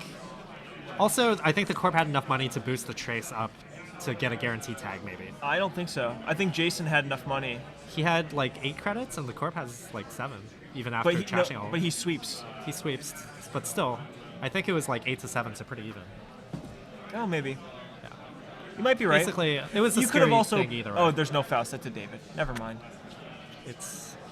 Yeah, I don't know. But making the corp That's spend tough. all their money to land the guaranteed tag is still probably better than letting them get the breaking news. Right. So, Then they only trash one thing, and not your wild side and your economy. well, the corp would have to like get some money and then use the token and trash. He can still trash 2 things. The token doesn't cost the click or anything to use. So another install in that remote, forcing Jason to make a move here. That'll be nice. That at least is a break for that Data Raven. Jason still has a lot of money for now, even though he just lost all his resources. Jackson and All-Seeing Eye. How did Alan actually sweeps and trash 3 resources? Or were there only 2? I think he trashed 2. Okay, Jason and then- pulled off the Liberated, which is why it didn't get trashed. It had 1 click left. I see. So Alan went with the Wild Side and Daily Casts. Gotcha. And is he checking the Data Raven now? Is that what's happening? Well, he ran just made a Archive, so he didn't get the sucker. I don't know if you risk it on this turn. If you don't check it last turn, you don't check it this turn. Yeah, but now the likelihood it's an Astro is higher. Right, like the corp wouldn't advance an Astro. And he has the Data Sucker token to break with Mimic. Oh, it's a Shattered Remains. Whoa. That Alan chose not to advance. That's... Huh. I guess he didn't think an advanced card would be believable there. But killing the Plastry would have been such a huge swing that I feel like he should have still gone for it. And I think that's the only Shattered Remains that he runs too. I think he could have single advanced it and tried to sell Jason through. That he's just scoring behind this Data Raven. Yeah, any advanced card there is a big threat, especially after Jason's stuff got trashed last time. I mean, I guess you're not afraid of the breaking news anymore, but if that's an Astro that you're just trying to bluff out, or even Explodapalooza getting up to 3, probably not an Explode. So Alan's trying to just push things between this, behind this Data Raven, which is smart. Jason That was a good decides play. to fork to get rid of the Data Raven, which makes sense, and then Alan pops his CVS to purge one Data Sucker counter to stop Mimic from breaking the Data Raven. So really good plays from both sides there. Yeah, and you were right with the CVS because it's the safest place in HQ. That makes a lot of sense. I think Jason should be trying to check HQ here, though. I mean, we haven't had any HQ pressure. NEH has done a really, really good job of diverting pressure. Oh, man. Astro. That was a really good play by Alan to stop. Alan is really showcasing CVS. what makes the style of MBN so hard to play against. Just so many different threats you have. The runner has to constantly be worried about for like their life, for their resources. And this Data Raven on a remote is so threatening, so hard to get through. That CVS play was definitely clutch because if Jason was able to fork that Data Raven and get rid of it, that really relieves the remote pressure that Alan has going. And But, I mean, at what point does Jason just throw caution to the wind and go full tags here? probably I mean, soon. I think you have would to be do a it good soon. time. And now we Astro should do that. Yeah. But it's still tough. Like, Alan very likely has kill pieces now. Very, very likely, but I think Jason's best bet is just draw up, keep 5 cards in hand, or 4 cards if you haven't I've had worse or something, you know? He sees the The Psycho. Psycho makes it So, harder. yeah, now he can't take too many tags and let the Corp have money because they'll score out with the Psycho. It's... Yeah, tough This is a spot. tough spot, yeah. Seeing the Psycho is good to know about. Hot screen on... That's okay. good. So he's going to pressure HQ more. Yep. Seems good.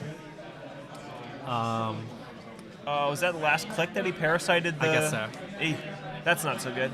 Not if so you're good. discarding anyway, then doesn't matter. Might as well play it. Psycho does not kill the runner, but when MBN has 3 points and an Astro token, it can basically win them the game. Yeah, Beal is very scary at that point and very easy to pull off, especially if he goes full tag me through Data Ravens, tags the crew very fast. Yeah, you only need 3 tags for Psycho Beal to end the game from here, I think. No, more than that. 5 tags. Yeah. Jason probably wants to run HQ more to scout out what Alan has going on, as he? well as try to get agendas. I think think when so. he Jacksoned here, I think Alan's going to filter out anything he can't score in the immediate, maybe throwing one or two but you things want to see away. what he kept, right? Did he keep meat damage cards? What like ice is he trying to play? At least he doesn't have more money right now, but he's bound to get it pretty soon. I mean, Jason's economy is really hurting already, but we do have the Jackson pop, so. Yeah. And Alan jams another card behind that Data Raven. It's just, right? Data Raven's so good. Eventually, If the runner cares about tags, he just can just keep jamming cards behind it. Eventually, the runner's going to break. And Jason has a flash creep, but he still just can't really risk taking Shattered all these Remains. tags. Alan's thinking about pulling that Shattered Remains, though. That would be an interesting third slot. But if Jason Going still for it. had the... Nice. That's cool. I'm a fan. So where was the Jackson? It was right here in the yeah. middle? Yep. Okay. I guess Jason ran it to force the I think he ran archives. pop. Okay. Interesting that he let that Jackson live on the board for so long. I guess not, though. They're still face down in archives, so must have run the Jackson. Okay. I mean, that makes sense. You are a This was- wizard. Just run yeah. Jackson. Just force them to use the Jackson. Don't let them have it. Yeah, that breaking news play, again, has been so impactful because if Jason had his resource engine, he could maybe probably afford to run through this Data Raven eventually and just beat the trace, take the tags, or run archives for a Data Sucker counter and then break with Mimic, taking the tags, drop the tag. Like, it's costly, but he can afford to do it if he has all these other benefits going on, like Wildside. Right. But now he has no like permanent engine going, and it's a lot harder for him to deal with this Data Raven. I mean, Jason with the Data Sucker now. If Jason is willing to run on archives, I don't think we have seen a CVS there, so he can't run archives. because Jason can parasite, clone ship the parasite back, and then you still have to take the encounter tag from the Data Raven, but at least you can blow it up, and that will at least give Jason a little bit of breathing room, and force Jason or Alan to slow it down a little bit. That's probably good, but he also needs to run these centrals and figure out what's on there. But the tag plays on the 15 minutes or 24/7 now is scary too. Yeah. Although Alan went poor doing it, we were resing the Jason needs to Archangel. keep a full grip so he doesn't die with his plastic. So you ran through an Archangel using one David counter and gets a breaking news. Alan scored out a 15 minutes, so now he's on 4 points. And now he can cycle out Beal for 3 points if Jason gets 3 tags. Or he just needs to find like his third breaking news and any 3-2 agenda, something like that. So I'm clock is ticking. Yeah, I'm still thinking Alan has cards in hand. We haven't seen a lot of HQ accesses, and it's been a couple turns since the Jackson went away, so I think HQ is fairly likely. Plus, it's going to give you those data sucker counters, and then you can blow up the Data Raven. Yeah, I think force the res while he's pretty poor. Yeah, I think you can do a lot of work here, getting into HQ, finding out information, blowing up the Data Raven, and really exposing the Corp. Would be a really good position to be in. I wonder what Jason's drawing for here. He's really running out of time. More parasites, maybe.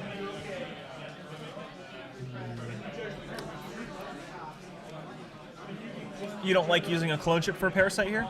I think it's fine, yeah. He just needs to get some data sucker counters going. Oh, for sure. Oh, third breaking news? No. Astro. Man. Oh, Beal. Okay. So Alan's just saying, do I have a 2-1? Come and see. If he has the third breaking news in hand, that's going to be GG next turn. So Jason needs to run HQ to prevent that. Yep. Drawing up, though. Or Alan's just planning to draw into it, maybe. He bought him some cards with Sensi, so he's probably getting very deep into his deck now. The 2 draws at the top here are very interesting to me. I mean, unless Jason's really been digging for a Faust this whole time, that's the only thing I can think of. Or it's possible that this card behind this Data Raven is actually an agenda, right? Because what could that be? It could be like a Jackson. It could be a Jackson, it could be a Sansan, or it could be an agenda. There really isn't a lot else that Alan's playing in his deck I don't think Alan is playing Sansan. I thought there was one. Oh, no, there's a few things. It could be a Shattered again. It could be another Sensi, a Pad Campaign, or a couple Snares. So it looked like Jason was digging for that same old thing, so he could recur Spooned to get through Archangel, and he got through on R&D, but I think the card that was there was actually a breaking news. Oh, it was? Yeah. Correct me if I'm wrong, Stream, but I think he had the breaking news on the table. That's why he was comfortable scoring that other card. Oh, man. That's a Dave Hoyland level play there. Good play by Alan, yeah. Really, really solid play. I mean, just leaving that agenda out there and deciding that Jason was not going to check that card. Yeah. And he had the option of scoring it at any time to tag the runner and trash an important resource. So and that pretty huge. That's a tough call too, I think. To it was in his hand. Okay. Oh, all right. My bad then. Okay. Yeah, I think if you have the breaking news installed there, you would advance, and then trash the Liberated. I think would be a really good play. Or you just hang on to it. I don't know. I mean, there's a lot of options there. I don't think any of them are bad. Because either way, even if you don't do that, right, you, or even if you just score the breaking news, I don't know. I mean, I guess the card in the server was like a snare or something. Snare seems like the most likely, since we didn't see any. Yeah, true. True. All right, so yeah, I think Jason. I mean, it's damned he if you tried do, to draw damned if too you many don't. cards. Like, he just needs to run. Once that Astro is scored, just run everywhere. Draw only if you absolutely need to. Yeah, I can't help but feeling if if Jason had been more aggressive early, like you had said, there was a lot of times where there was just no ice res, and Jason was more concerned about getting his protection up and furthering his board state instead of applying pressure. And I feel like Anarchs really need to be able to at least know what's out there. You shouldn't be afraid to face check. It's only so bad it can be. And I think leaving the Sensi Actors Union, I have no doubt that Alan was able to bottom out some agendas, hide maybe an Explodapalooza, maybe something else. But either way, that filter early game combined with just the really hands-off attitude that Jason had towards running let Alan get far enough ahead that Jason couldn't come back. Yeah. Classic tough spot because Astro is so good. But we're doing the same thing again, so just switching sides of the tables here. Jason now Wizard running. and NEH. Yep. I think this is the one that has Sansan, right? I want to imagine someone has Sansan. No Sansans in either list. No Sansans. Yep. Man. They're both kill decks. Can't afford to play Sansan and kill decks anymore. Just wishful thinking. What happened to Fast Advance? Is that what restructure on turn 1? Hedge credit restructure. That's a scary opening. Just inviting Alan in. Well,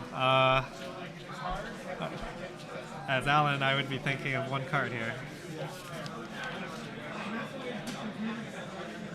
Getting the wild side up.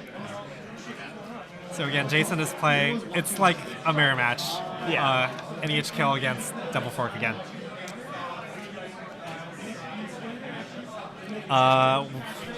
So Ben Terrell from Dodge Pong posted some preliminary stats on regionals, and Wizard and NEH are by far the most popular IDs right now at the top tables. In terms of top 8 cuts, they're very well represented. Yeah, I've seen some of the reports from like the Midwest and more on the East Coast, and NEH seems to be all over on that side of the country. I think they're each like 40% of the top field, so something like that. It's, yeah, they're the two most versatile IDs right now, I think. Oh, for sure. I mean, like, Wizard just has so many good things to trash now, and this cycle has had so many good assets that cost money, or that, are 3 or less to trash. Just giving more power to Wizard, and Anarch already have those great cards from all over the place, really, not just one specific set. Here comes targeted marketing. I'm going to actually ask them what targeted marketing is on. Be right back. Ben, you try to decipher what's going on here. Try to decipher what's going on. All right. So I'm really not sure what the targeted marketing would be here. I would think whatever would break the ice is what the targeted maybe a corroder. That way, even if Alan does want to go into this remote, he would get a bunch of credits, or Jason would get a bunch of credits from that. So the targeted marketing is naming adjusted card type. Oh, okay. So more of a heads-up play. Actually, that's really smart. Forcing Alan to, if he wants his clicks, to give Jason $10. Mm-hmm. I like that play a lot. So if Alan has the credit type in hand, then he'll really want to steal an agenda before playing it. But the problem is if he steals an agenda, he opens himself up to a mid-season. Is that casting call? No, it's snatch and grab. Oh. So Jason is playing a list that's heavily reliant on mid-season. So he plays this card, and he's going to pay a lot of money to try to land this snatch and grab and kill the film critic. I think he's making it cost 10. I think he's making it so Wizard can't break. It's base trace 3, and he's pumping by 7. Yeah, that looks right. Man. Kill that film critic. He drew so much money early that he can actually get away with this and still have a slight money lead. Probably anticipated it a little bit. I mean, you see Wizard sitting across the table, and you figure what they're going to do. I mean, that engine is a given, I feel like, at this point. The wild cakes build. Tishizi, Jason does not have 24/7, so I think he's pretty much all in on mid-season for his tagging. He has some tagging ice and breaking news, of course, also.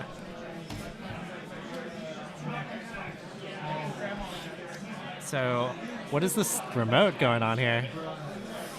This was when Jason did the targeted marketing, I believe. So it was Interesting. targeted marketing and then install up.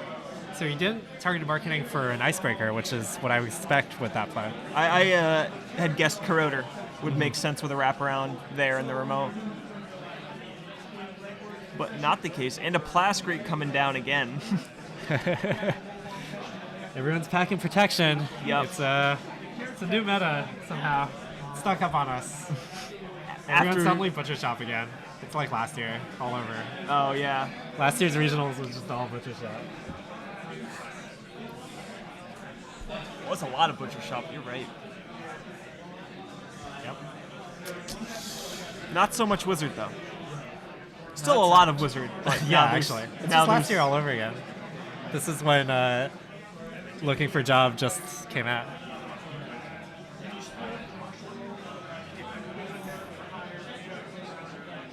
Okay.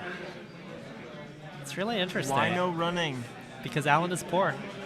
He doesn't want to get mid-season. Oh, yeah, but AstroScript is bad. Yeah, but you see how Jason didn't even score it for the longest time? True. He's signaling so hard that he has the mid-season in hand with this And like with ball the at open. play. Yeah. So he didn't even mind, I think, if Alan managed to get into the remote and steal the Astro because he would just get mid-season. Turntable. Turntable, good. pretty good. Oh, that's not Scorched good. Earth. I think he was already expecting that one. But it's nice to know that the Corp has one coming up, or that at least they have one at the ready. So now Jason has to find a way to use this Astro token as fast as he can. So it makes it a lot less dangerous, actually. Unless he has a second Astro here. Oh, no. Does he? Nope. No, just a Beal. Okay. So the turntable forced that play, but it does make Jason's score out plan a lot weaker now. He can either do 3-2-1s like Alan just did to him, or he has to score out an agenda the normal way without fast advancing. Well, you know, Jason already has one of his Plascretes in hand, so he could do the same exact thing that Alan did last. What card do you mean? Scorch. Oh, Scorch. Sorry. So Jason might do the same play that Alan did, install advance of breaking news. I mean, even doing that to blow up this wild side wouldn't be bad, but Jason spent his money now, though. And now Alan is the one who's rich. So there's definitely been a shift here. Jason can't threaten mid-season anymore, and Alan gets a lot of free room to run, to get rid of that targeted marketing. but he's not really taking advantage of that opportunity, it seems. I'm not sure what he's doing. The wild side is kind of constricting him. It's flooding him with cards. He is getting money. He looks like he played a sure gamble not too long ago. What was that with TM? Yeah. Pancakes was named. Yep. Oh, career fair for Liberated. Yeah, so Alan's now getting a lot of leverage here with money. Yeah, Jason just got 5 more credits somehow too. Sweeps? I don't know. Maybe I just missed I the think 5 he just credits clicked earlier? for credits. He had the 5 credits before. Okay. Jason had 7 last turn. So it's 10 to 14? Yes. Restructure. There we go. This is tight. So Jason really leveraged his opening money advantage to score out Astro and then deal with it without Alan really being able to contest. But now it's a really even game. Jason has the points advantage. He's 4 points up. But board state-wise, he's so weak. His centrals are wide open, so anytime Alan decides he can afford to start running them, Jason has to expect hemorrhaging points. So it was a wraparound. I'm not bad at this guessing Netrunner cards thing. Not bad. But it's tricky, like, what to even name when you have this play, because they could have Corroder, but they could also have David. Or they could play fast and just trash a bunch of cards. So, True. I mean, tricky. honestly, if you anticipate this to be one of the more standard Dumble Fork builds, I don't think you name Corroder. Not many of them run Corroders anymore. They're more reliant on Faust and David. He probably named David I if he think really David. wanted to score. Yeah. But in this case, he cared more about slowing the runner down, not letting them develop. I think that's a good call, but I think the problem here, There's a David. unless this is the agenda, yeah, okay. It is. Deal. Okay. So he was testing there. If he managed to score that deal, Jason basically wins. So Alan wisely checks it with his David. I think that was very, very well timed, though, because Alan needed pressure. And What was well timed? drawing the David, or at least making a play on that server. I was about to say how Alan really needed to start running the centrals, even if he's overdrawing and discarding down. He needs to get rid of that targeted marketing so he can get his clicks back. He made the right read that Jason was trying to sneak out the third agenda he needed. And he's deep enough in the deck now that I think as Jason, you really have to expect some kind of solution to wrap around. Yeah. But I mean, like here, I think Jason's probably trying to figure out. Yeah, he's trying to figure out if it's worth mid-seasoning. So being able to kill the targeted marketing is going to both help and hurt. But I think Alan scoring the agenda in the long term is what he needed more. This is a really hard mid-season decision. I wouldn't blame Jason for tanking a lot here. Looks like he's decided not to. He's Maybe? showing a card at least. Yeah. Oh, it's all advance. Okay. Okay. So just scoring breaking news. I think that's the right play. I really don't think Jason should rely on trying to go for a kill right now. I mean, He Alan would have to spend everything on that midseason, and I think that's not going to work out for him with the blast grade. No, when you can go to 5 points on the board, and actually Jason might have installed that breaking news because he wasn't sure if he wanted the midseas or not. That might have been entirely dependent on what Jason drew. Sure, that's possible. And that would be a solid play. I mean, if Jason draws money, then he just leaves it and lets Alan steal it. And then Jason can hard money in midseason, and Alan probably would get caught in a bad spot. Maybe. Or he could just play the money in the midseason third click on the same turn. Sure. Or that, yeah. Either way works, I think. But I mean, if you have the option, there's no... Oh, no, there is a liberated. Okay, never mind. I think that's the right play. You're right. Yeah. At this point, it's interesting what Jason's plan is now. Can I see Jason's X? Yeah. He's at 5 points, but those last 2 points are pretty tough to score. So he's going to start icing up. I guess he's going to start trying to play a more conventional game and eventually just find a window.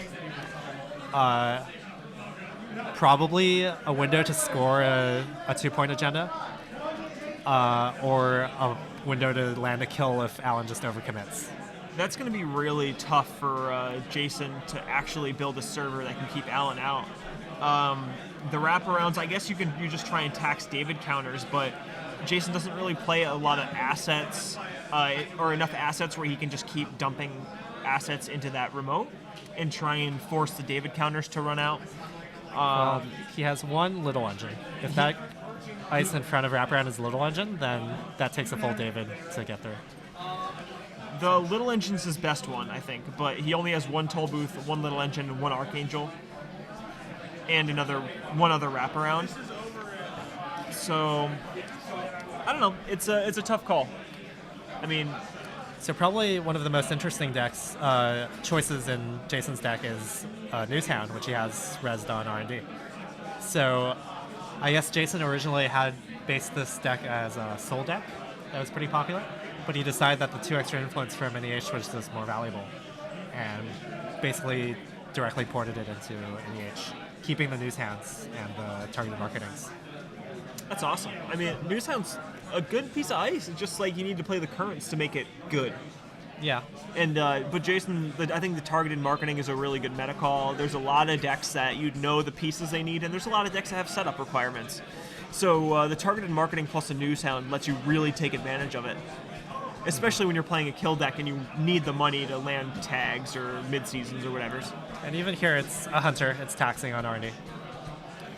All right, Jason is jamming. I think this is the right play. If he waits, Oh, yeah. and there it is. Mhm. The one. So he has exactly 3 credits to score his 4-2 here. Yes. And I think waiting does not help him here because Wildside will just eventually draw Wizard into more David recursion. Or second David or David recursion. So just jam here and hope that Alan doesn't have a second David. And that's probably, I think that's the way it's going to go. We saw one David of Allen's go in the discard pile. He has the one out. I think it's likely you see 2. I don't know if it's likely you've seen 3 at this point in the game. One David was already trashed? Yeah, one David is trashed already. Okay. So he needs like Clone Chip or Corroder would get him through. Or he could Faust and spend 4 cards on Wraparound. He needs to do one of those things because otherwise he loses the game. Well, high likelihood. This could just be breaking news to force Allen to be in a bad spot.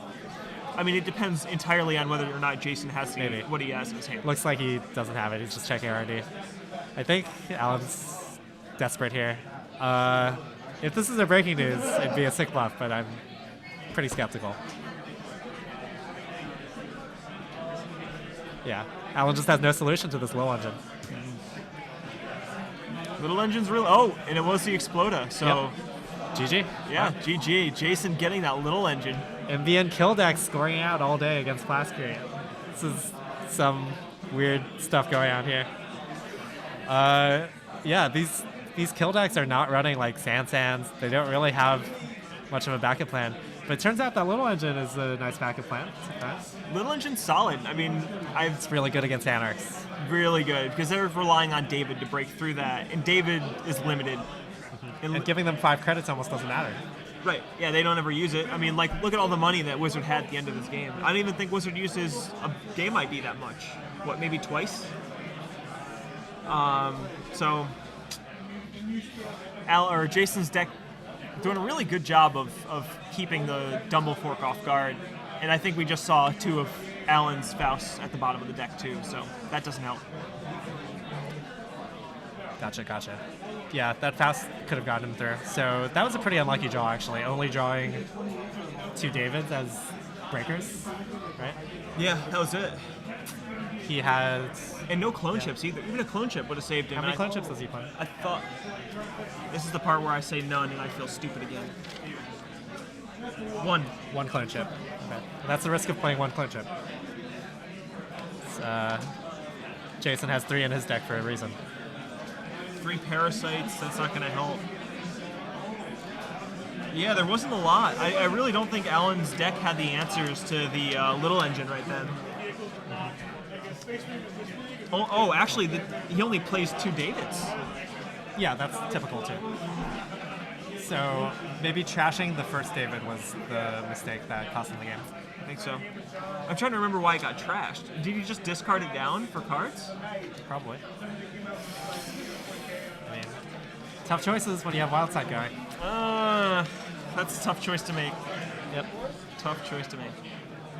Okay, so top 2 seeds split, as is quite typical. So no undefeated players left. And after the break, we'll have more Wizard and NEH. I hope we get some different matchups at the top. I'll talk to Travis and see if we can arrange something else. But I think we're really seeing the meta kind of adapt here. With Wizard being so popular, these NEH decks seem like a great choice to try to combat that. Yeah, I mean, it's so versatile. You have 17 influence, you have a really strong ability that just gets you cards. I mean, just go fast, really threaten the kill so they have to like spend all their time setting up, and then you can still score out before them because it turns out Astro still wins games. Yeah, and even through turntable. And with Actors Union now, you can just bury agendas that you don't want at the time, hide things even better. And find your kill quicker. So playing only those 2 Scorches or 2 Scorch and 2 Traffic or whatever isn't as big of a hindrance because you have such an aggressive draw. Yeah. People really need to start checking these Sensi Actors Unions more. Like, that's the real reason why I think Second Field is good. Like, people are just not checking these remotes, and they really should be. I mean, does Psychic Field really discourage you? It can. When you have kill pieces, it can. Because if they hit it first click, they can only drop to 3, right? And then that leaves them really vulnerable to Scorch. So then you're saying Psychic Field, Sea Source? Just go hard? Just go hard, man. I don't know. Jason had 1. I think it's pretty nice. But losing the 3rd Astro is a big cost for the scoring plan. So, trade-offs.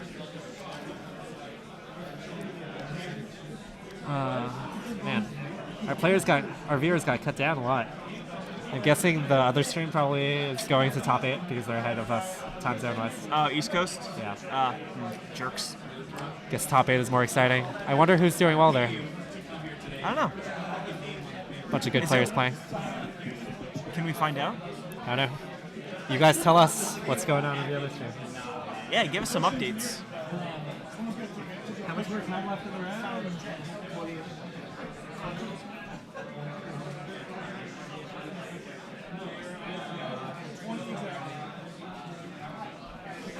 We still have 20-ish minutes before the next round, but table 2 is also done, it looks like. I don't really want to mess with moving the camera to a different table. It seems risky. Seems risky. Agreed. So we'll be back around 4 o'clock. I'll probably do another interview before we get into round 5, which is the last round of Swiss. Wow, only one more round? Only one more. Damn. Time flies when you do commentary. It does. Seems a lot longer when you play, right? It does. Like, I could have been playing 4 games in Netrunner, or I could comment 4 games in Netrunner. I think if this is... I'm not stressing about what I do here. I mean... Yeah. It's the things you definitely say. less stressful.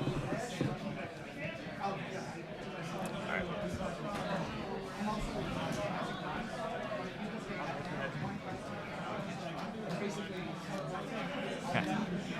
All right, guys, we're going to take a break, but we'll be back soon.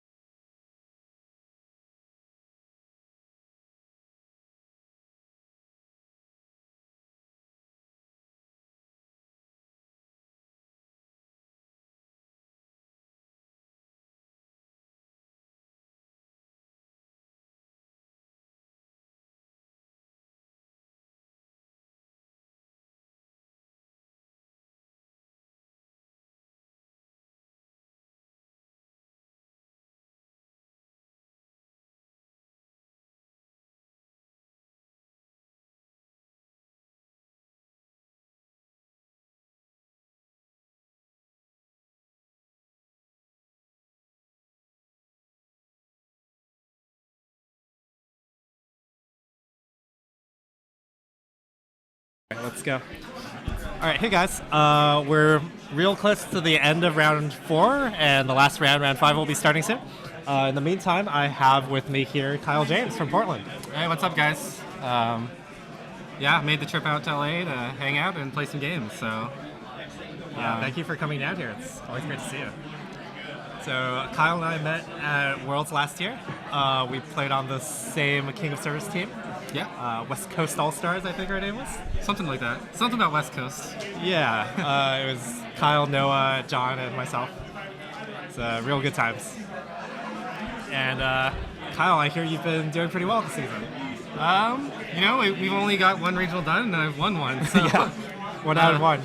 you know, I'm in the hunt for top 8 here. I'm 6-2. You're in contention. So, gotta win this last round. I think at least one of the games. Yeah, I think the cutoff will be somewhere in the middle of like 7-3. So Yeah, I think some 7-3s might miss it. so if you split, it'll be close. But if you sweep, you should be in. Yeah.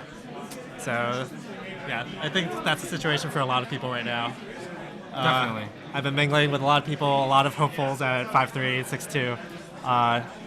Just a few like hallowed folks still at 7-1, I think. That handbag is unusually talkative, yes. My consciousness was transferred into this handbag for the stream to be more photogenic. So, do you have any questions to me? I don't know. What do I ask you? Interviewer? I don't. Mr. Interviewer. What do people want to know about Kyle James? I'm on IG this weekend.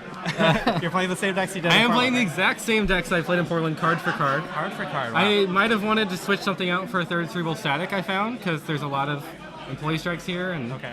And a lot of slums, right? I've played against slums twice, although I've beat both the slums decks, and I've lost to the non-slums decks. So Yeah. I don't know how that's, you know, It's weird. I haven't lost to slums in tournament yet.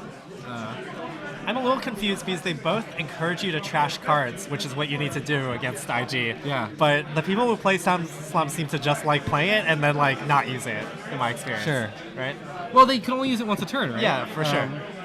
But you have to use it like every turn to really maximize it. So I chose IG. I don't know if I'll play it next weekend in Tacoma, but I'm 2-2 with it here. So Okay. 4-0 with Wizard. Wizard hasn't lost a game last week or in Portland or here. Wow, So, that's crazy. I feel really good that I beat you before this before the tournament started. Yeah. Well, you're Timmy Wong, so But, I don't feel bad about that. Okay. I guess I was playing a tough matchup for you also. I don't know. I don't know if it's tough. I wish I had drawn Faust, Yeah. Sure. so I could have been in the game. That's true. Does the stream have any questions? Yeah. I mean, I'm many not talkative Timmy people Wong right or Dan Argenio, so. Well, Kyle's pretty good, guys. He's on the way up, I think. Well, I am attending Gen Con this year, and hopefully Worlds, because we don't have registration up yet, so I don't know. Yeah, it's weird. Was it up by this? I It don't must have been up remember. by this point. I don't I know. feel like it was post-regional season. Well, no. Around this time, because regionals June or were July. later last year. Yeah. So. Yeah, I wonder what they're gonna do. I guess they should have way more room now that they've split up the tracks for the games. All the Star Wars games are not. at Well, once anymore. so this year Star Wars is still with us. Oh, it starts next year. So they have a Worlds in November, and then they have a Worlds in like March. Wow, I Yeah. didn't realize that's how it works. Yeah. That's So they're still really with us odd. on this track. You Next just track. get 2 worlds 3 months apart. Yeah. Or I mean it's like 5 months apart. Okay. I'd have to look at the chart, but they're still with us this year, I believe. Wow. Okay. Yeah. I'm shocked. Which is kind of a bummer. I'm ready for them to go. I love you guys, but you know we need our space. I mean, like Some- regionals attendance is down. Maybe worlds That's true. attendance will even go down. And Gen Con hasn't sold out for Netrunner. Yeah. But Thrones is always sold Thrones out. sold out in 2 hours for Gen Con, I believe. You So- play Thrones too. I do. Yeah, I'm a Thrones player. I think I mostly play. I think my main game, whatever, is Netrunner. I spend most of my focus on that, but But you're pretty good at like all these games, I think, right? I've won a lot of Thrones tournaments in the Awesome. Northwest. I did go 1-7 at Worlds last year in yeah. Thrones 1.0. Wow. I had a super buy, and then I lost every game I played. But you had like never played that game. No, I you know. did. I played it. like, I had you never had played the practice. deck. I had never Yeah. played the deck. I blame Robert Brown if you're. Well, he's at a Thrones tournament, but when he watches the VOD, it's your fault. For Why your, is it Robert it's his Brown's deck. fault? Oh, okay. I just tease him about it. It's my fault. Oh, it feels bad. Well, cool. How are you feeling today? You think your odds are good? I'm feeling better after that last round. Getting a sweep under my belt. It's my second sweep of the day. So I was a little nervous going into that round. Now I'm feeling the adrenaline, excitement. Have you played any cool decks today? I don't know. Any interesting experiences? Anything really exciting? I've played in BN like 3 times. And every game, I just end the game by floating tags and hitting RNU with media. Okay. It's all kill, right? Huh? It's all kill? There's lots of kill. So much kill, yeah. I've had worse and Plascrete. I don't know why some of the wizards cut Plascrete. I guess they're hedging. I don't know. Everyone's playing Plascrete too, it seems. I really like Plascrete, so seems important. At least in the Northwest, you need Plascrete, I think. Well, now in the Southwest too. I don't know what these East Coast guys are doing. I think Jason made some waves. Probably more kill there too. Okay. Is there anything you're like nervous about facing for the rest of the tournament? Anything you're looking to dodge? You know, the wizard games are always really close. Okay. Yeah. And they're always really competitive. And I feel like a good court player can sit down and maybe end my wizard streak. So it's possible. They're always super. Like, I've won all my games, but they're so, on the edge. That's exciting. Yeah, those my favorite games, my wizard games. You always seem to come just out on top though. So yeah, those are the best kinds of games. And then I don't know. I'm excited about next week because I'm gonna try to play some Rebirth. I don't know yet. Rebirth, yeah, that's coming out. What idea are you thinking? I don't know. I was thinking Andy, but sure. Popular choice. I miss her, but I've been hearing some people are trying it and not having too much success. Yeah, I think it might be a little overrated, honestly. I don't know. I'd like to play it. I'd like to play something new. Turning Wheel seems really cool. Turning Wheel seems sick, yeah. Real strong. This new pack just seems so crazy. Nobody's talking to us, so No one's talking to us. We're just talking to avoid spouting. So Timmy, you're not playing another regional this season. Yep. So are you retiring to Worlds or? Yeah, I'm done. No tournaments. I'll probably just become a crazy hermit theorist. I don't know. Okay. You can send me decks, and then I won't play them because I never play your decks. I never know what to do Kyle. with them. I play them on JNet, and I'm like, why? I don't have a levy. How do I win? I just expend all my resources and lose. You seem to do fine with normal decks. So Stock you don't stuff, need me. yeah. Stock stuff, I'm fine. I pretty much only play stock lists, so I don't shake the pot too much. You just figure out what decks are good and then get good at playing them. It involves messaging somebody I think is better than me. And like, oh, this is good right now. I'm like, okay, that's my testing.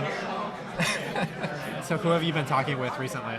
Some local players on my meta who I think have a pretty good grasp on our meta at least. Who's good in your meta? I don't know much about them. We've lost a lot of good players to time and responsibilities. But I think, Robert Brown, at Asa on StemHack and stuff. Raj Giri, he's a grog boxer. I think he's pretty good. And Brian Williams, who is really good, I think. So San, I think. Yeah, San. So, we've lost a lot of players, but we've had some fill-ins too. We have some new up-and-comers in the meta. So cool. I don't know all their names, but I see them and they're improving, right? So awesome. Regionals, we had some people. I think the guy who finished 9th, I think it might have been his first regional, Zach Perryman. Maybe he played the regional last year though, so it might have been his second regional. In which case, sorry Zach, you're not an up-and-comer. I think he's still an up-and-comer in that situation. He's been playing for a while, but it's But he's still going up. Going up. It's coming. We got lots of people that I think are solid, middle of the pack people. So are a bunch of you going to go up to Seattle? Yeah, Actually, like I'm going with some Thrones players mostly. We're Okay. staying in a room, but we're all playing the Seattle tournament next weekend, and we're gonna do the Thrones Joust Netrunner Draft Regional, which is really cool. If anybody's in the Tacoma area, you should do that. And then also the Netrunner Regional. So What a weekend. yeah, ETX is a blast. So Man, that sounds amazing. I hope they stream some of that. yeah, from be what I quite an know, event. that it will be streamed. It was streamed last year. Okay. I hope Joe's doing it again this year, but he's been away. We'll see. Rip Joe. Rip Joe. Oh. Joe did great streams. Yes. I think I might be heading out. So Yeah, looks like thank pairings you might have been for just listening posting. to me chat. I think you guys are all watching Dan on the other channel, but Who cares about that guy? All right, see you later, Tim. See you later, Kyle. Thanks for doing this interview. Yep. We'll have round 5 up very shortly.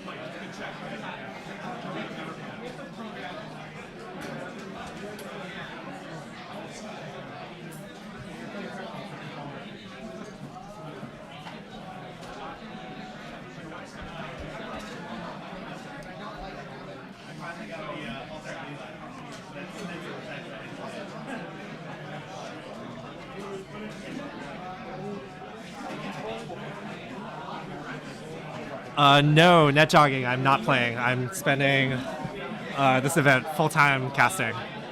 So I already won one, so I didn't really feel the need to try to win a second one. Even though I did win here last year, so it would have been nice to try to defend my title. Oh well.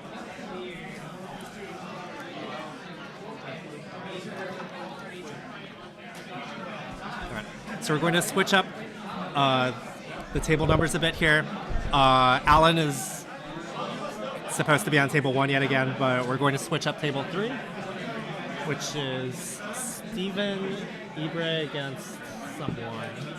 But I know Steven is playing Leela, so that should be a treat for you guys. Good to get a Crim player up here.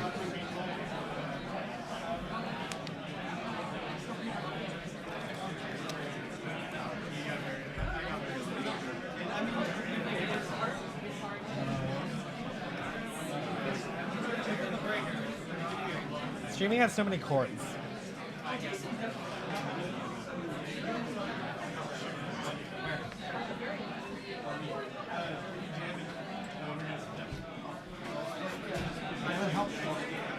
Damn it, help. Where did I do that?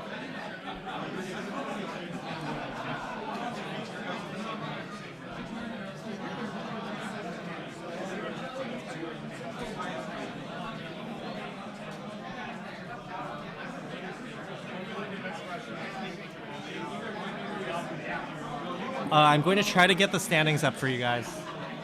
Give me a couple minutes here.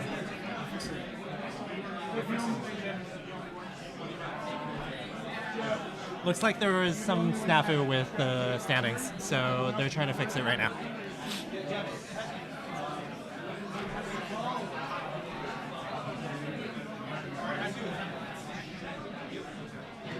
I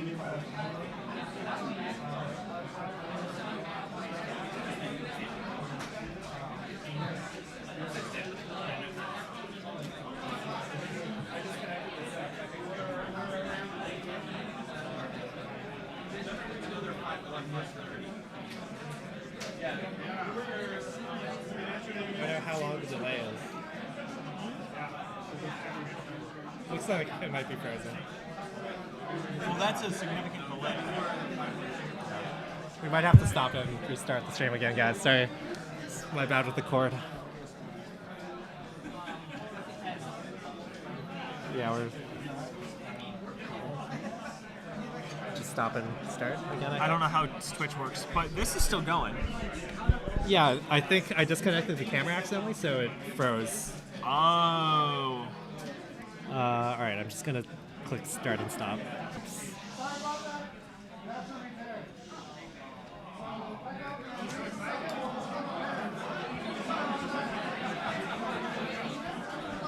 There we go. Okay, cool. All right, we're back live again. I'm really bad at using OBS. You guys didn't miss anything.